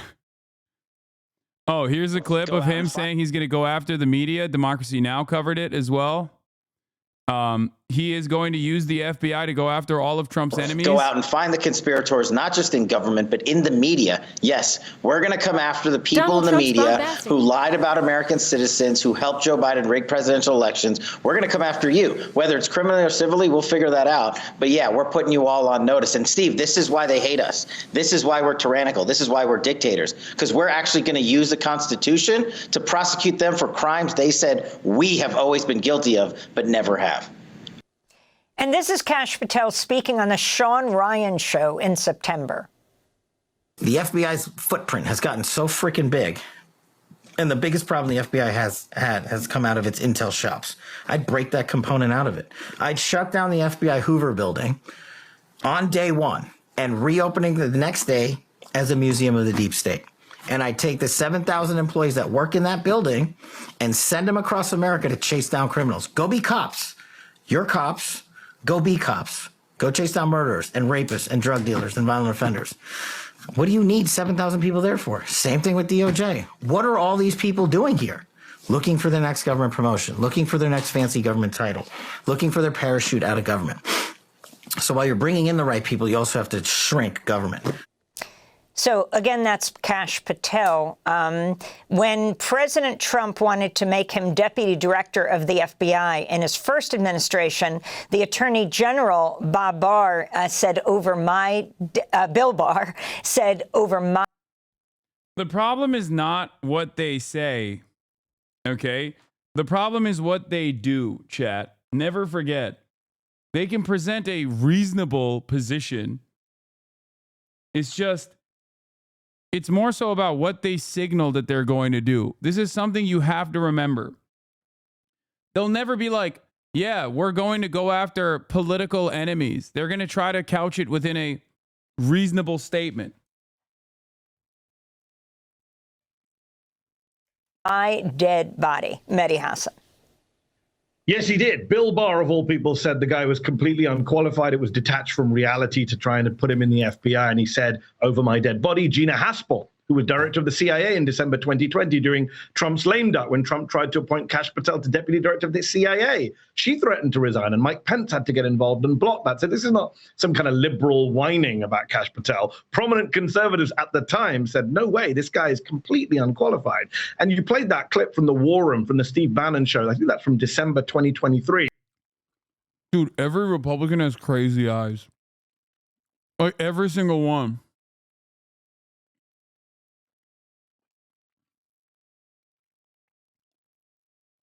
I don't know how. Like, every single Republican, dude, there's just something spiritually wrong with these motherfuckers, man.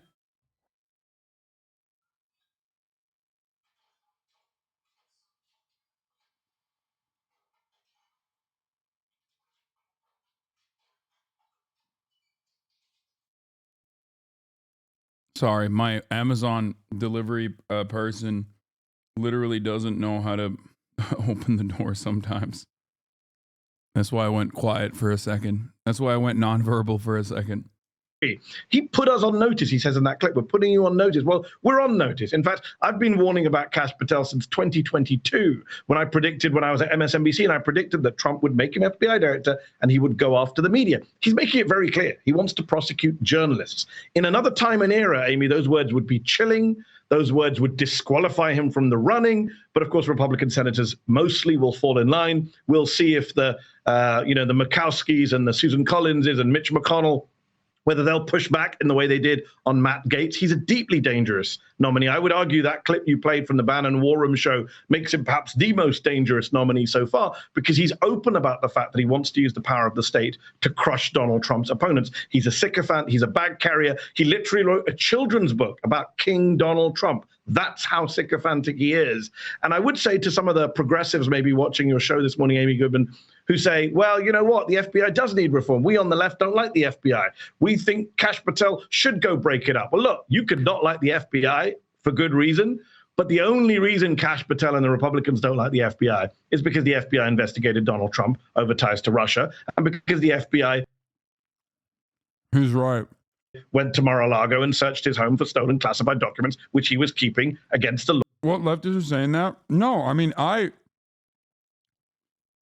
would caution people against, like, maybe not celebrating this decision or anything, but, like, that's why I was saying there is, like we understand what Kash Patel's purpose is, but why the fuck would you ever be a fan of the FBI? I'm not.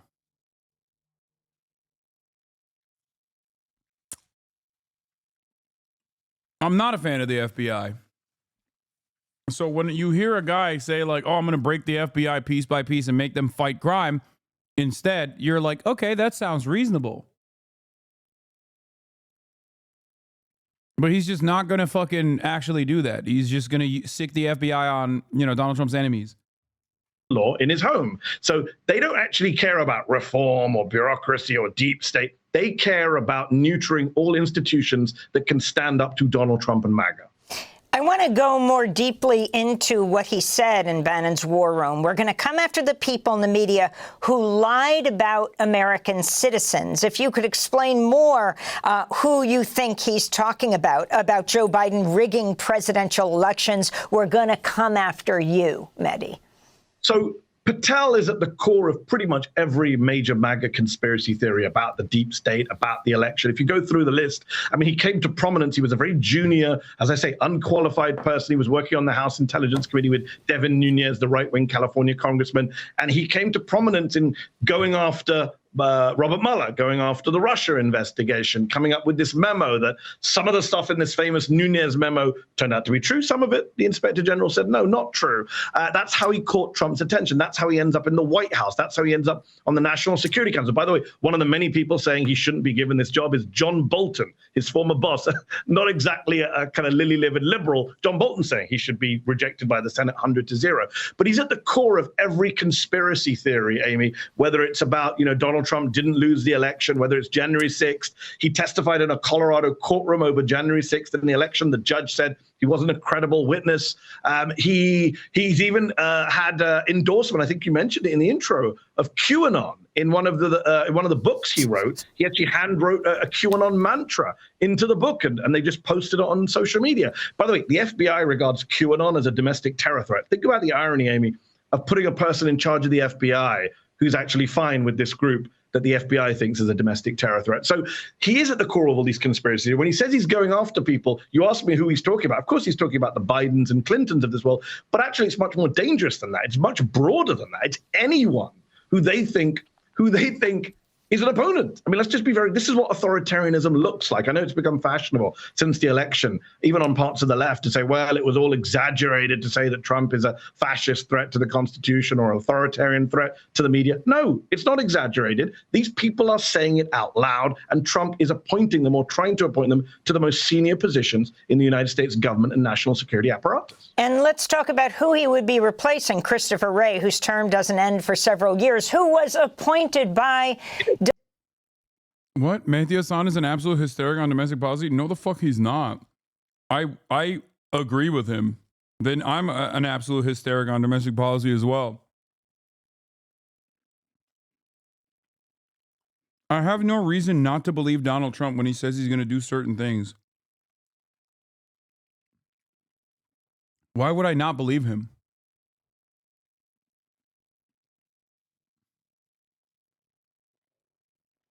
There's nothing stopping him.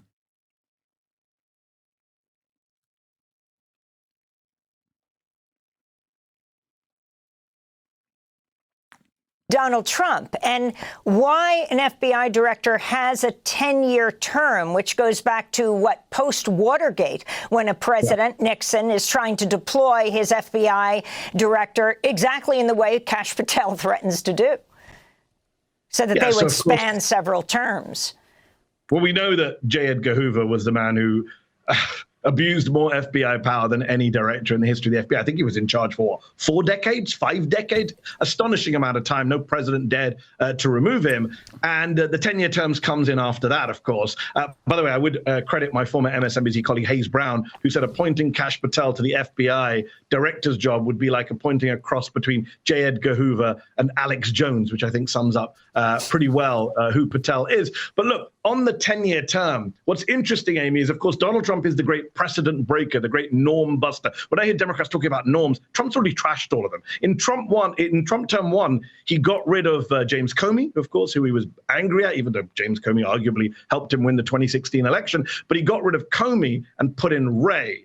And that itself was quite unprecedented. Only the second time, I believe, an FBI director had been fired and replaced in the middle of their term. So he appointed Wray. Then he got upset with Wray. Now he wants to replace Wray. I would also make a side point to some of the progressives watching at home. Why is it that their FBI director is always a Republican, even under Democratic presidencies? It's always a Republican. And Democratic presidents always keep on the Republican who the previous Republican appointed. Yeah, it's fucking loser shit. Them suck.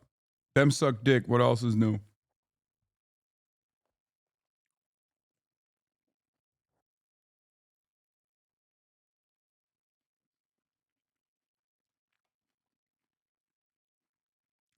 I don't give a fuck about the institutional integrity of the FBI. It's a bad institution. And even then, it's going to get even worse. That's it. We are headed down a dark path in this country. Which I just find so ironic. But now he wants to get rid of Wray, put in Patel, which tells you again everything that he wants from the FBI. He wants to use it as an instrument of vengeance, a score settling, of silencing dissent. He wants to use it to basically intimidate people, and that's why he's getting rid of Wray, not because he disagrees with Wray's politics. Christopher Wray is a Republican who Trump appointed. But in this Trump term, he's made it very clear what he wants the FBI to be doing. I wanted to ask you about another of Trump's picks. The New Yorker magazine's Jane Mayer has an explosive piece in the magazine. Trump's pick for Defense Secretary, Pete Hegseth, was forced out of leadership roles at 2 veterans organizations for misusing funds, sexually harassing women, being repeatedly drunk on the job. According to a whistleblower report, Hegseth once had to be restrained from joining strippers on the stage at a strip club. In another incident, he drunkenly chanted, "Kill all Muslims, kill all Muslims," at a bar in 2015. Meanwhile, the New York Times reports Hegseth's own mother accused him of mistreating women. In 2018, Penelope Hegseth wrote him an email that read in part, quote, "On behalf of all the women, and I know it's many, you've abused in some way, I say get some help and take an honest look at yourself," unquote. The email was sent a year after a woman accused Hegseth of raping her at a California hotel. This is Trump's pick to head the Defense Department. Your final. His own mom, chap.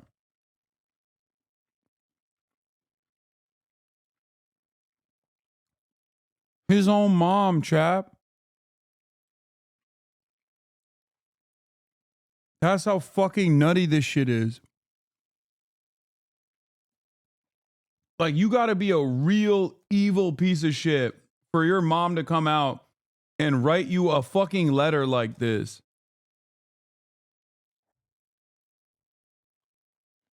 No comments on this, Mehdi Hasan. So, Amy, if you'd asked me this a few weeks ago, I'd have said Hegseth is the worst pick of all. You can't get worse than Hegseth. And then we got Tulsi Gabbard, and I said you can't get worse than Gabbard. And then we got RFK Jr., and I said you can't get worse than RFK Jr. And now we've got Kash Patel, and I'm telling you, can't get worse than Kash Patel. Donald Trump says hold my beer every time and keeps producing these nominees. And look, while we're focused on Patel, we've got more reporting on Hegseth. I mean, it's astonishing. It's almost beyond belief. If you were writing a TV show about the Trump years, if it was a Netflix show called The Trump Years, you would say these storylines are just too unrealistic. If you were sitting in the writer's room and you said, you know what, let's have a scene where it turns out that Hegseth, the great Christian nationalist, tried to get on stage with strippers. Let's have his mother write him a letter saying, I disown you because of all, you know, your misogyny. You would say, oh, come on, that's a little unrealistic. Those are kind of beyond parody characters. No, it's real life. This is the Trump administration. These are the people he's appointing. And I think it's interesting, by the way, the Islamophobia is very worrying on Hegseth's part, because there was this strain of thinking, even on some parts of the left, that, well, Trump won't be as militaristic and belligerent as the Democrats. Bro, we get it. Parts of the left are wrong, I guess, in your estimation. Jesus Christ, Mehdi, come on.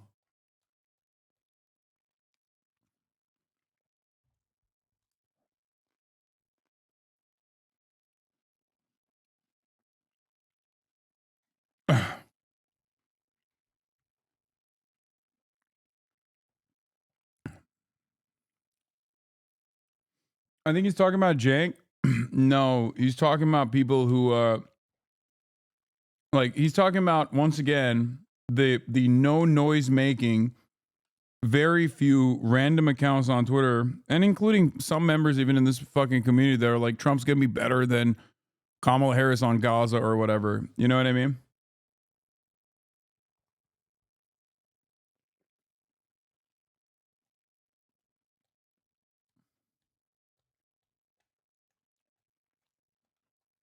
The MAGA communists. Not true. He's putting in a guy at Defense Department who has crusader tattoos on his body, who said outrageous things about killing Muslims, supported the Iraq war. He's going to be in charge of the Pentagon. You know, there's no way this is going to be a quote unquote anti-war presidency if Hegseth's at the Pentagon and Marco Rubio's at the State Department. By the way, can you imagine, Amy, if Biden or Obama had a nominee who had been accused of screaming drunkenly, kill all Jews, it'd be the end of the world. But of course, with Muslims, no one cares. So this will be a minor story in the resume of Peter Hegseth. One last point very quickly. He's a neoliberal. This guy stabbed Jeremy Corbyn in the back when there was no need. No leftist likes him. I still like him. I think you need voices like his in the broader conversation. And also, I get why he did that. Maybe it's because, you know, I think, don't say Hasan, no. I have my reasons. I'll tell you why. I think Mehdi and I was never anti-Corbyn. You guys know this. I was always a fucking ride or die for Corbyn. I've always defended him unconditionally, told people to fuck off when they try to say like he was an anti-Semite or whatever. But I think for Mehdi it's a little bit different than Owen Jones. It's not just because he's Muslim. It's because not only was he Muslim, but he also used to have very different opinions back in the day. Okay? And people haven't really like resurfaced that in a while. Yeah, Mehdi. He was like the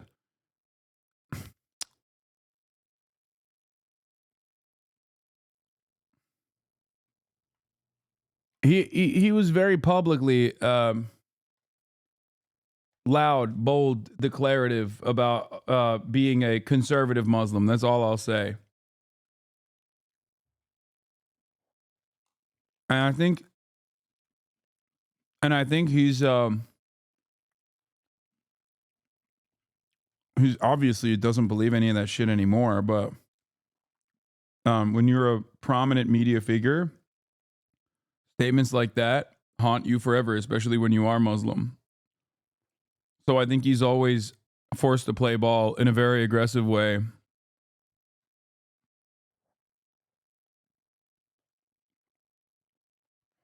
I get why people have their opinions, though. But yeah.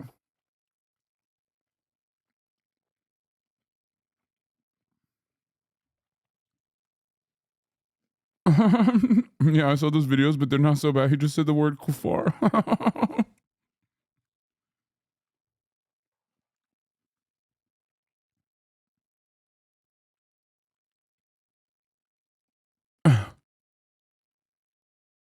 Look, man, I don't think this is who Mehdi is now at all.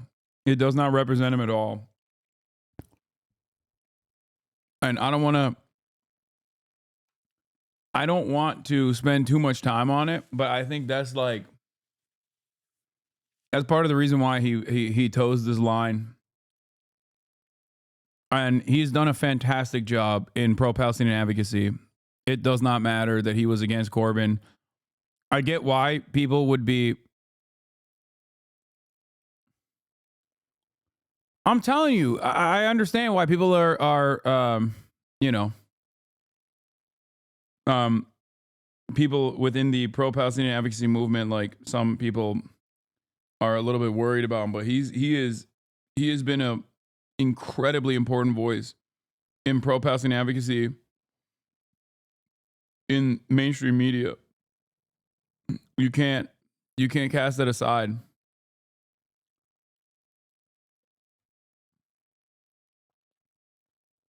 He's unwavering in his support for Palestine. And he has also personally gotten career ramifications for it.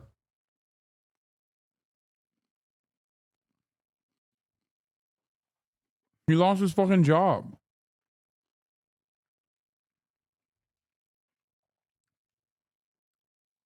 He was a voice on MSNBC. He no longer has that voice on MSNBC.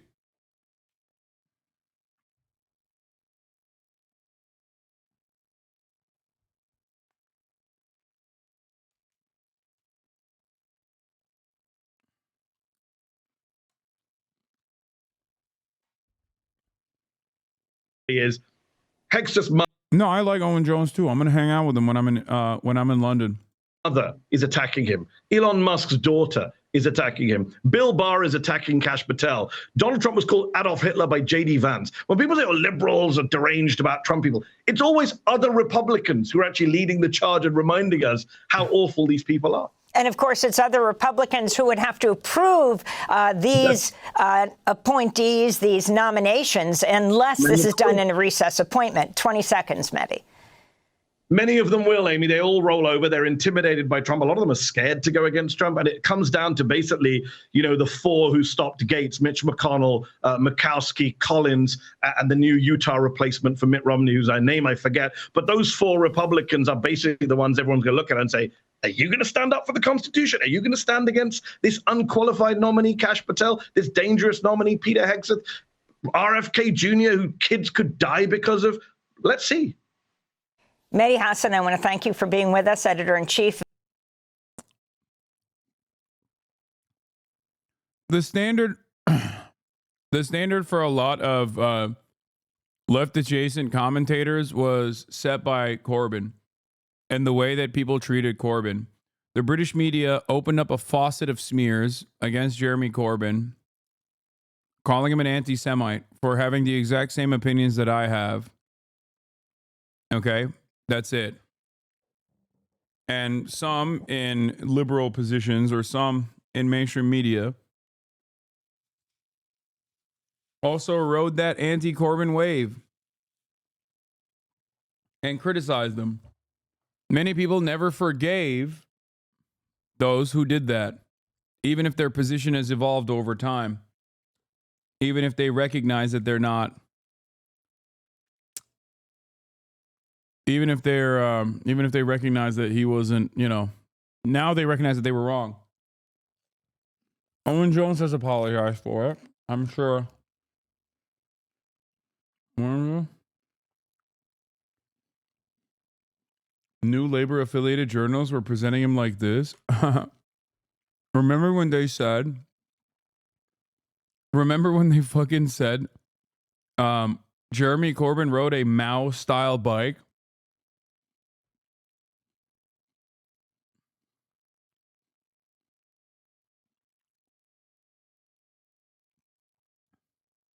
That was a news story, chat. And it's really funny because at the same time while this was happening, the Tories were putting up a fucking statue of Nancy Astor, who literally said, verbatim, Hitler had the right idea about Jews. That's what Nancy Astor said.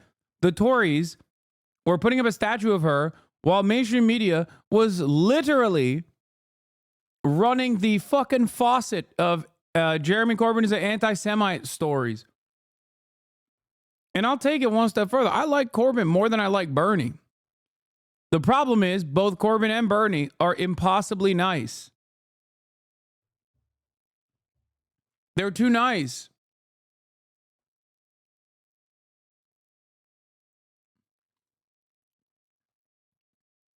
I think Corbyn had more moral clarity on a lot of issues than even Bernie did. And I love Bernie. You know this.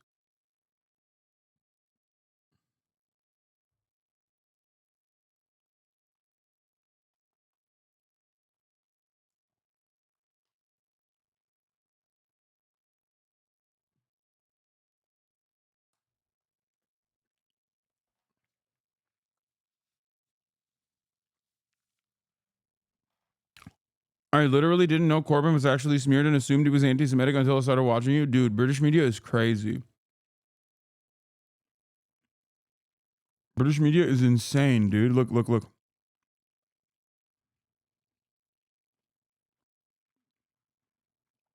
Cultural revolution style re-education for anyone who says Corbyn rides Chairman Mao bike.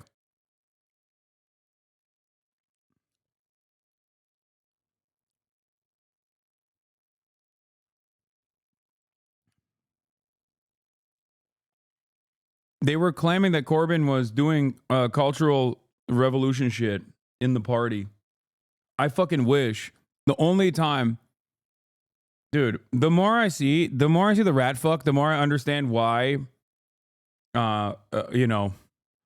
former failed revolutionary principles were cast aside. I know where it's going, where I know where it comes from. You must not succumb to those opinions, or your feelings in that process. But like, goddamn, dude, a lot of people make it really hard.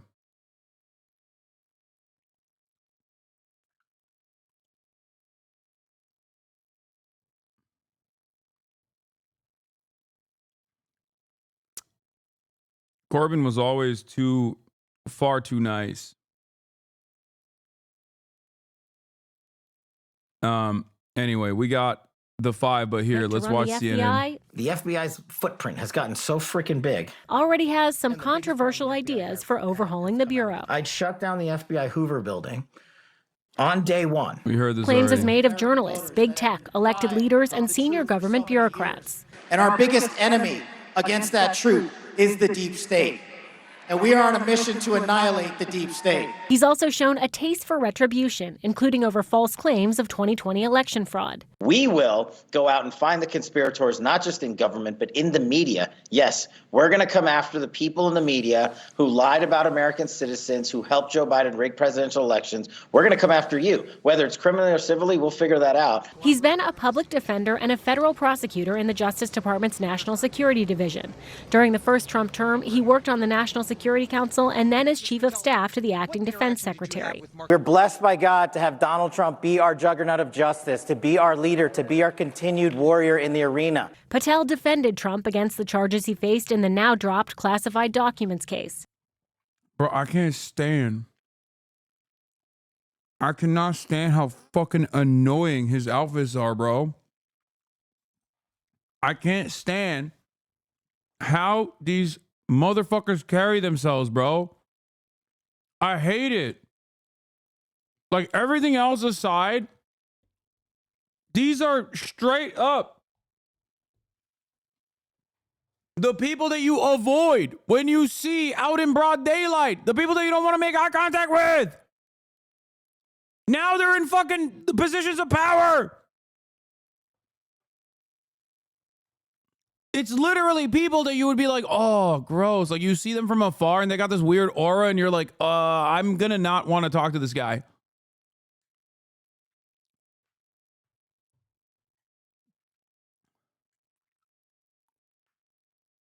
Every single one of these motherfuckers, man. Every single person that Donald Trump has chosen to lead any of these agencies literally has the vibes where you cannot leave your drink around them without covering it, okay? I don't know how else to describe. I mean, and it's understandable that you have that feeling when you got the likes of Pete Hegseth and shit, but like, do you see what I'm saying? Like, there's something so weird, even on the aesthetics front, where you're like, why are you dressed like that? Why?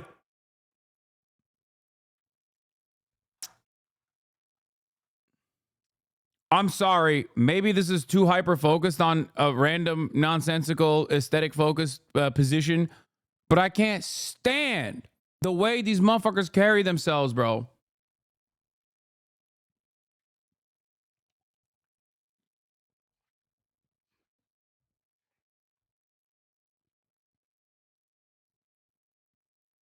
From King Donald kids' books to pills claiming the reverse COVID vaccine, Kash Patel's MAGA merch ventures. He's a MAGA merch guy. Like, think about the most insane person that never left your hometown after high school and got arrested for drunk driving like 8 times. Now, think about that person's family business. It's a Trump store. Now that guy runs the FBI!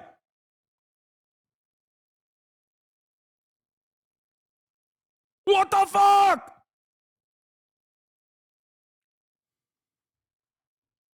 This motherfucker wears the cash pin everywhere he goes, bro.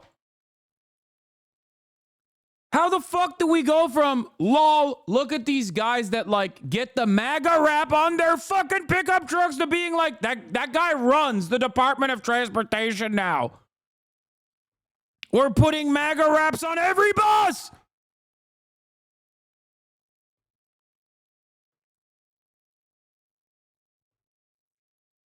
How the fuck?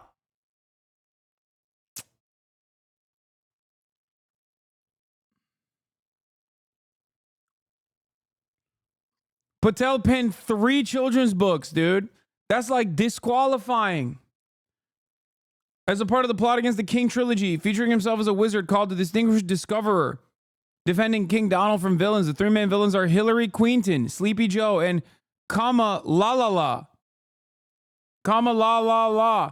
The first installment, which Patel called the first ever children's Russiagate book. Bro, I'm sorry, you need to be institutionalized if you say these words, okay? Like, if you say these words in succession, hey, I created the first ever children's Russiagate book. It doesn't matter if you're a fucking liberal or Republican, you need to go to a mental asylum. Immediately.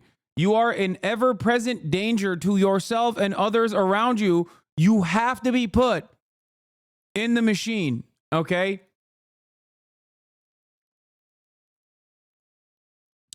It follows a story the FBI started investigating Trump's 2016 campaign of alleged ties with the Kremlin based on the Steele dossier. The blurb reads that it's a fantastical retelling of Hillary's horrible plot against Trump and the whole family. Patel also authors 2023 memoir Government Gangsters, where he called for a purge of the government employees who undermine the president's agenda. Trump hailed Patel's memoir as a blueprint to take back the White House, according to promotional endorsements. His other ventures include the Kash Foundation, which is set up to provide legal defense funds for whistleblowers, according to his website.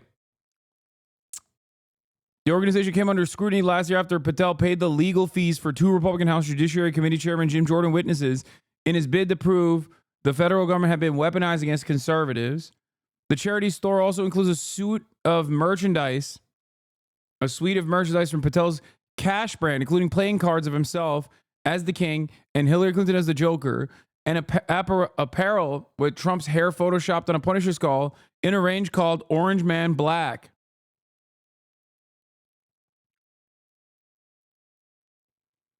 According to tax filings for 2023, the charity's revenues rose to $1.3 million last year. Ah! This is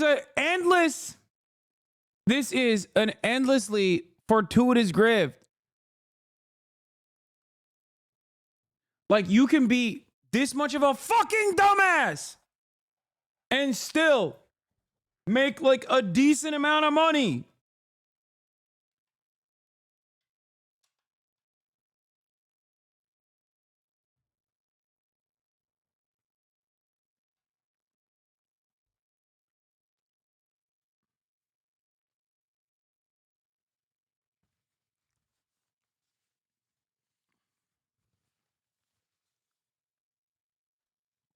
Meritocracy is real.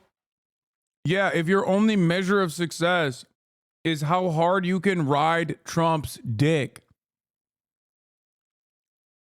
Yeah, if the Olympics was factoring in competitive dick riding, yes, Kash Patel would be a champion.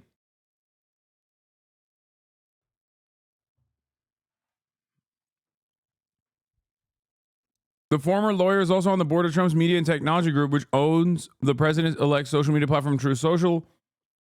He reportedly had a consulting contract with the company paying him $120,000 a year. Patel also helped produce the song Justice for All. Oh my God, he did the Justice for All song. Oh my God. Oh my God, you have to listen to it. You have to listen to it. It's the choir. It's from the January 6th choir. Let me see if I can find it.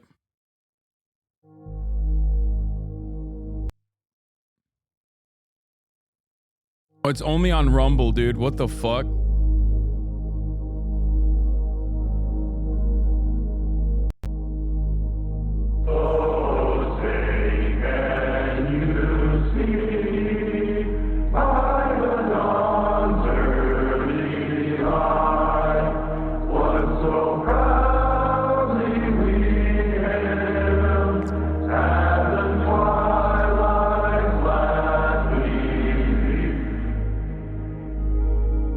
I pledge allegiance to the flag of the United States of America.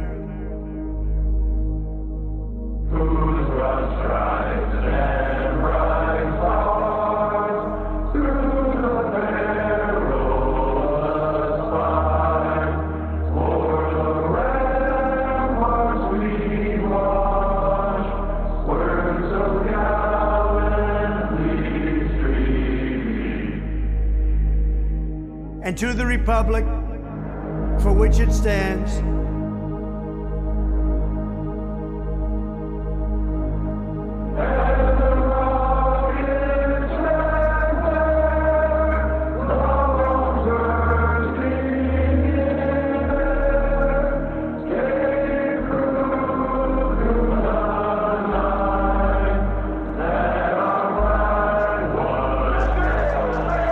Why are they showing what they did to get to get thrown in jail? I feel like that in and of itself is kind of dumb, no?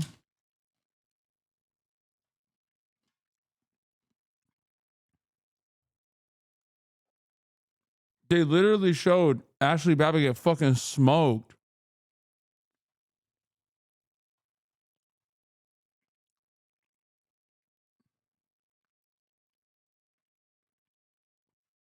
Here's the thing, dude. Remember, it's 144p audio because they're in prison. They recorded this in prison. But the thing is, earlier today, I said, who gives a fuck if the J6 people get, you know, if they're released? I don't care. Whatever. Who gives a fuck? They've already served their time.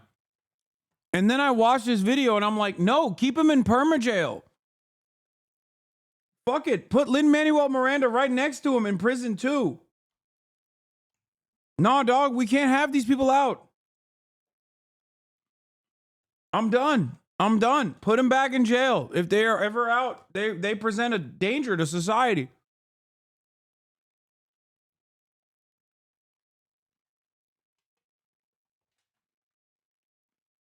Low-key, this right here, in my opinion, it shows that they didn't learn. They have the capacity to reoffend. As a matter of fact, they're reoffending right now. They are reoffending right now with this song. Keep him in prison!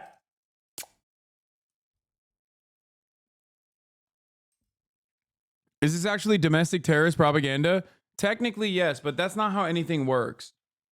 Like, they're not scary and brown, so it's not like something that is enforceable. And therein lies the problem with the political designation of terror anyway. That's why, as long as there's any sort of like academic or journalistic value, it should be allowed. one nation, under God.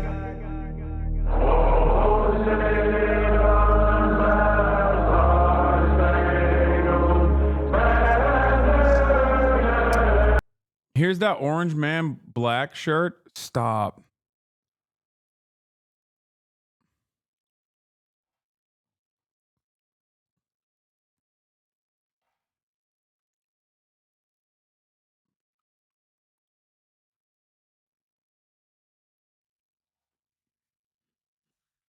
Dude,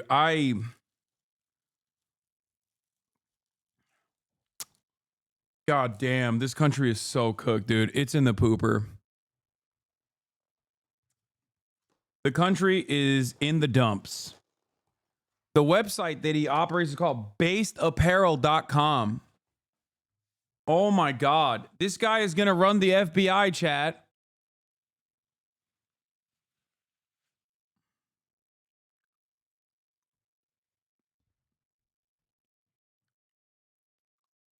Here are the playing cards. Government gangsters playing cards. Oh, God.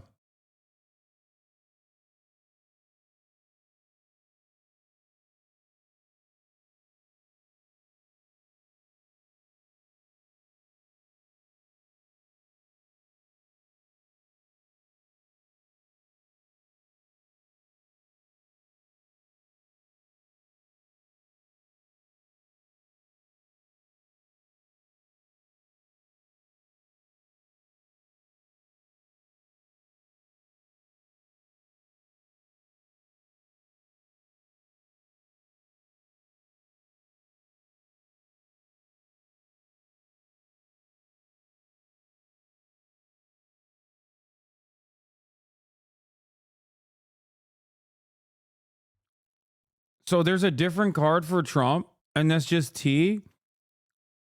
So what is T then? What is that a substitute for?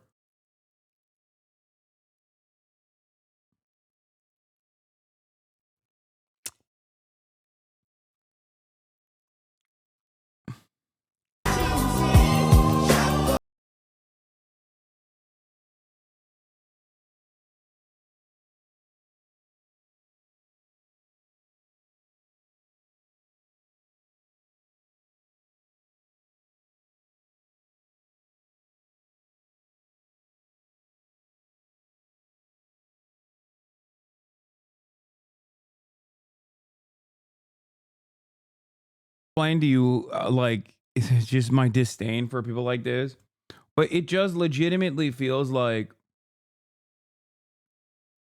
we're at the precipice of just like being governed by.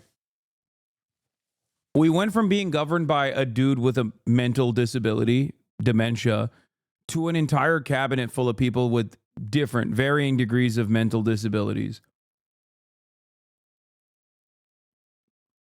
I just don't see this playing out fine in any capacity whatsoever.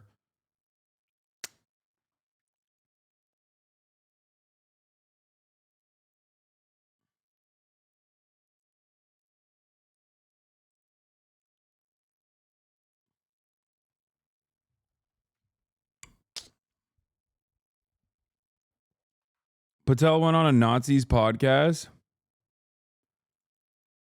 Maybe someone should ask Patel about all the appearances he made on the program hosted by Jew-hating, Hitler-loving extremist conspiracy theorist Stu Peters. Huh. They don't give a fuck, dude.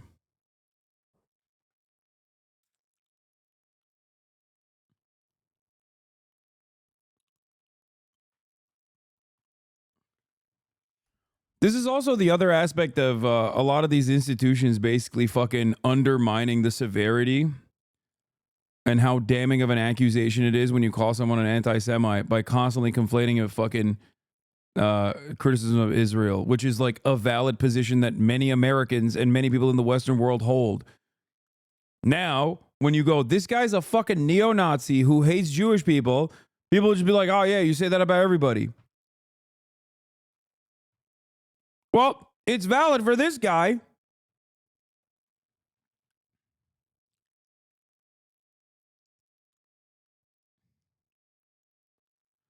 I hate this shit so much. I don't even know who this fucking guy is, you know? Kash Patel is pro-Israel, yes. So I don't think anybody gives a shit about him linking up with anti-Semites and shit. Has the ADL issued a statement or this? Or any of the other establishment conservative U.S. Jewish community orgs? Or are they too busy policing Rashida Tlaib's criticisms of Israel?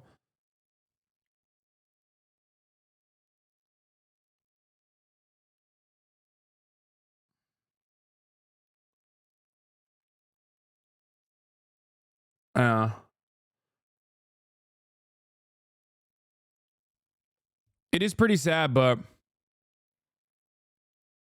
this is just the next 4 years, man. Hey, this is just the next 4 years. Down. Jessica, how do you see Kash Patel? The good news is he is not being accused of having sex with a minor. So the bar, we're up here, so that's good. He also, in good news, just put his enemies list out there. It's in his book, Government Gangsters. His vision for reforming the FBI, I guess, is just being angry at people who worked for Barack Obama and Republicans who are mean to Trump.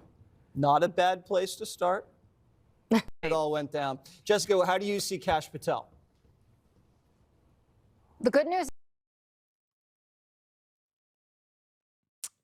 The good news is he hasn't, like, tried to fuck a minor, but we also don't know.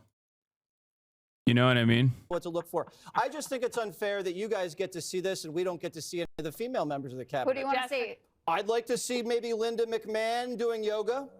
I'm asking you to hold my hand, damn it. No, Christy, no. Tulsi surfing. I don't know. Can I see something that's not fair, Jessica? It's just. He's so gross. Like, he's just trying to make a joke and realizes halfway through that he's being like a weird misogynist. and still tries to like salvage it by being like, oh, I just want to see them be athletic. It's he has just like a child's brain. I don't know. What is this? Guy put away his device for 7 days and later came back with his take. Turning off all my devices for 7 days, leaving them at home, and going on a trip with family. We'll pray, read, write, and spend quality time for Thanksgiving. Grateful for Lord Jesus Christ. Everything else is lost.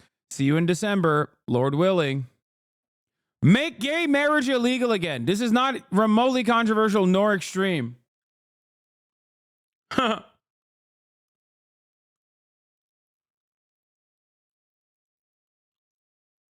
What happened?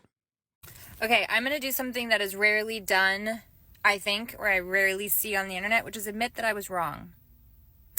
I was wrong a couple of weeks ago, and I was convinced, or my mind was changed by a single person, a single interview. I finally dipped a toe back into Pod Save America because so many recommended the Hasan Piker episode, and I'm about 2/3 of the way through, and I stand corrected. He had, not the Pod Save Bros, but Hasan Piker had the most well-articulated post-election analysis and articulation, I think, of what went wrong that I have been able to hear to date. And he stood toe-to-toe with the Pod Bros, who I am now seeing are quite establishment, corporate, and he changed my mind. He single-handedly changed my mind. And he did it with a great radio voice. Just a voice made for radio. And then I look him up, and he's good looking. Give that guy a TV show. I tried to see if he had a podcast. I think I might have to download Twitch. I don't know. But if you haven't heard it, go listen to that episode. Bravo, Hasan Piker. You're right. Democrats need to make some changes. I still stand behind ditching New York Times and Washington Post and MSNBC and all the rest. And I still stand behind that a lot of Trump voters are racist, misogynistic, and dumb. But two things can be true at the same time. And what Hasan very clearly articulated, and I won't replay it here because go listen to the episode or go follow him. I mean... Okay, to be fair, I do a podcast, but it's called Fear and we don't even talk about about politics on it. This is in 5 days got almost 500,000 views. Welcome to Pod Save. And it's kind of funny because like it is doubled the Harris campaign interview that they conducted. It was back to back. And it literally is their most successful media product in probably months, except for this one, how Donald Trump defeated Kamala Harris 3 weeks ago.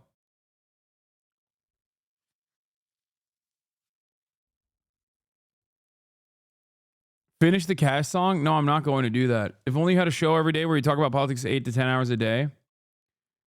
Don't you think a political podcast would have so much more reach being on the top charts consistently? I think I need to hire a team to just like cut what I do here and then turn it into a podcast and then upload it as a straightforward podcast at the end of the day or something.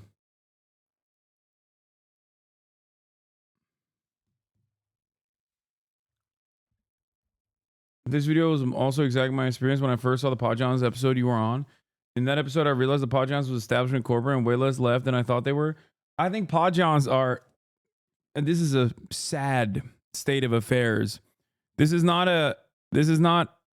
me criticizing the Podjohns, but I think the Podjohns are the most left that the establishment allows.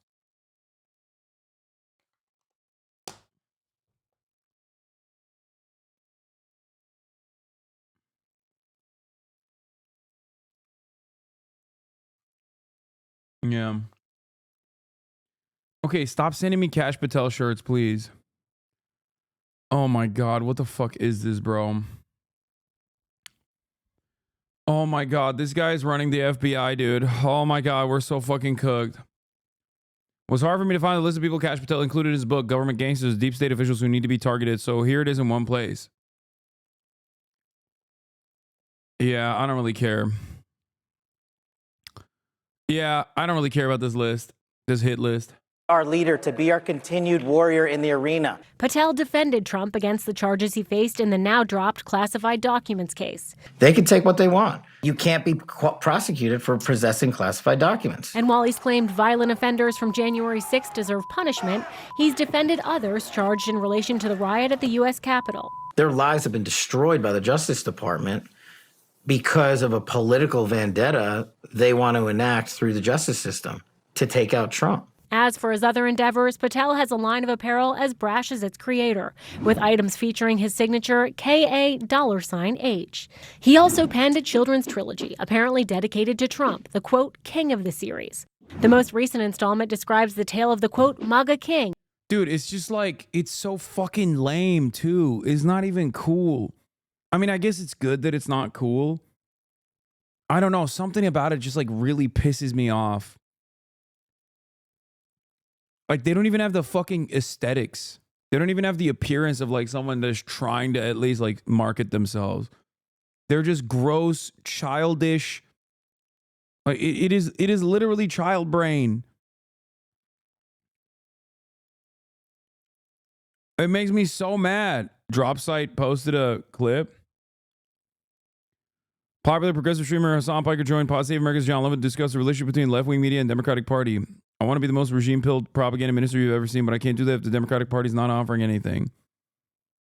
I can speak to my friends at Dropsite News, Jeremy Scale, and Ryan Graham. Majority Report was more excited for Kamala Harris than I was.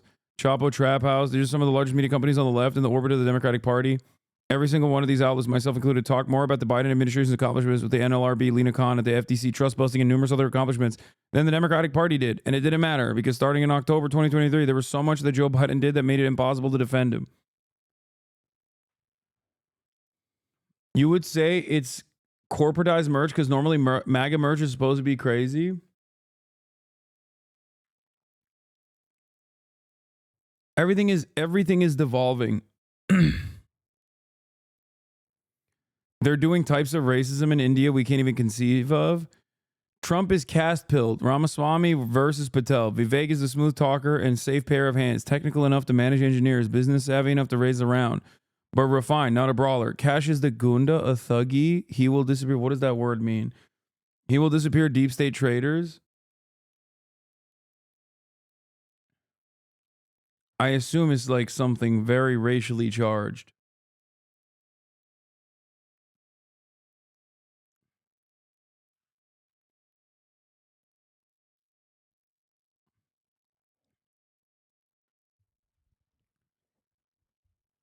Oh my God, bro. Indian racism hits so different. Like, it's crazy. Indian racism just always, it never ceases to amaze me. Like, and it's not because I'm looking at it from the perspective of like, haha, most white supremacists think you're, you know, subhuman. It's just like, it's so much more advanced than white people racism, like the average white person's racism. And I think it's because of the caste structure is crazy.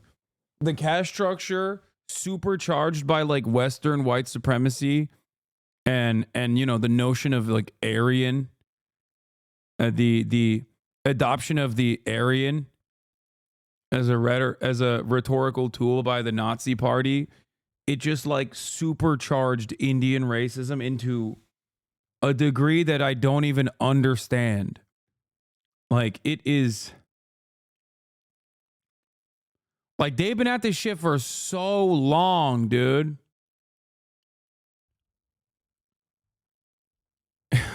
Indian racists have been at this racism game since before a time where white people knew how to wipe their asses. You know what I'm saying? Like, it's crazy. We just don't really think about it. We don't really consider it because it's like all the way over there. Right? Okay, I know everybody. We don't have to watch every pod safe pilled guy.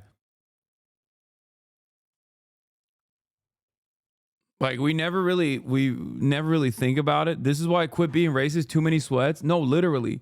Spend one day on Indian Twitter and you will understand. And it's crazy because like the diet racist white supremacists are always like, lol, like Indians are they'll just say like silly childish things. Like the anti-Indian racism is completely out of control on Twitter, but like Nazis like on Twitter, and their racism against Indians oftentimes more damaging, specifically because of migration patterns and Indians being like a marginalized community, brown people being marginalized in like the Western world. It obviously hits different, but like it's kind of it seems infantile in comparison to like some of the shit that I see on Indian Twitter.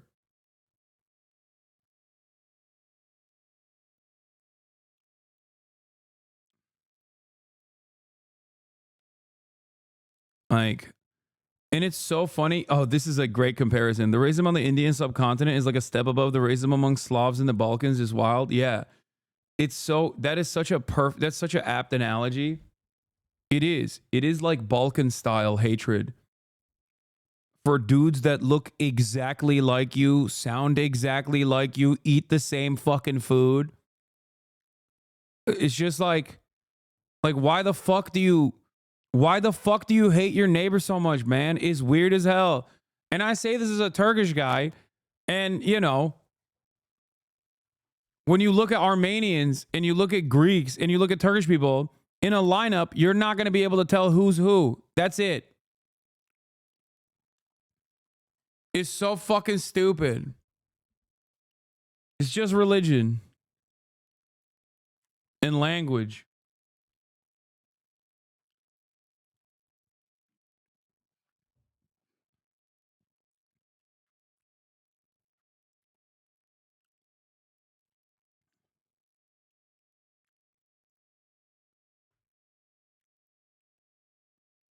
But yeah, racism against Indians is so fucking normalized online. Having said all of that, it's wild. Like it is.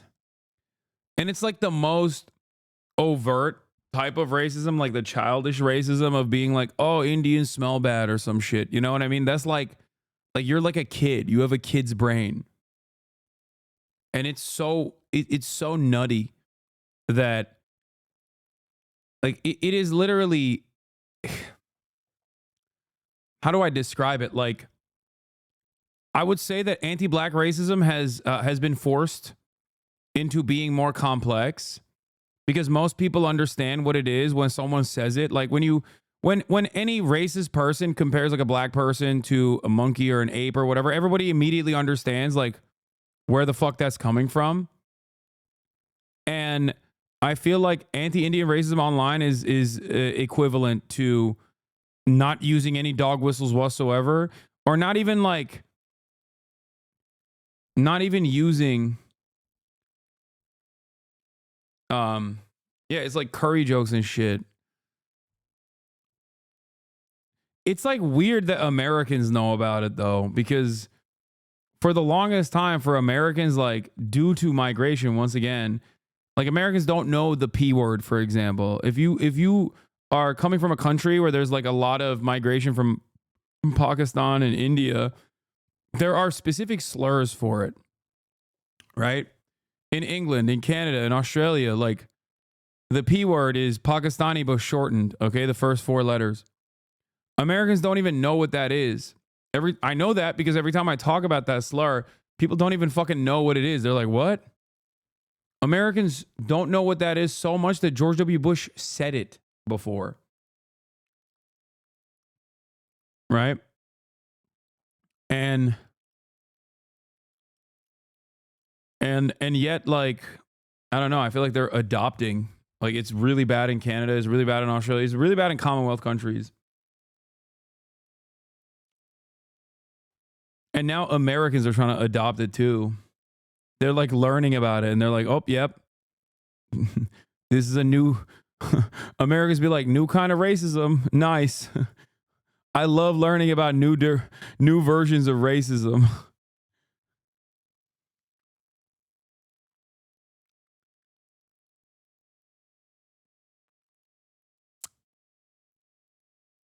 What the fuck is Kevin Spacey doing in Israel? What do you think, man? Yeah, what do you think? I mean, same could be asked about what is Bryan Singer doing in Israel?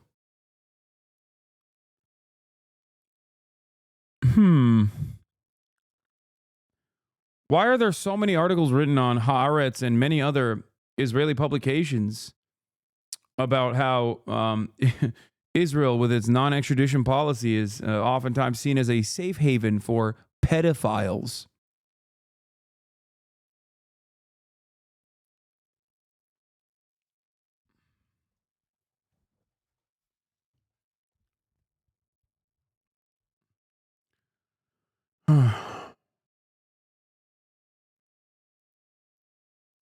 Anyway, this is the most expected collaboration of all time, dude. Kevin Spacey collaborating with the state of Israel. Are you kidding me? Fuck you mean? It's shocking that he hadn't actually gone to Israel already.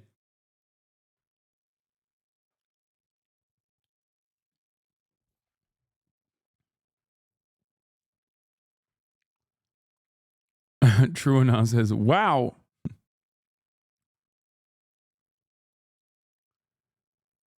Anyway,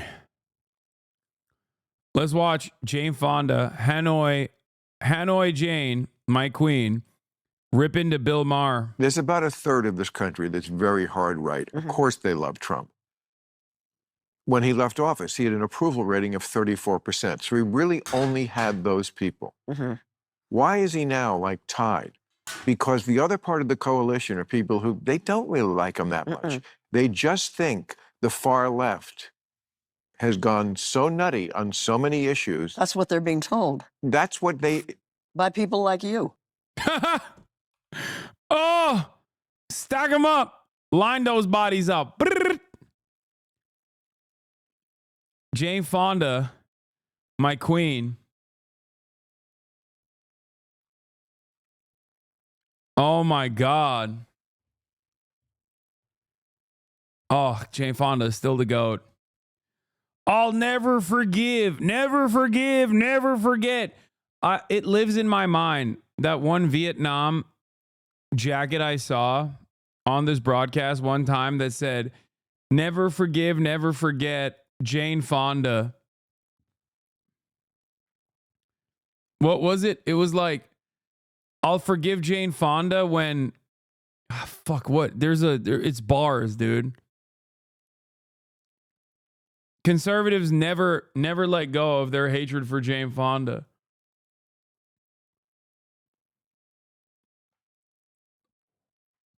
My grandpa's still mad at Jane. It's so funny. What did Jane Fonda do? Jane Fonda did basically what I've done professionally.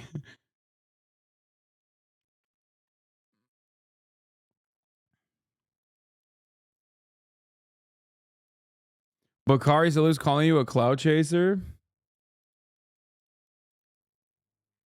What? Kind of wild. Hasan does a bit and doesn't want to have a conversation. I don't know. People just want clicks, I guess. At least invite me to the dialogue in your head. Wait, what? I never said I'm not down to have Bakari Sellers on the broadcast.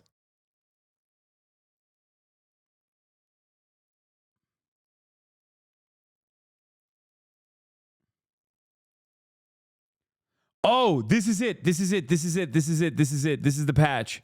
This is the patch. I'll forgive Jane Fonda when the Jews forgive Hitler. This is one of them. Yeah. No, conservative boomers are, bro, conservative boomers are not all right with this. Yeah. The jacket, I think it wasn't this, it was something else. But it's so fire, dude. It's so sick. And if you're wondering what she did, she went to North Vietnam and she humanized the Vietnamese Liberation Front. Okay.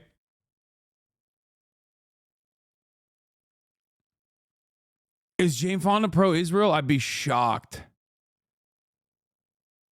Is she? Oh, here's another one. I'm still not Fonda Hanoi Jane. Oh my God, what a banger. Look at this racist ass shirt, dude. Fucking sick. God, this is racism at its best, okay? This is the type of shit where it's like, it's kind of funny. Especially many, many years later. Look at this vintage racism, dude.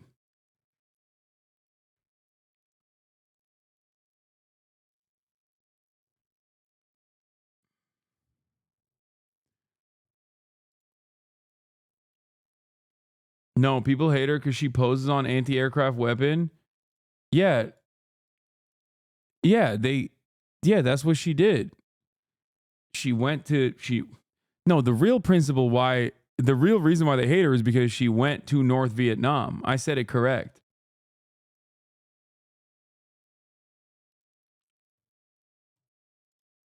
Oh, that's not just humanizing them though. Wait, I'm sorry. You got a problem with that? Oh, damn, man. I can't believe she posed with an anti-aircraft weapon that was used to defend, was used by the indigenous population to defend against an invading country. Fuck you mean? 38-month subscriber? Are you relitigating the fucking crimes of the Vietnam War on the side of America in 2024? What the hell's going on? Do you know what fucking Agent Orange is? Yeah, I don't give a fuck. I know she says it was a mistake. She says it wasn't a mistake to go to North Vietnam, but she says it was a mistake to sit on the fucking anti-aircraft weapon because she's still, at the end of the day, a liberal, okay? I don't give a shit. Yeah, you think people didn't make the exact same propaganda about the Viet Cong in the United States of America? They were like, oh, I guess you don't care about the southern Vietnamese population. I'll have you know, the Viet Cong, they are brutal to those who collaborated with the Americans. Like, they were torturing them. All this shit. Motherfucking Morning Joe in the chat. Coming out on the side of American empire. In yet another instance of like very obviously violent and wrong things that we did.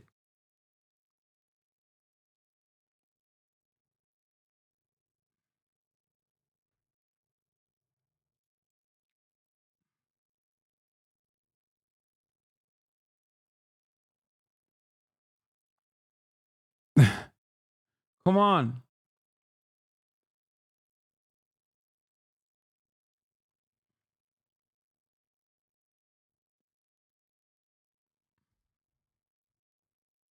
Wait, did he get...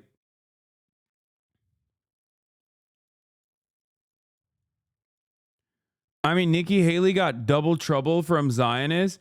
Are you comparing from signing the weapons is considered distasteful? It'd be like you taking pictures around Ground Zero after you said America deserved 9/11. 38-month subscriber. I don't know if you know this, but I have already done that. That's number one. I meme about fucking 9/11 every time I go to what's it called? I like that Zionist is now a blocked term, so you can't even say it. But every time I go to the One World Trade Center, I meme about it. Like, what do you mean? Last time I went was for the Wired magazine interview. And also, you cannot compare an American signing off American artillery shells that are going to go and kill babies to an indigenous population and the weapons that they use to purge their fucking territorial borders from an invading force. The fuck?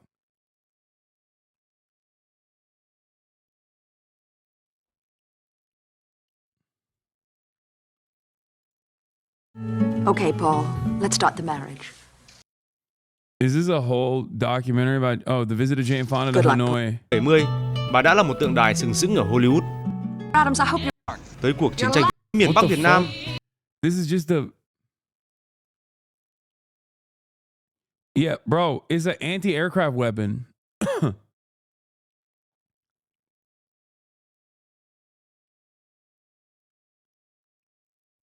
I don't know if you know what an anti-aircraft weapon does. It's not used against the civilian population. It's like worse than an artillery shell. You know, it shoots enemy aircraft down. Unless you got some, I mean, maybe you got some baby brain soldiers operating it, but like, come on now. Yeah, but the real reason why they hate Jane Fonda is because she humanized the enemy. Yeah, not because she sat on a fucking anti-aircraft weapon. Get out of here.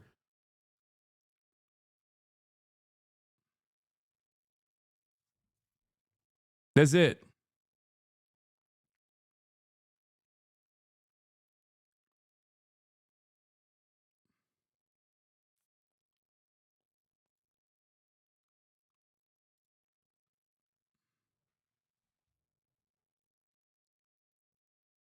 Jane Fonda responding to a I dreamed a swarm- New Yorker cartoon the other day, which was a wife in one of those maybe Saxon or someone who draws the suburban people, saying to her husband, I won't understand this new war in Vietnam until I know which side Jane Fonda is on.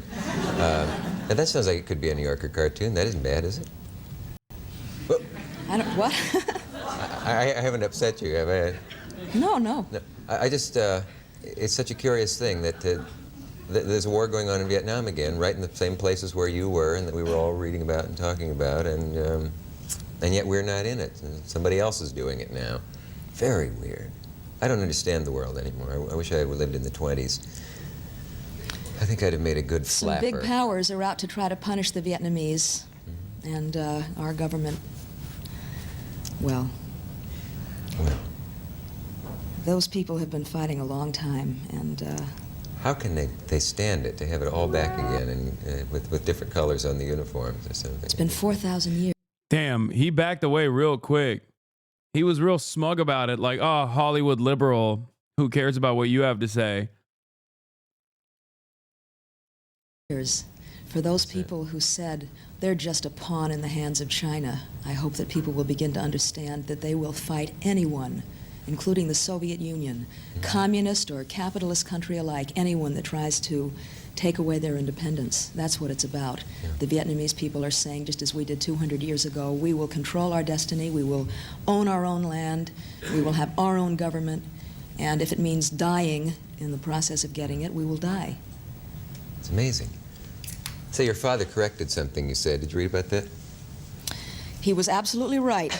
Yeah, well, I'm working, Nixon's not, but he is certainly getting a lot of money from us, even though it's not working to get it. yeah, you had said I'm getting paid these days, and he Nixon isn't. isn't, Your I father know. pointed out that he is making quite a good deal of money. And, right. Right. That was interesting because your father has had to tread a rather delicate line at times with some of his old buddies over these controversies and so on.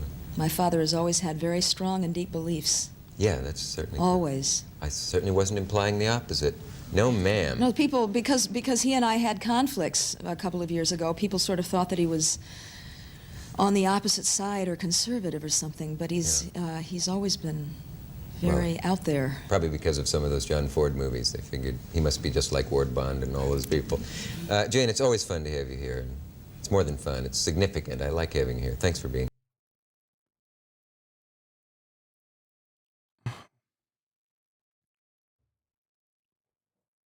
Anyway, let's get back to Jane Fonda and what she has to say. She's still a lib at the end of the day. Sometimes I wonder if we had a utopia, it would be the greatest pain for you because you need to be. I mean, you're there for the cause, absolutely sincerely, but also the cause is there for you, a little. Boo. Jane Fonda and her husband Tom Hayden arrived today for a week-long visit here and said the Palestine Liberation Organization's terrorist acts and refused to recognize Israel had made the invasion of Lebanon inevitable. Boo. The visit was arranged by the Israeli Association of Welfare of Soldiers, which has invited several American entertainers to Israel to improve morale. Boo, Jane Fonda. I was in 1982.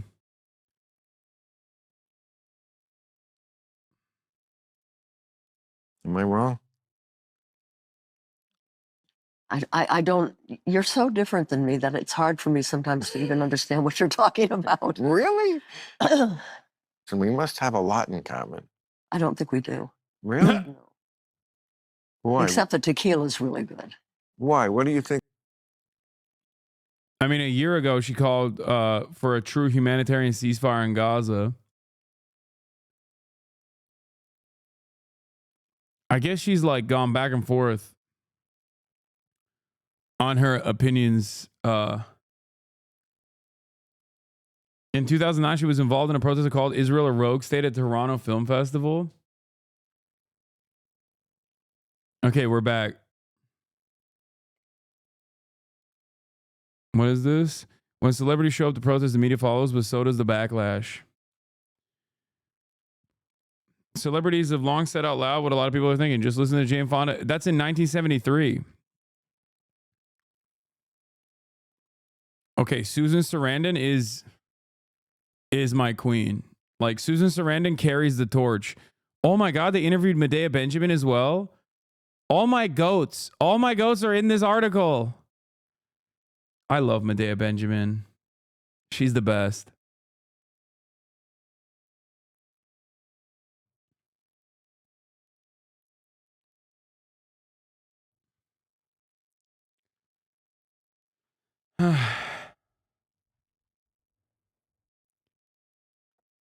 Read what Fonda said. Yeah, that was in 1973, chat, about the Vietnam War.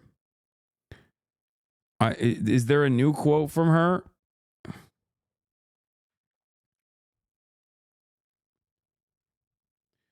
Susan Sarandon is the best.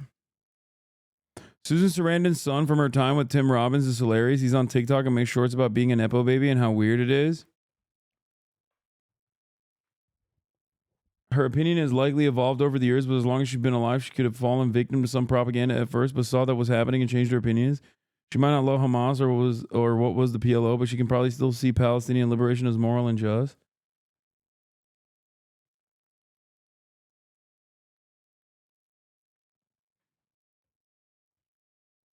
Why are we investigating Jane Fonda so hard? I don't know. It was just it went on a deep dive. I think it's for so no different reason. about me. Just your worldview is so totally different than mine. I don't see people the same way. I don't see. You think I'm a cynic? I think you're very cynical. I know. Yeah. But don't you think the world makes you cynical? I don't know. I'm not cynical. And I've been around longer than you. Yeah. A good. And she's a smoke, dude. That's what happens, dude. You get clear skin when you're on the right side of history, even if you have some flubs along the way. 20 years more. You could be my son. I'd put you over my knees and spank you. Would you like? You'd probably like that. No, I think I'm very normal. I think I'm very normal, and I love when I grew up. You know, I think it was like a very normal time. If you were white, yeah. Yes, if you were white, Yeah. absolutely. Glad we said that. See, he thinks that's like shitty to say. He thinks you're only saying that for woke points. It's just an accurate rendition of history. That's not just like being said for woke points. It's a recognition of the humanity of those who are marginalized historically. It's not like, this is why he's cynical. She proved it, even in that moment. Like, she literally has, without even trying, proved that Bill Maher is a cynical piece of shit. That's a cynical fucking take.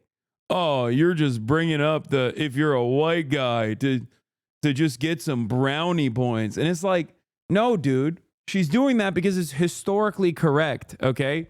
It is historically inaccurate to say America was simply better in the pre-civil rights era or during the civil rights era.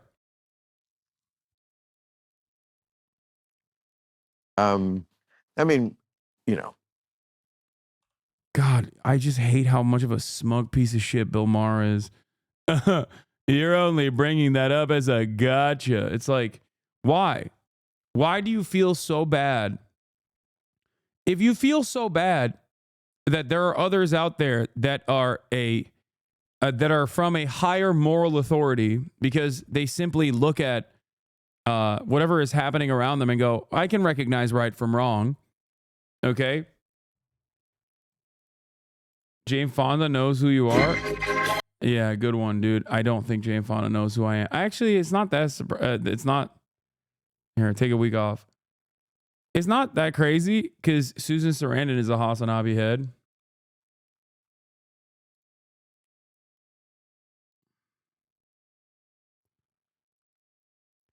God, every time I watch Bill Maher, I'm like, I become one of those, like, I understand why people have such a parasocial hatred of me. Like, if I read in the same way as, like, Bill Maher does to my enemies, it makes sense, you know? I mean, even then, because I'm a normal person, I don't fucking investigate every minutia of his life.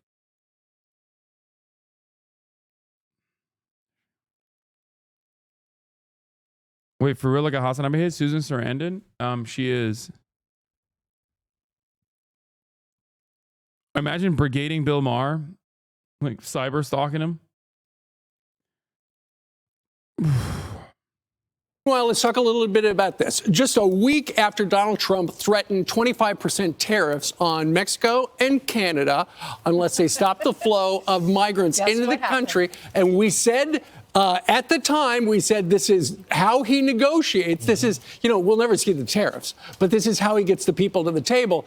There are two developments, up north and down south. First up, it was just after the incoming president, Donald Trump, spoke on the phone to the president of Mexico, and they talked about some sort of an agreement on stopping the flow of people into the United States. Well, you know what happened? Mexican authorities that same day broke up 2 migrant caravans heading to the United States. And apparently on that same day, the migrants and caravan, the president of Mexico said that migrants and caravans will be taken care of before they reach the border. That is something new. And that happened after her conversation with. That's not something new. That is the standing policy since the Trump administration that Mexico gets to do. Mexico gets to do whatever it wants without American intervention as long as they just like hold back on they play border patrol for America since the Trump era. That's it.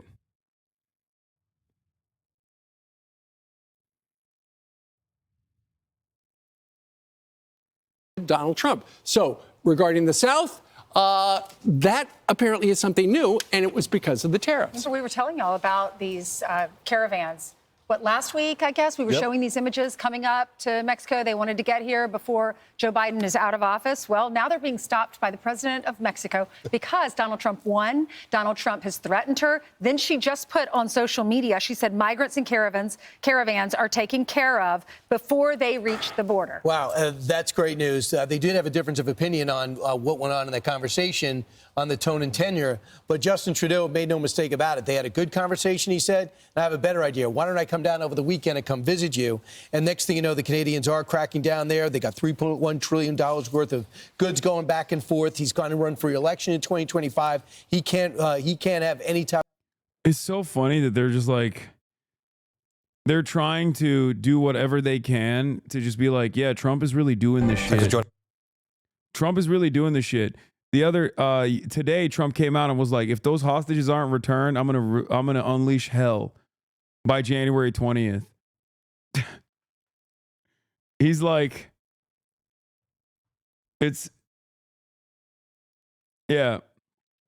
Trump threatens and Barack Ravid comes out.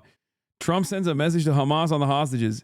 Everybody's talking about the hostages who are being held so violently, inhumanely, and against the will of the entire world in the Middle East. But it's all talk and no action. Please let this truth serve to represent that if the hostages are not released prior to January 20th, 2025, the date I proudly assume office of the President of the United States, there will be all hell to pay in the Middle East and for those in charge who perpetrated these atrocities against humanity. Those responsible will be hit harder than anybody has been hit in the long and storied history of the United States of America. Release the hostages now. What are you going to do, man? Do more of a genocide? I guess, yeah. The answer is yes. He's just going to do more genocide. Like, Israel's doing pro-rape riots about the Palestinians that they apprehend. And this motherfucker's like, we're going to make things so much worse.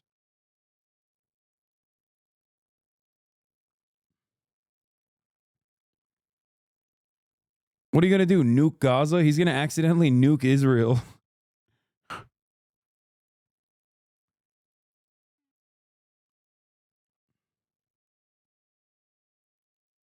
Does Claudia Sheinbaum being a white Jewish woman help Mexico at all and being able to do damage control against Trump and MAGA? No, dude, what?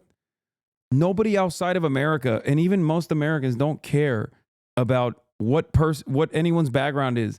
That's why nobody thinks that like Kash Patel being Indian is actually a good sign for Indians in America or whatever, okay? That shit is all marketing.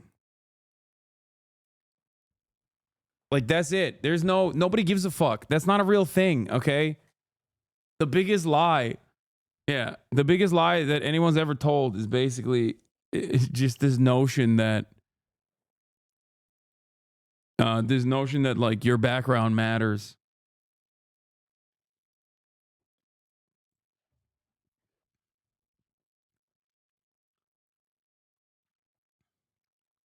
I think only liberals have this, like, false notion.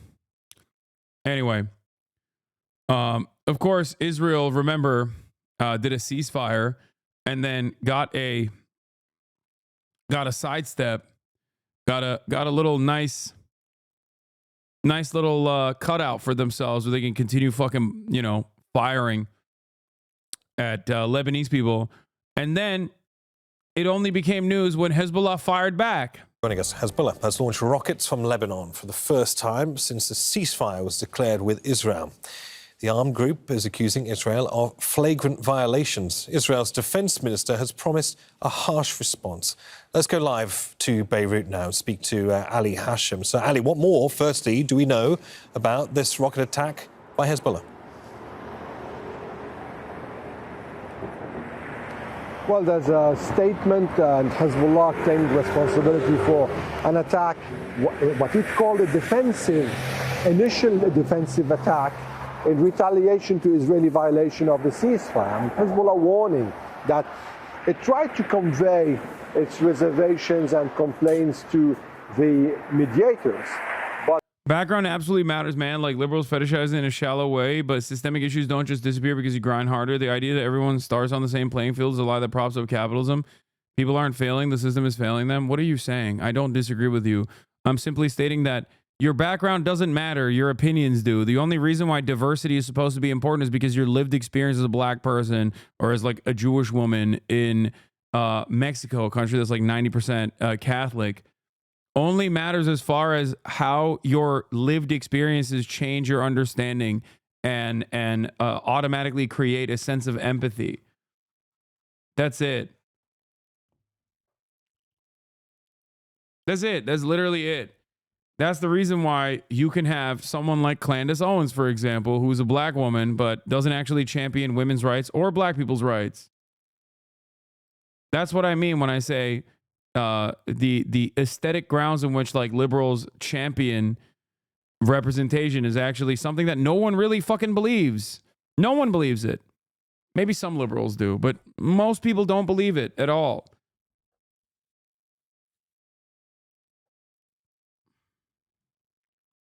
But there was no response, and that's why it went towards retaliating initially in a defensive way.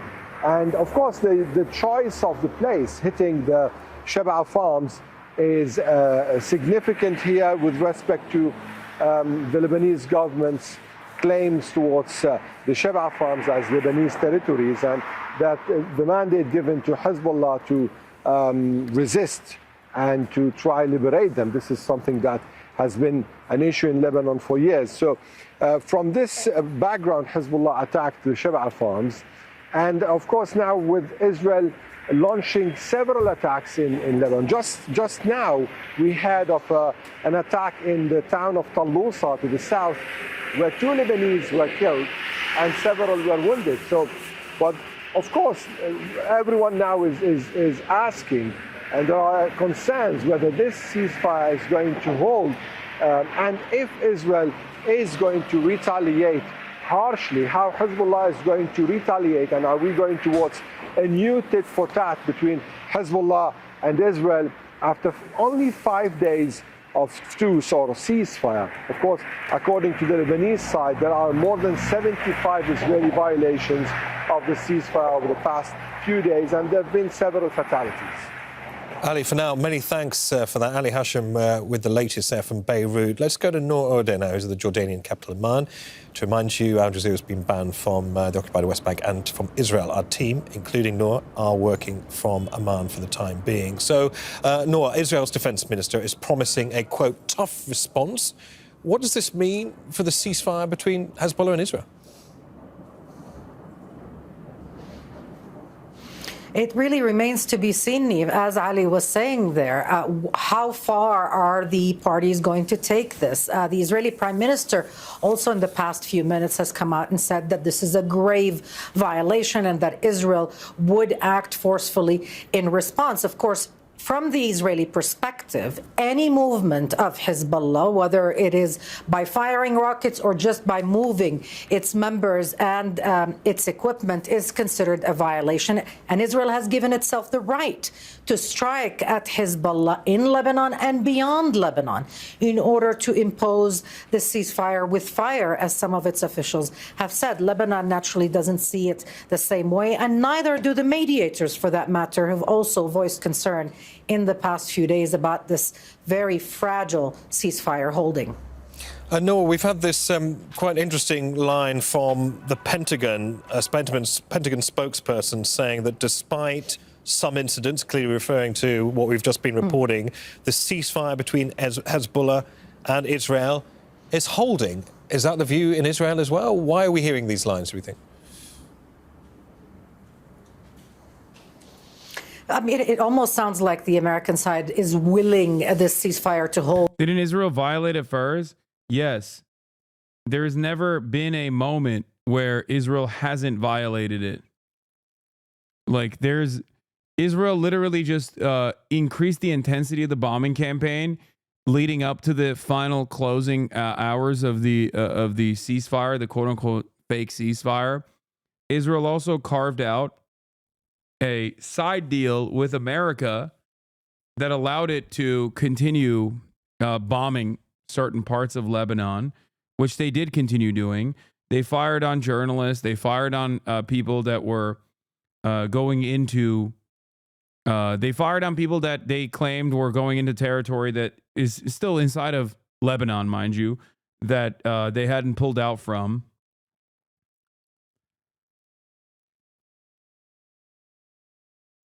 And yeah, Israel has violated the ceasefire 100 times, by the way, since the ceasefire. Dana, that there have been continuous violations since the ceasefire took effect early Wednesday morning. CNN spoke to a UN peacekeeping source who says that Israel has violated that ceasefire about 100 times. But there are many people on both sides of this border who are desperately hoping that this doesn't escalate further and that the ceasefire prevails. Like, it's just so cooked. We've seen since the ceasefire went into effect, is it being successful? Broadly speaking. Yeah, it's successful because Israel keeps bombing and then no one retaliates. But notice how the moment of retaliation from Hezbollah is immediately like, whoa, whoa, whoa, whoa, whoa, you can't do that. Why is it always this way? Why is it stacked this way? Like, how come? How come we get this like fake ass ceasefire where only one side has to cease their fire and the other side can continue its invasion? And that's the kind of attitude they're portraying. In Israel, they don't consider that the ceasefire has broken down, but they do consider this Hezbollah rocket incident as a grave violation. So the questions that are now being asked, especially by the detractors of Netanyahu, those in the opposition, those in the right wing. Israel, by the way, since then killed 3 World Central Kitchen aid workers as well. And then claimed that one of them was Hamas when they knew that people were going to get mad at them, because the last time that they killed World Central Kitchen aid workers, they got, people got very mad at them. This time it didn't even make a blip, partially because none of them were white. they were Palestinians and brown people that they killed. They also killed the Gaza Soup Kitchen's head, the head of the Gaza Soup Kitchen. You know, they're just.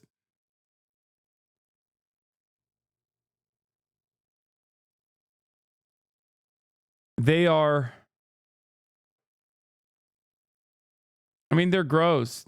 I don't know. I don't know what else to say. In the past 2 days, Israeli forces have killed 3 World Central Kitchen Aid workers, killed a Save the Children staffer, killed a Gaza Soup Kitchen chef, killed an ICU director, attacked and killed hundreds of displaced Palestinians, shot a 10-year-old girl. That's from yesterday. Like, I genuinely don't understand. Yeah, there's also a photo of an Israeli soldier that's like masturbating. I don't even want to know if I want to show it. But yeah, there's a photo of an Israeli soldier that's like simulating a masturbation.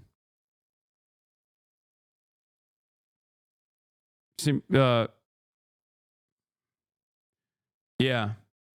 It's not, you can't see anything, but he's just like jerking off on a seat. Looking at the destruction of Gaza. Yeah. Also, things that we knew already that are now getting more broad media coverage, and I'm happy that there's finally like some media coverage over it. Remember how we talked about the quadcopters that snipe Palestinian doctors and children? There's also another use for quadcopters, as you guys know. We've briefly covered this before, but now there's more evidence for it. Quadcopters were emitting baby sounds, playing sounds of screaming women. Palestinians in Gaza say Israel's been using small quadcopter drones equipped with loudspeakers to lure them out of their homes and then shoot them.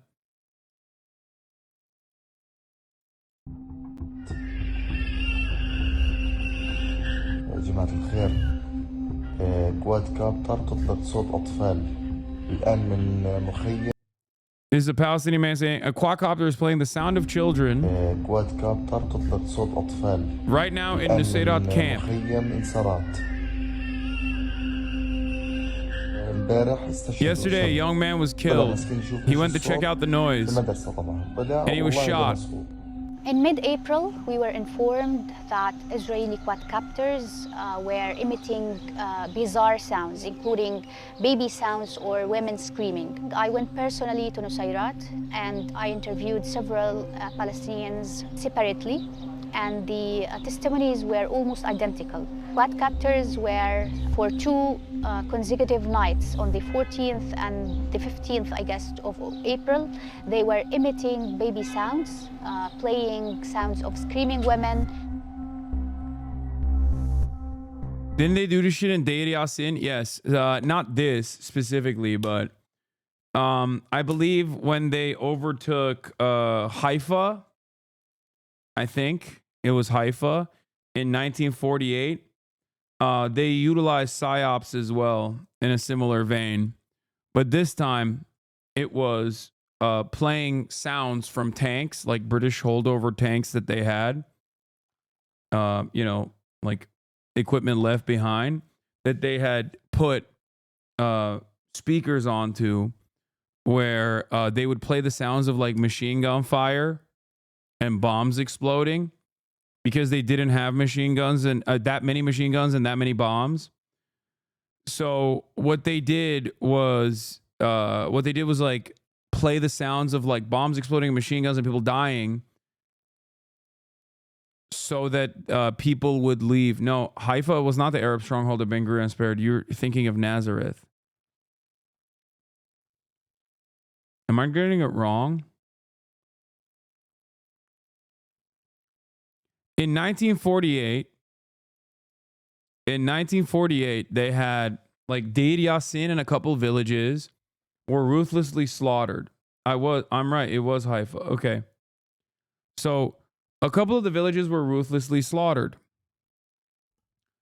These villages had negotiations with neighboring Arab villages. The Jewish villages had a partnership with the Arab villages in the surrounding region. The Arab villages did not have any sort of like militia defense whatsoever because they were like, oh yeah, we have negotiations with the Jewish villages around us. Like, we're fine. We trade with one another. We're neighbors. Hasan is racist to Eastern Asians? What? What now? What happened now? Where are you fantasizing about this from? Anyway, why the fuck am I even entertaining this shit here? Eat a week off. Anyway, so in Deir Yassin, they did a lot of the atrocities in Deir Yassin, the village of Deir Yassin, with planned Dalit that Israelis and defenders of Israel actually claimed Hamas did on October 7, including throwing a child in a baker's oven in front of his dad, and then throwing the dad afterwards in that same oven. First, they tried to get the dad to throw the child in the oven, and when he refused to do so, they threw the dad in the oven afterwards. They made him watch, and then they threw him in the oven. You know, people being thrown in wells, just like endless depravity. So that was Deir Yassin. And the only reason why we know that happened is because they left people alive. Now, the reason why they left people alive was so that those Arab villagers would then go to the village next to, Deir Yassin or whatever, and repeat the atrocities that they had experienced, specifically so that it was easier to purge,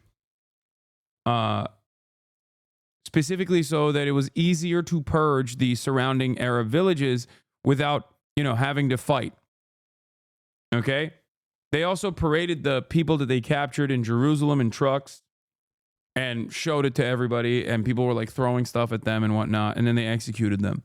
So this is in 1948.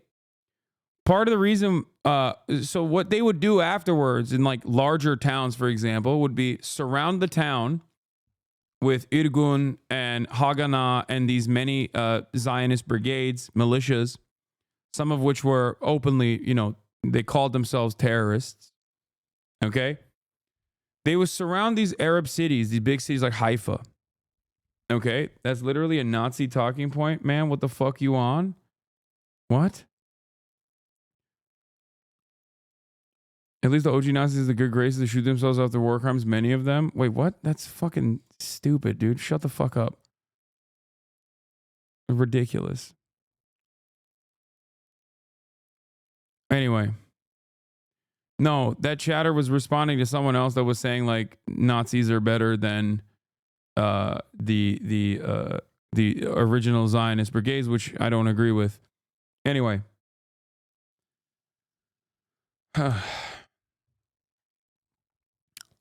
Let me finish. So they went to Haifa, and everyone at this point is aware of the atrocities that the Zionist brigades are engaging in. So what they did basically was surround the town and leave one opening for every single person in the town to leave from, right? They would always surround the town and then leave one exit. Okay? So that people could leave in an orderly manner. So that the Arabs that are fleeing these towns could leave in an orderly fashion. And what they would do in that process is they would play speakers from the sounds. They would obviously shoot people. They would obviously like explode bombs and stuff as well. Or even there was one documented instance, I believe, of like one plane dropping flyers, which is ironic because they still do that. But in order to not, kill too many Palestinians, like waste too many bullets, they basically would do psyops. And the psyops were using using older British equipment that was left behind, equipped with speakers to play the sounds of bombs and play the sounds of machine gun fire and play the sounds of people dying. Okay? In an effort to terrify and terrorize the Arab populations living in cities like Haifa, with the express purpose of ethnically cleansing and doing a population transfer and moving all the Palestinians, moving all the Arabs that live there to a different area, only to never allow them to return to their ancestral homes ever again. That's it. They did that. They did psyops. Now the psyops have become even more cruel, where they broadcast intimidating sounds to lure, kill, and forcibly displace civilians in the Nusayrat camp, specifically babies crying. And you know, women crying, the sounds of women crying, so that if someone seeks out the children thinking that there is like a child in distress, they shoot and kill them. Gaza is a laboratory of violence. I remember listening to Mark Milley and the former Google guy who want to make inroads into the tech violence space, basically. Like a lot of these Palmer Luckey style guys are now actually making inroads with the Defense Department, and they want to change the way that America engages in procurement of new weapons. And I remember listening to them at the time talk in great detail about how Ukraine and how Gaza were basically experimental grounds for so much new technology, and they were worried that America was falling behind. That's another purpose for Israel, which is that Gaza is a laboratory for new ways to be cruel to civilians, new ways of subjugating large numbers of people, and new ways of testing out, new ways of doing research and development on a live population.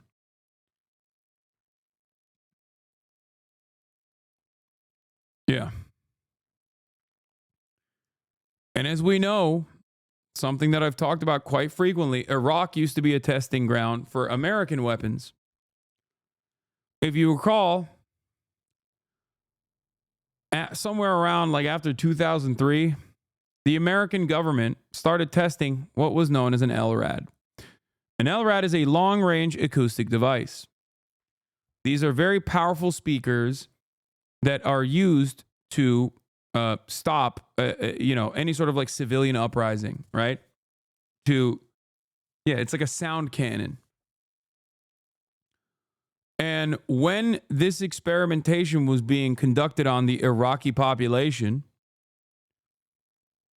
Americans were oblivious to it.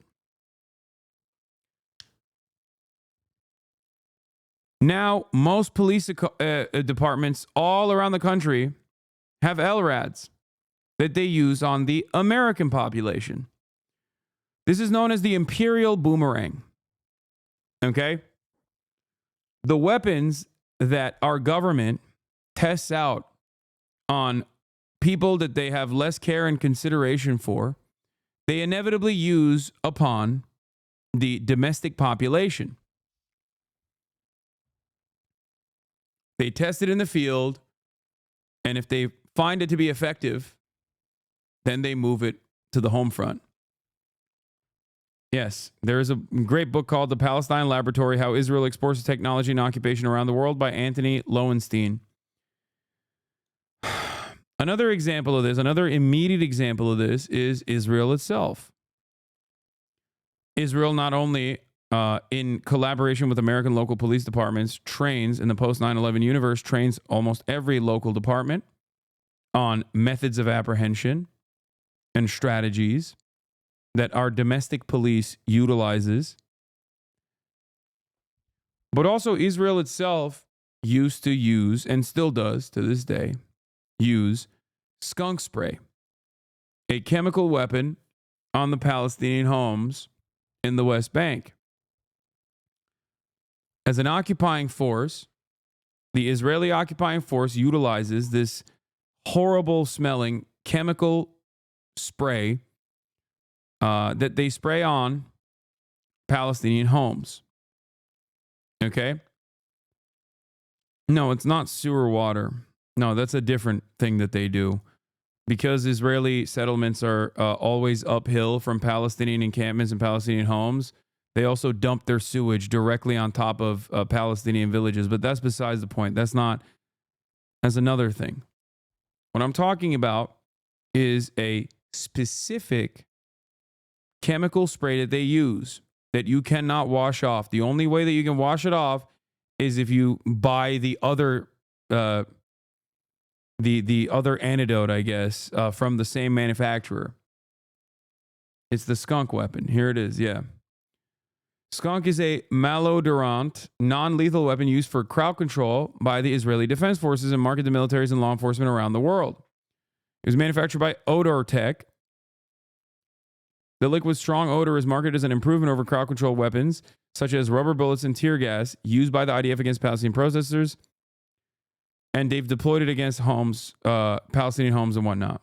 It's an organic, non-toxic blend of baking powder, yeast, and other ingredients. Now, the interesting thing that I was trying to explain to you is that the weapons have historically been used against the Palestinians. But in the 2018 protests that were launched against the Israeli government by Israeli citizens who were, some of them are pro-apartheid, some of them might not be, but it doesn't matter.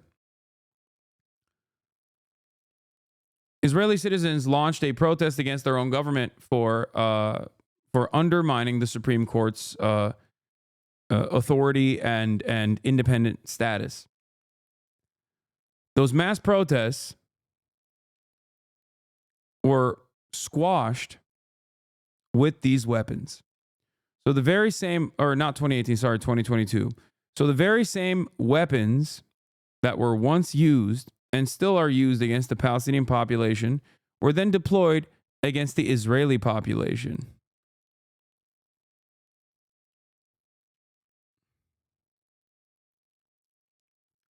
What goes around comes around. This is the imperial boomerang. Weapons that are tested out on people that you are trained to hate will inevitably be used on you. There will always be something that you disagree with your government on. And when you push and demand accountability and demand transparency and they don't offer it, inevitably you will protest. And if those protests become too disruptive, the government will use those weapons that you once knew as weapons that would defend your free speech or whatever against your enemies on you. That's it.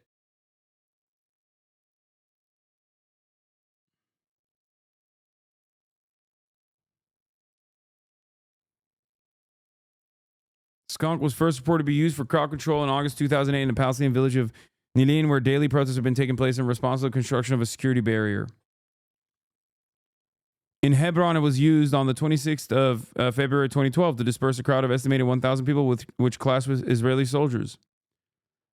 During a protest described as commemorating the anniversary of the Cave of the Patriarchs massacre, or as pressing for the reopening of the zone of Shuhada Street. The funeral procession waiting for the riots to be dispersed were also doused with the liquid. In 2017, Israeli forces began using skunk against ultra-Orthodox Jewish protesters. I believe they also used it in 2022 against Israeli protesters that were protesting their own government.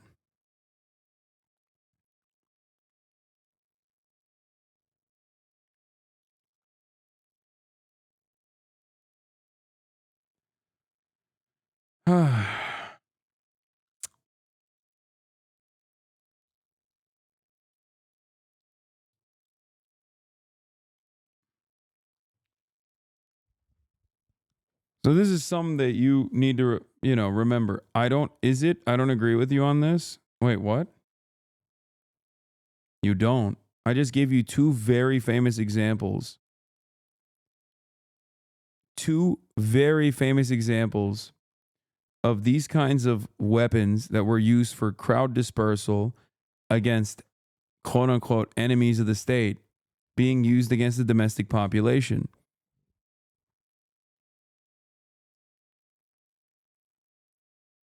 You can disagree with, many things. You can disagree with my approach that you can disagree when I say doner is better than a gyro or something, but I don't think you can disagree with facts.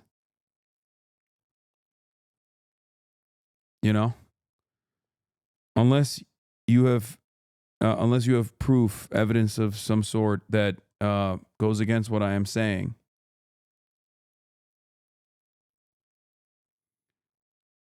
Yeah, they use I think they use sewage water here. This might just be regular water against the Israeli protesters that were protesting to release the hostages.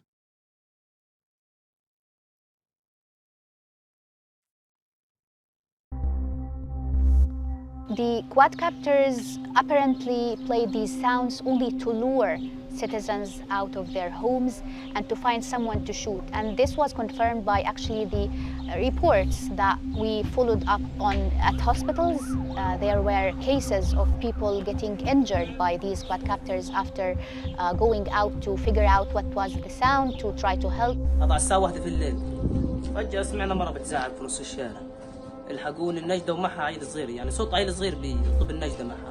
Help, with the baby asking for help. The voice was coming from outside the house door. There was a quadcopter with 4 propellers. Then it headed towards the tents, broadcasted the same crying. We called my cousin in the tents. He said, don't fall for it. It's just the sound system. Abu Anas al-Shurur. From this area, they shot him in the head. A recording that my brother took of the quadcopter broadcasting a voice of a child screaming for help or calling for his mother. I wonder if it's recordings of the detained children or paid actors. If it's the first, God forbid, that would be even more horrific. It's a child saying, I want my mother.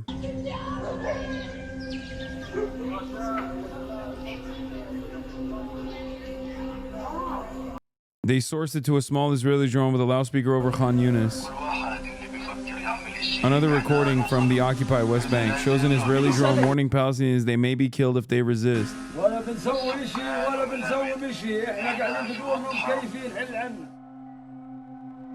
Israeli arms manufacturer Elbit Systems produces a weapon system that can be fitted to various drones, which says it can operate day or night and provides highly accurate lethality. Yeah, they also have these drone copters that are retrofitted with snipers and AR-15s, and they are the ones who are sniping kids and shit.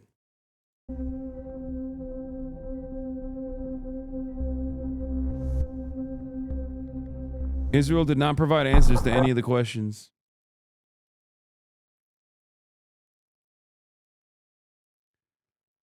Yeah. Bait Alpha Technologies, the owner of Odor Tech for skunk. Bait Alpha Technologies has exhaustive sales of the US and India. I don't know why this person who said I don't agree with you on this has stopped. Do you think all future wars will have these drones involved now? Yes. If you're wondering where the video is, I quote retweeted it and said Israel invents a new fresh hell every day in Gaza. It's the laboratory of evil. So you can find it on my profile.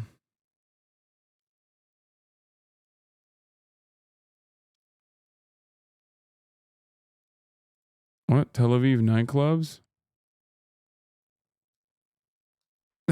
I'm gay, white, and racist.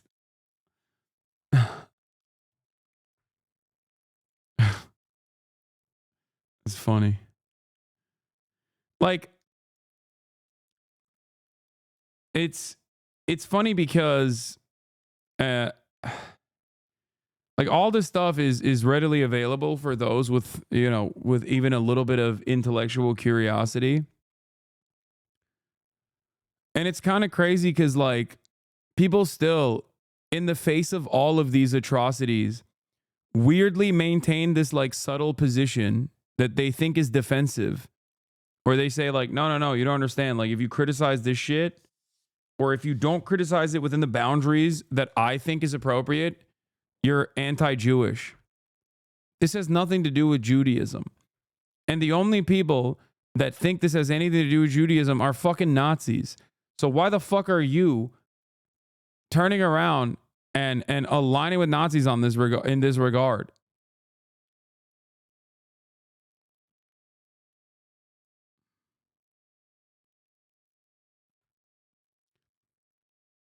I've been tracking this stuff fairly closely. for a very long time, as you guys know. And even I have been shocked time and time again about some of the new inventions that I have seen Israel utilize, some of the new things that I have found out that Israel has done.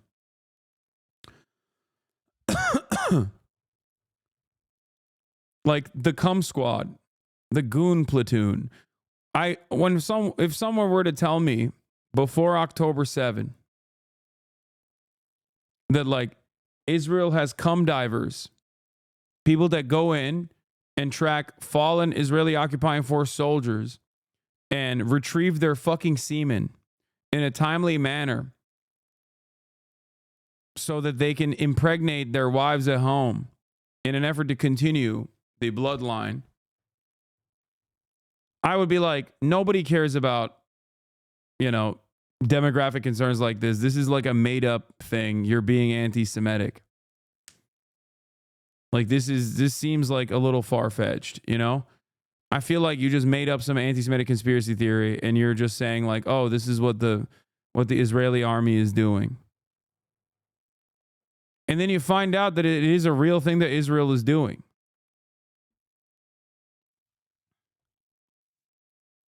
It's just crazy.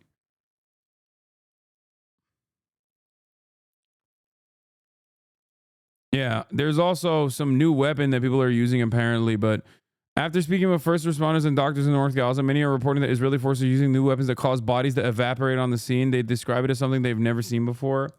There was one video of something that I saw that was like, I don't even know what this is, but I saw one video of like a person whose upper body was just like straight up on fire.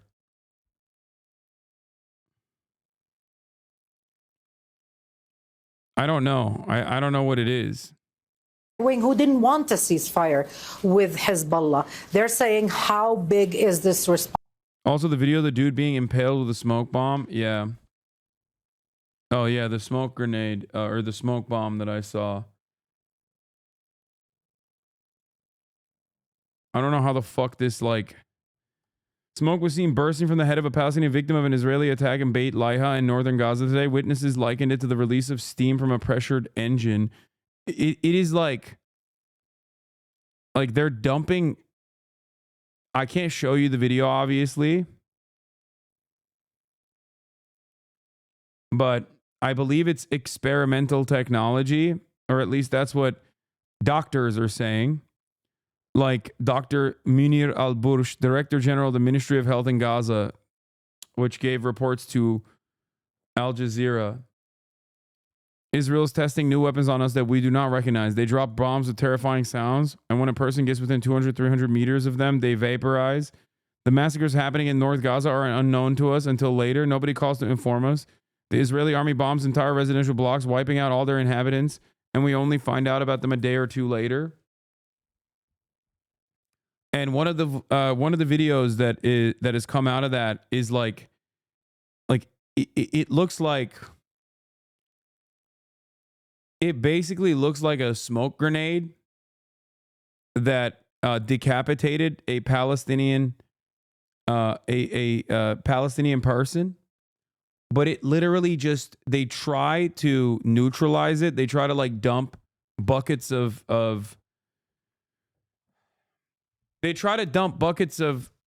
dirt on it. Okay?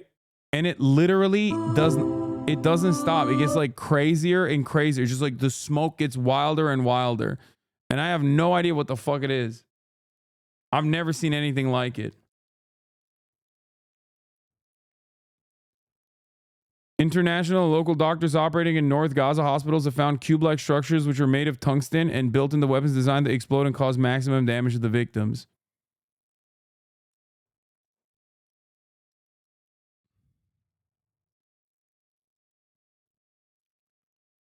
I'm not like a weapons expert.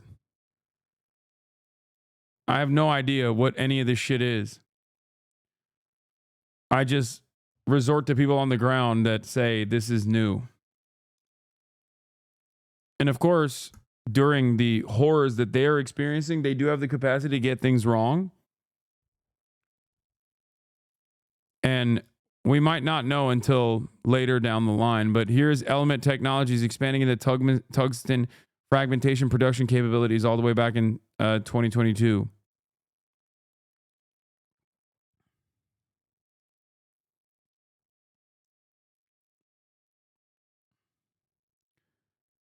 For those of you who don't know, tungsten is incredibly dense.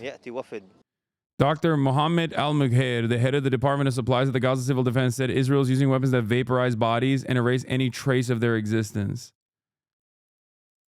To understand these weapons used by the Israeli occupation, when they shell a house, there are instances of one bodies between 2 to 5 bodies. Those are bodies we can't reach. Those bodies vaporize and are directly consumed by the airstrike or explosion.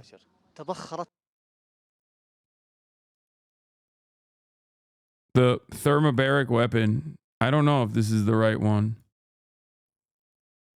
It forms an aerosol known as vacuum bombs.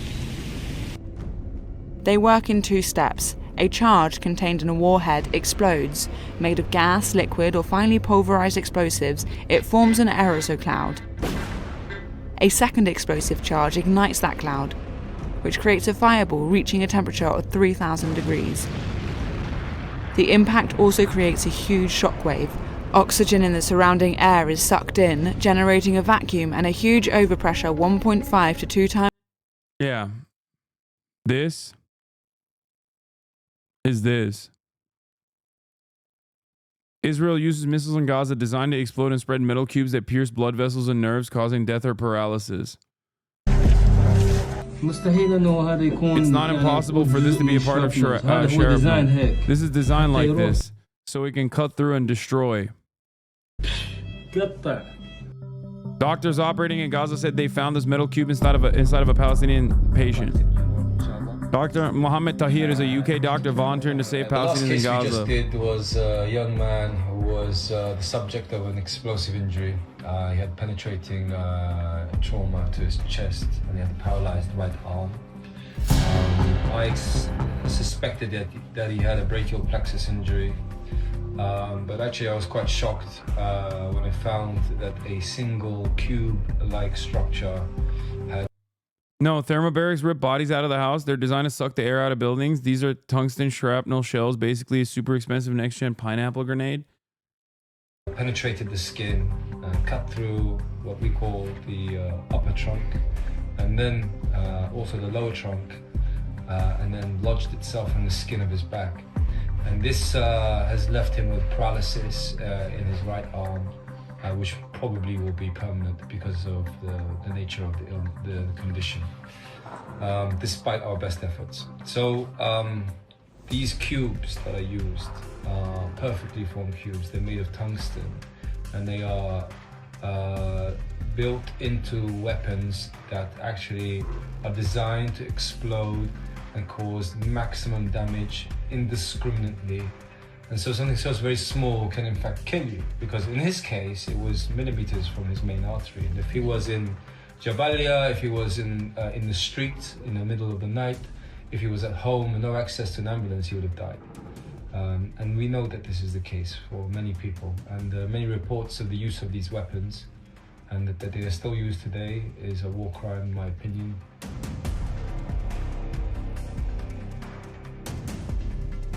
The cubes are just millimeters in size, but can spread out over 20 meters, shredding metal and human flesh. This is what I mean when I say it's a laboratory for like all of the newest weapons technology. Like Unit 731 shit against the captive audience. Where they're just like, you know how like Unit 731 was testing, you know, the limits of frostbite, or what happens when you sew 2 twins together or some shit. This is, once you make this technology, you got to fucking live test it.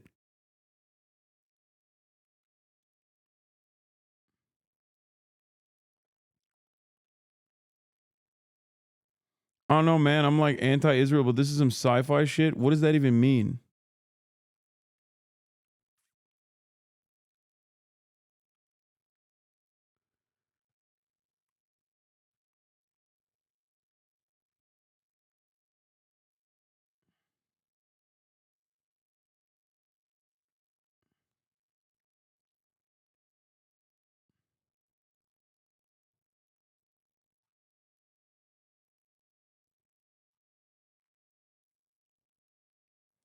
Is this the anti-Semitism I've been promised? Yes.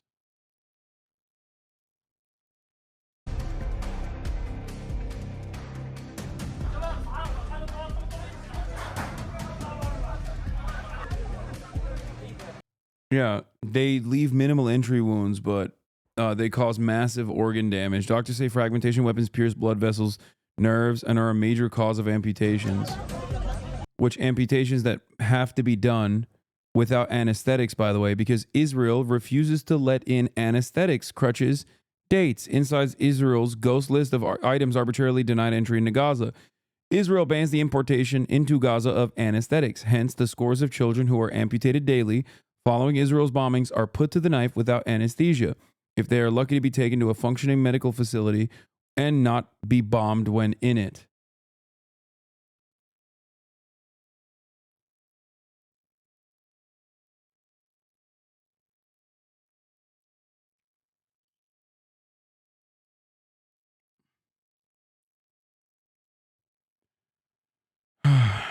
The weapons are apparently called dimes, dense inert metal explosives.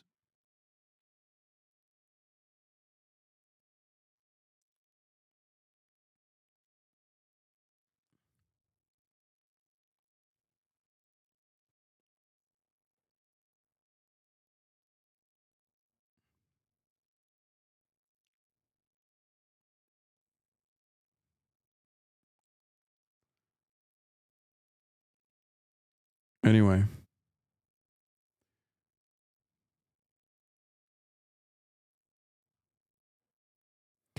I do not go crazy from seeing this stuff every day. How do I not go crazy from seeing this stuff every day? The UN says Israel's war on Gaza has left over 2,500 Palestinians with life-changing injuries. I don't go crazy looking at this stuff every day because in my heart I know that there is a fresh hell every new day that Israel unleashes upon the population of Palestinians that it is a belligerent occupier of. I know that every day we get closer to some semblance of justice, especially in comparison to where we were before. And speaking of which, I mean, there are more and more people that come out and openly say what Israel is doing is a genocide, is ethnic cleansing. One of those people is a former Israeli defense minister.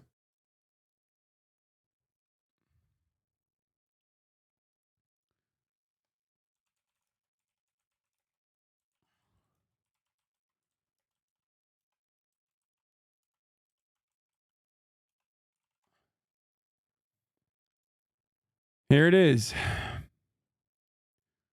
Does anyone have the video? Former Israeli defense minister says his country is ethnic cleansing in Gaza.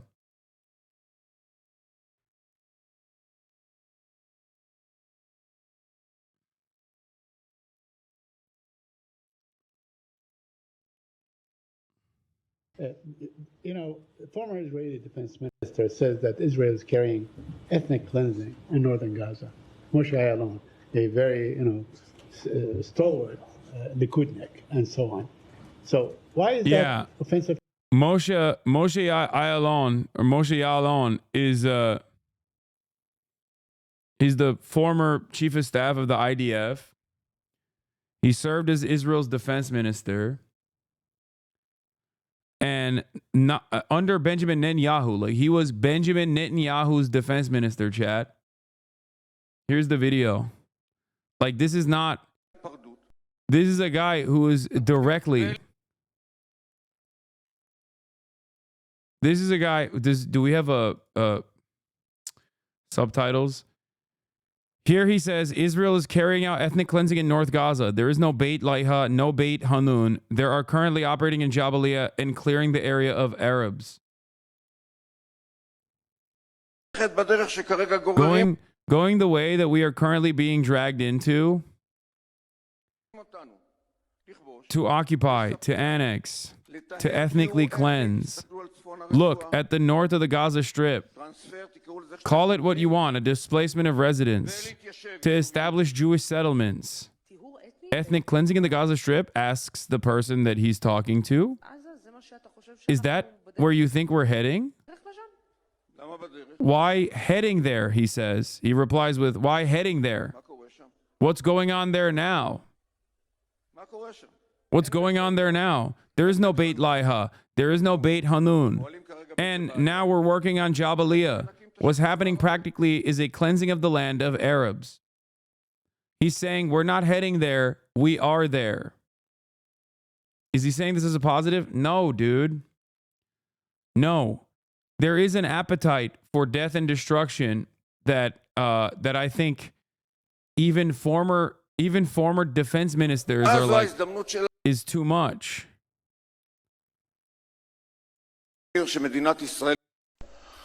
And it's especially, what you guys don't understand is like, this guy isn't a fucking woke warrior, okay?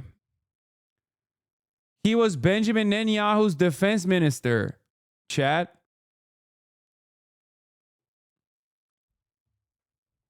Like, this is the fucking, Nikki Haley of Israel. Worse than Nikki Haley. There are people who are like, dude, what the fuck? Okay, we've, maybe we've gone a little too far. He wasn't just any defense minister. He was Benjamin Netanyahu's defense minister. He's a Likudnik. He is a part of his party. Here, or we will follow the path of this government. To be a messianic dictatorship, racist, fascist, homophobic, misogynistic, backwards, corrupt, and most importantly, a pariah. Okay? This is one choice. This is not a 27K chat, Muddy. Yeah, it's because I'm botting it, dude. Chatters, type 1 if you're just listening. Type 1 now if you're just listening and you haven't chatted yet.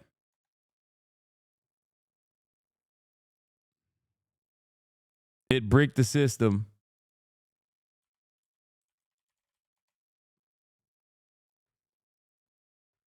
Is that good? Sometimes adults just take it all in. Not everything deserves a reaction, chatter. Not everything deserves a reaction. Sometimes it's okay to just fucking sit there and not chirp back and just listen. Maybe you'll learn a few things.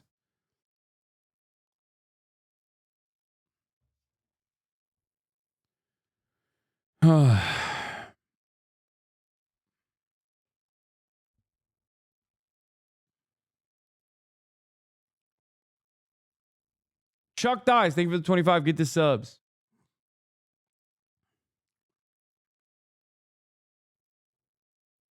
Anyway.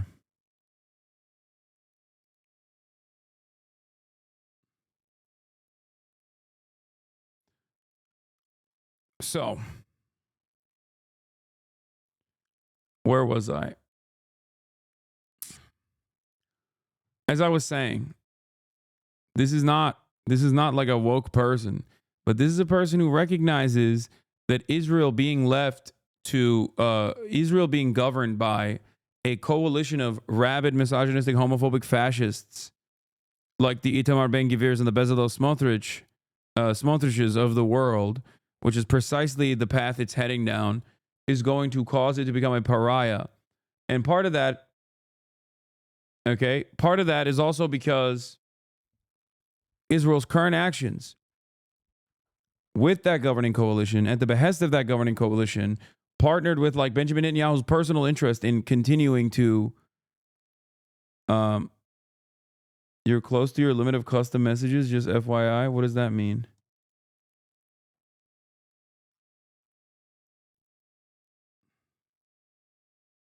What?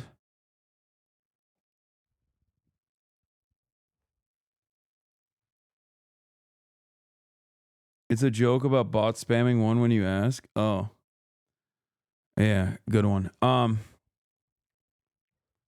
Dude, I'm too much of a boomer to even understand that. Modern Monkey Theory, thank you for the 5 get the subs.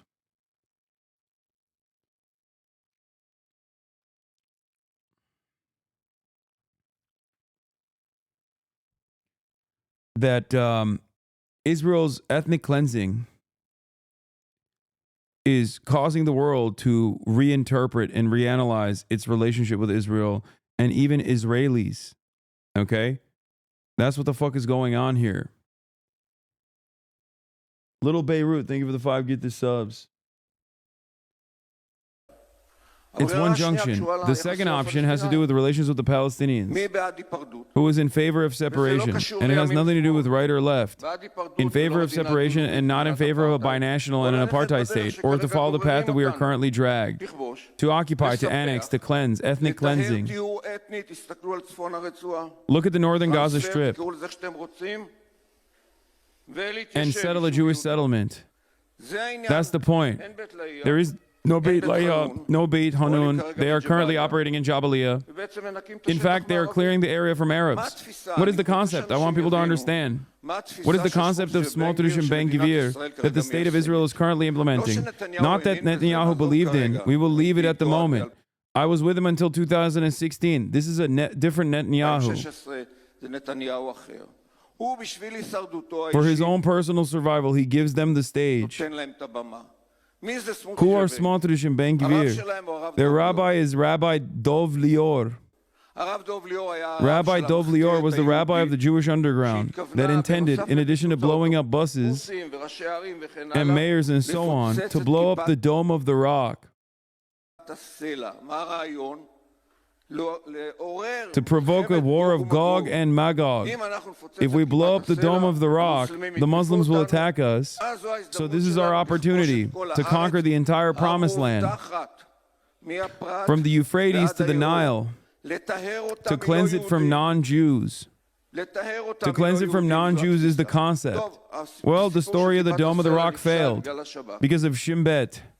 So someone tried to stir it up in the cave of the patriarchs. Baruch Goldstein, may his name perish, another student of Rabbi Dov Lior.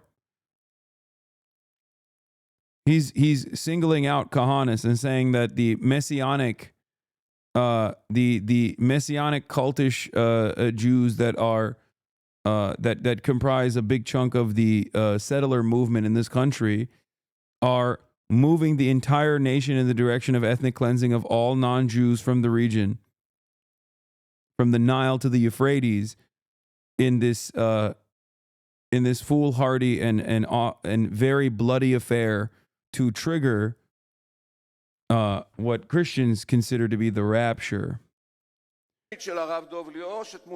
whose picture was displayed in Ben Gvir's living room. He's talking about Baruch Goldstein. The massacre of the Cave of Patriarchs. Ben Gvir proposes marriage to his wife at the grave of Baruch Goldstein and circumcision. Do you understand who this is about? So these are the people who right now, like a tail wagging the dog of the state of Israel,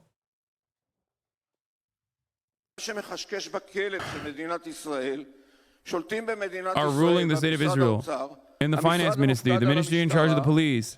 And Smotrich also deals with the issues of citizens in Judea and Samaria. Are we surprised that we are? Judea and Samaria is the occupied West Bank, by the way. Are we surprised that we are in the Hague? Excuse me? Here I can justify Smotrich's statement to wipe out Hawara. And then there is a Jewish pogrom. 40 houses are burned. 8 houses are burned in Madama or Akraba. It is the us, the ones who said never again. I say it is the son of a Holocaust survivor. Or when he says, I don't have a moral problem starving Palestinians to death. 2 million Palestinians in Gaza. Is that my people? Can I support such a government? Then they will be in The Hague, rightly so. Why The Hague?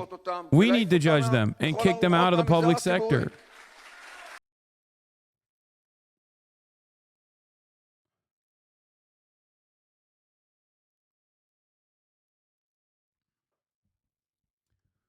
Former defense minister of Israel. Okay, former Israeli defense minister under Benjamin Netanyahu. Former Israeli defense minister under Benjamin motherfucking Netanyahu. How old is this video? This is a day old. He is from Benjamin Netanyahu's party.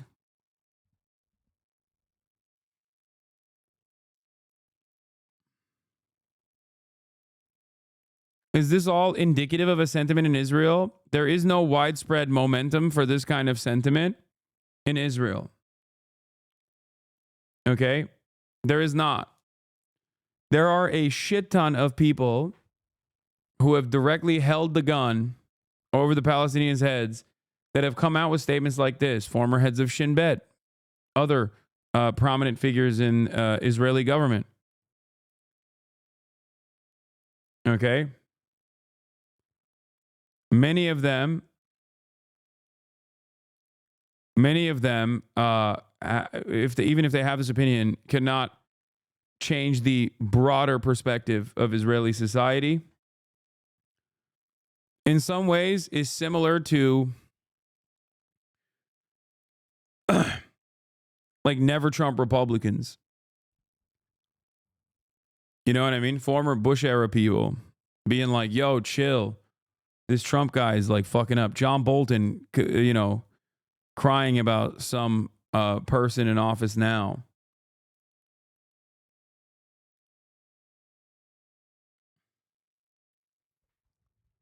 It's a little bit different though, because it's not like Dick Cheney is saying like the Iraq war was a fucking violent endeavor and we have to stop it.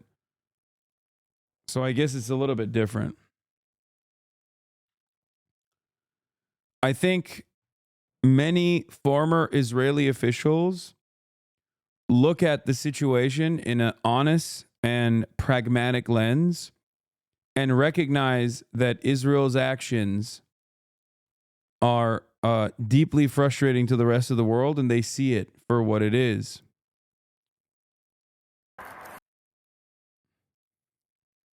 Yeah. Here's what normal Israeli society is doing. Israelis bring school field trips to Sderot to watch the genocide live. In front of the binoculars, there's a trash can, so the small children can stand on it and take a closer look. Behind me in the distance is Gaza. This is an Israeli lookout platform. This kid's awesome, by the way. He's so fucking brave. Holy shit.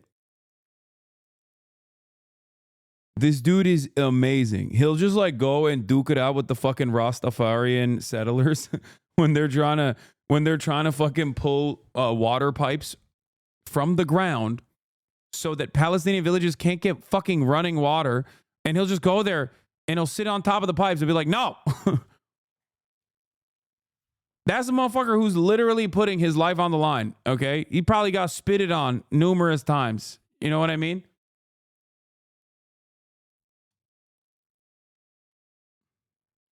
He probably got spitted on so much. That's like the number one weapon of a settler is to spit on you. The distance is Gaza. This is an Israeli lookout platform that was set up so that Israelis can come here and watch the genocide that their state is unfolding. They bring school field trips here. There are binoculars that you can use for 5 shekels. This is a popular tourist destination. People come here. I like that they've streamlined Sderot Cinema. Okay, where this was a famous, very violent thing that Israeli society had done back in the day, where they called it Sderot Night Cinema, where they would just like sit on top of hilltops, put couches up there, and watch Gaza get fucking bombed into oblivion. Now they got binoculars. That's sick. From all over the country. From here, every falling rocket is just a quiet thud and a plume of smoke. And from there, it's a bunch of dead children. Is Andre X, yeah. I think he came from Russia when that war started, so he's been super active as soon as he was smacked in the face of the reality of Israeli society. He's done a few good interviews. Yeah.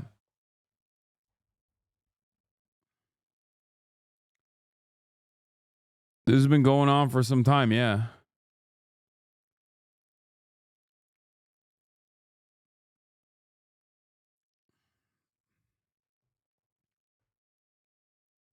You can cry all day, every day, and say it's anti-Semitic to call out these things, but it ain't gonna fucking change right from wrong, brother. All you're doing is masking your own personal conscience, where you know deep down inside that this shit is fucked up and unsustainable. And instead of, recognizing the realities that are unfolding and letting go of your previous associations, letting go of your prior allegiances due to maybe decades of social conditioning, which is tough. It is tough. I know that. Instead of doing that, you just lean in to this cognitive dissonance and find yourselves in the throes of the comfort of reactionary sentiment. No, it's my enemies that are fucking deeply evil and wrong.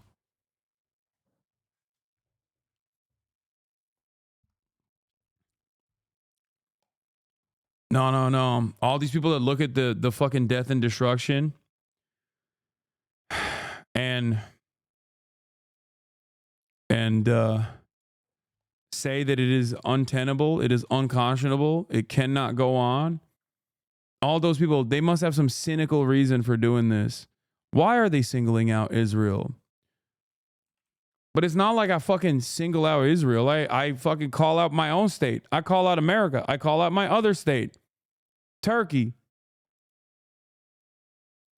You know?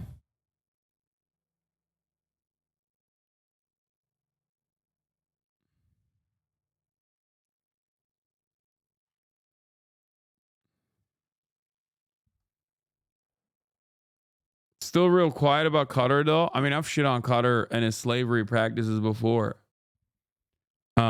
Especially during the World Cup. So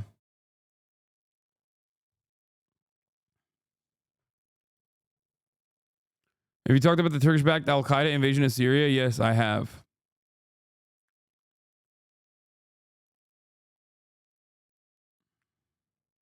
Up to you. Why can't you say what Israel is doing is basically ethnic cleansing? So we have engaged with the government of Israel about its actions in northern Gaza. I think those statements refer broadly to the so-called general's plan. I can tell you two things. Number one, they have said to us that's not their policy.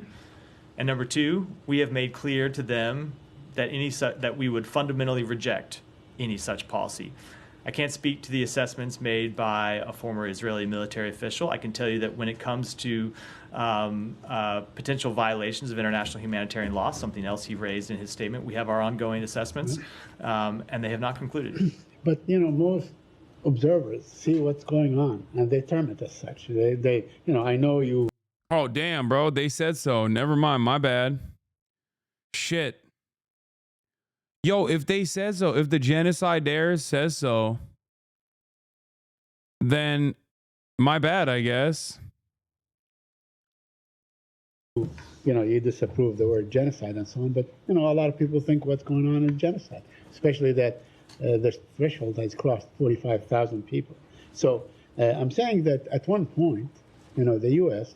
has to recognize what's going on for what it is, right? For what it is. Say, when you move about 2 million people, that is some sort of ethnic cleansing. Do you disagree? So we have been very clear what we want to see happen in Gaza, and that's everyone who has been forced from their homes, we want to see have the opportunity to go back to their neighborhoods and have the ability to rebuild and have support from the international community to rebuild. And we continue to engage, not just with the government of Israel, but with other countries in the region to work to get both a ceasefire and the release of hostages and a plan for the day after that would ultimately allow those Palestinians who have been displaced to do that. But there seems to be no plan for the day after as far as Israel is concerned. We have not seen it. We have not seen it in statement or in deeds and so on. In fact, yesterday, or the day before, I don't remember, they killed three other workers from the World Central Kitchen, so that Israel shows its intent to deprive Gaza of any kind of aid that goes, under the pretext that they are attacking a militant. I mean, they've killed the people that committed October 7th. There were maybe 1,400. They have killed already 45,000 people, and they keep doing this under the guise or the pretext or the claim that there was a militant among those people. So, with respect to that strike, I can't speak to it. I know that they have made the public claim that one of the people killed in that strike was affiliated with the attacks on October 7th, or had been involved in the attacks of October 7th. If that's true, it would, of course, be extremely troubling. But that said, there were other civilians who died in that strikes, which is why we continue to push for a ceasefire. I can tell you that the Secretary is meeting with Israel's Minister for Strategic Affairs, Ron Dermer, later today here at the State Department, where he is going to continue to express the position of the United States that we need to get a ceasefire, we need to see the hostages released, we need to implement plans for the day after that would allow or would establish governance, security, and reconstruction inside Gaza, and that ought to be an urgent priority, not just for the United States, not just for other countries in the region, but for Israel as well. Would you demand to look at the evidence that Israel claims to have used in killing the kitchen, central kitchen, the World Central Kitchen? It's a Washington-based organization. Look, we think that barring any unique intelligence sensitivities, that's evidence that they ought to make public for the world to see. Yeah, also, while we're having this conversation, the same settler operations, this is what I was going to talk about. So Drop Site News came out with this report. Scoop from Yunus Tarawi. I'm glad that his account has been restored by Twitter after he got fucking weirdly banned. An extremist settler org specialized in building illegal West Bank outposts is now operating in North Gaza, paying civilians $165 daily to join. Libby Group claims to be demolishing homes in Beit Laiha through their website, though their website don't show that they provide such services. Looking for bulldozer operators for demolition work in Gaza. The job is also relevant for those who have not served in the army. Good pay. That was the ad. Libby Group Construction and Infrastructure Limited. They work in settlements at the forefront of construction and development for Jewish settlements in the West Bank.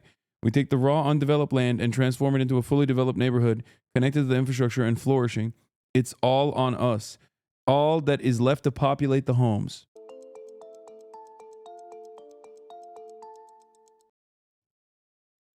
The company is owned by two brothers, Harel and Eliav Libby. Harel Libby's farm ethnically cleansed Palestinian community Ain Zara in the Jordan Valley in West Bank. In 2012, the Israeli military issued a removal order from the West Bank against Harel Libby. Harel has long had a record of attacking Palestinians in the West Bank and establishing outposts deep in the Palestinian villages, documented by Palestinians and Israeli monitoring NGOs.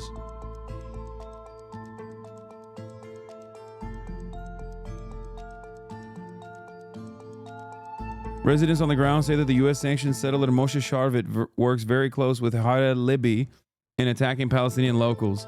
This is where our investigation starts. Are you able to think about moving into a new spot? Harel Libby is asked in 2022.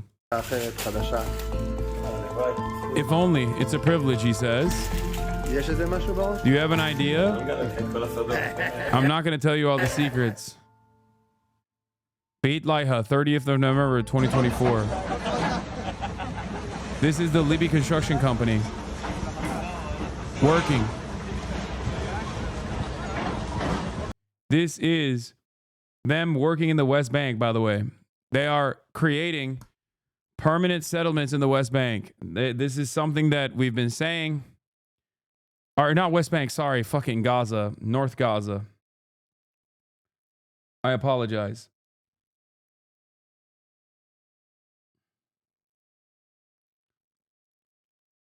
This is North Gaza. They are building permanent settlements in North Gaza. A work opportunity for demolitions in Gaza. The job is also relevant for those who have not served in the army. Good pay. A Facebook ad on a reservist group announced. Yeah, this is the part. West Bank soon. It already happens in West Bank. It already has happened in the West Bank. They've done this in the West Bank. They've done this by sicking, like, the way the modus operandi is simple. You send rabid settlers in the Palestinian villages. They fucking spray tag houses with the Star of David.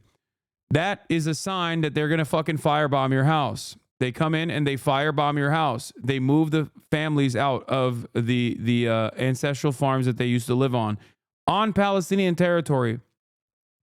If the families fight back, the IDF comes in and kills the family. Okay?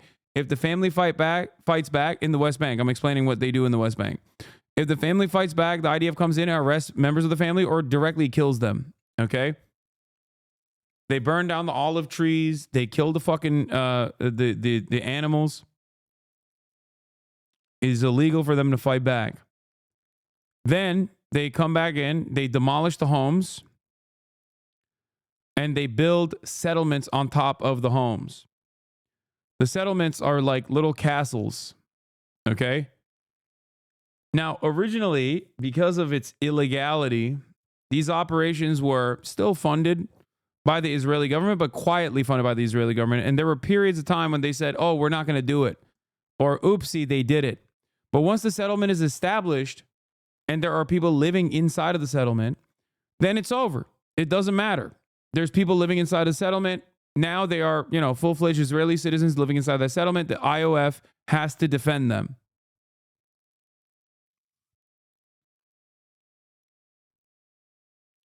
They aren't allowed to equipment to recover the injured in the rubble or recover their dead. They have to use their bare hands, but now there's excavating equipment to start settlements.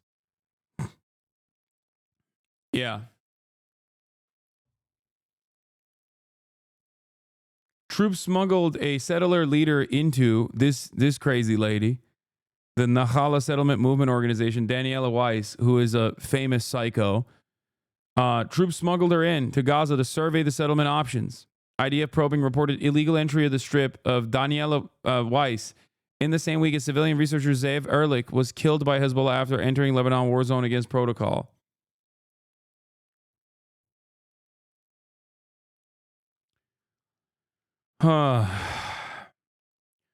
So that's how they do it in the West Bank. They build the settlements and then they build roads to the settlements. And the settlements are deliberately crafted in a way to partition the entirety of the Palestinian land so that all of these Palestinian villages are separated from one another. Then they put up barriers, protective security barriers around the roads, around the settlements themselves. And then they tell the Palestinians they can't even use those roads. They built separate roads for the Palestinians. They have 2 different license plates for Palestinians in the West Bank in their own fucking soil. They refuse the Palestinians their legal rights to get water. They refuse the Palestinians any sort of building contracts and building licenses to build water wells. They destroy water wells that the Palestinian homes build. Okay? They destroy them deliberately. Access to food and water is very limited. Access to free travel is very limited for the Palestinians in the West Bank, which is occupied Palestinian territory. Okay? This is something that has been ongoing for years, especially escalated in the last 40 years, especially gotten worse and accelerated during the so-called peace process. That is what the lie of the two-state created for the Palestinians. That right there. This is why I laugh whenever people try to do like debate points and say, oh, you don't understand. The Palestinians were no partner in peace. Get the fuck out of here. How do you negotiate with someone when they have a knife to your neck? Okay? How do you negotiate with them as honest, even partners in negotiation? When they're holding you down, when they're shackling you and put a knife to your fucking throat. You can't. That's what Hassan Ghanafini said famously. Negotiating with Israel is like the negotiation between the knife and a neck. You can't. That's not a real negotiation. And in that process of the so-called peace process, The settlement expansions happened, and they created these Bantustans in the West Bank, and you can see it on the map.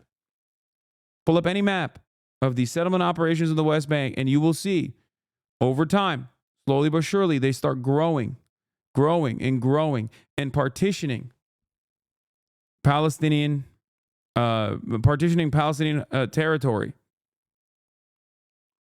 First, they say we have security concerns. Okay? There's always a security concern. That's always the modus operandi of the Israeli government. Sorry, we have a security concern. We have to maintain this land. We have to use it for military use. Then the settlers come in and they build a settlement, and then they have to defend the settlers because those are Israeli citizens.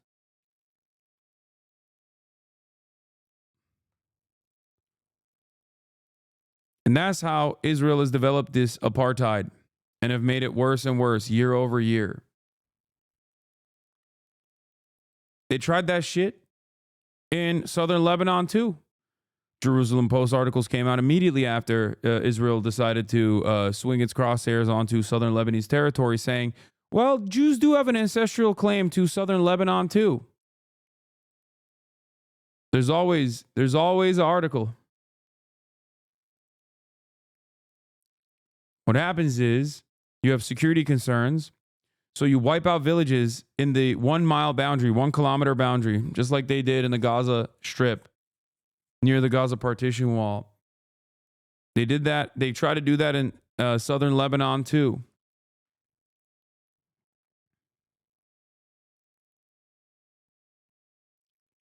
Oops, we got to wipe these villages out. Oops, some settlers ran into southern Lebanon and started building homes.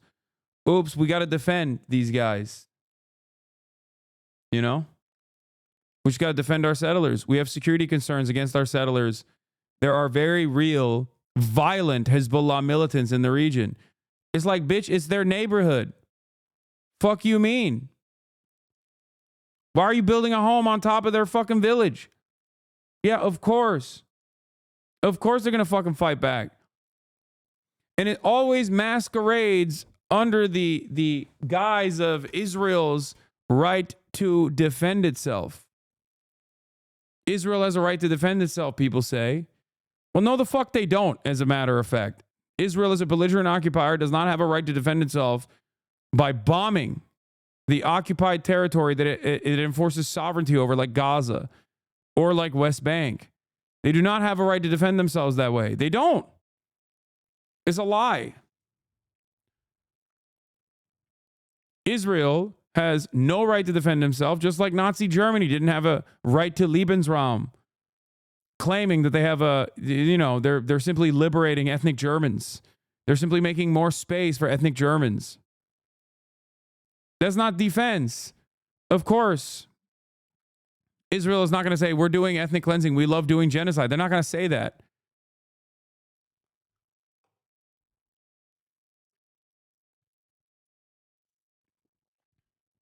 Just like it's ridiculous for Russia to claim that it has to enforce territorial control over parts of Ukraine. Sorry, we have a right to defend ourselves. Nobody believes when Russia says they have a right to defend themselves. Russia has a closer historical argument to make to dominating Ukraine than Israel does over fucking Palestine. You know? And we understandably look at that and we go, get the fuck out of here. That's ridiculous. No, of course you don't have a right to fucking permanently annex Ukrainian territory. It's ridiculous. But for some weird reason, there's this double standard in the international community. And it's not necessarily a double standard enforced through the international community. It's more so a double standard that our governments claim exists. That's it. Can you explain how Russia has a greater claim to Ukraine than Israel does to Palestine? No, I'm not saying that Russia has a greater claim to Ukraine. I'm saying that Russia can point to the USSR and be like, this was our territory not that long ago. as opposed to Israel has never had any sort of territorial claim. It's like 3,000 years ago. Get the fuck out of here. That's ridiculous. This does not make the Russian argument correct. This does not make the Russian argument better. I'm saying that we have the capacity to understand that while neither country has a claim over another's territory, okay, we only recognize that when Russia says it, but the very same people don't recognize it when Israel says it.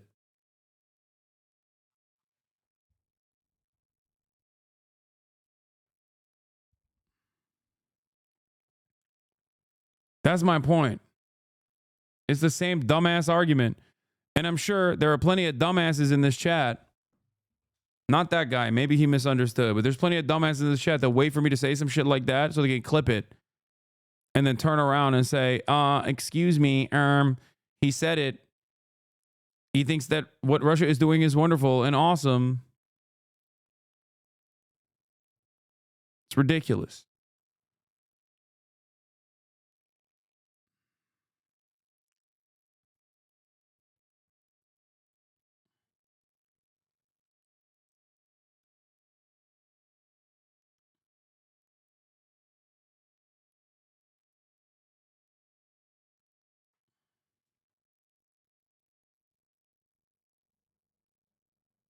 Anyway.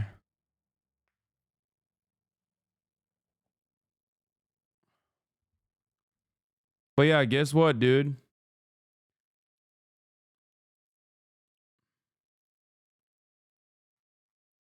You know, Israel said that they're not doing anything wrong, so I guess we should shut the fuck up about it.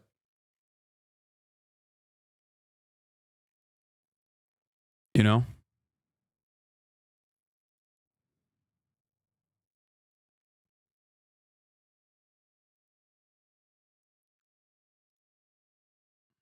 What is this? Why should America not support Israel? What's a valid argument to have against those who believe America needs Israel? Maybe you can argue one of more of his frame. Key arguments for me still. If I have the might, why should I consider those who don't and their opinions? What benefits, let's say, America to allow Palestine to exist? I had no response to this. So your fucking friend was making a might is right argument? Your classmate was saying like might is right? That's insane. How would they feel if the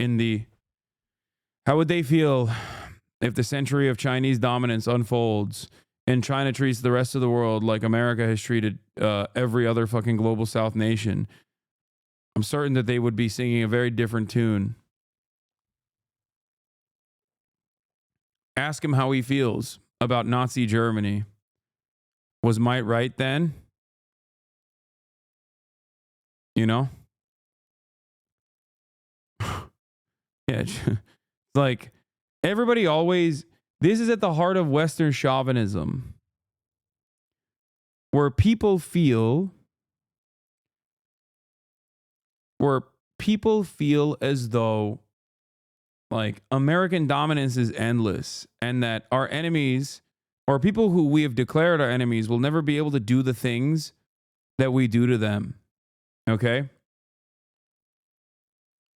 People always assume that the principle of humanitarian aid is for the weak, and that ultimately Western domination is the permanent state of the planet. History doesn't work that way. You know? Things change. You're just comfortable in that position because right now you sit in it and you just assume that things might never change. But even in a private affair, even in a interpersonal relationship that you might have, might is right is only an argument that works as long as you feel mighty, as long as you think you have that might. If someone were to come up to you, a force that is domineering, a force that is powerful, more powerful than you, and came up to you and beat you and your family and stole your home, and you had no legal recourse whatsoever, I think you would understand that might is right is no longer an appropriate vector, an appropriate venue, an appropriate attitude to have.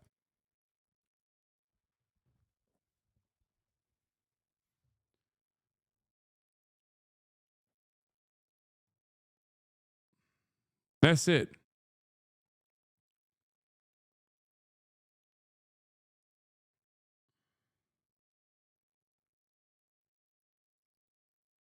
I don't understand this.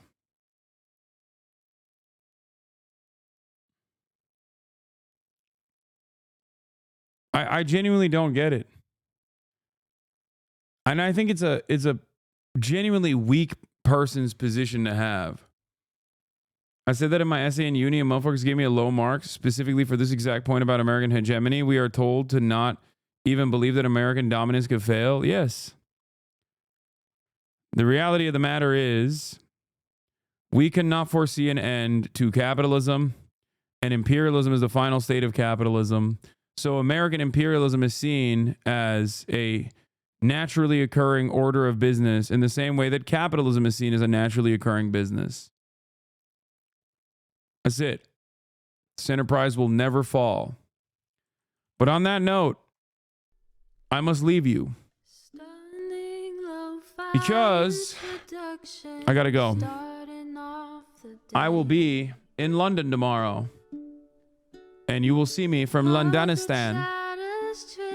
I gotta write a speech on the plane. Hopefully, I'll be able to concoct 5 minutes of fucking material. I do chirp for 8 hours every day, so I think I think I'm comfortable freestyling on the issue of Israel-Palestine, but who knows? Good to have some bullet points in order. Love you, and see you tomorrow. Free Palestine.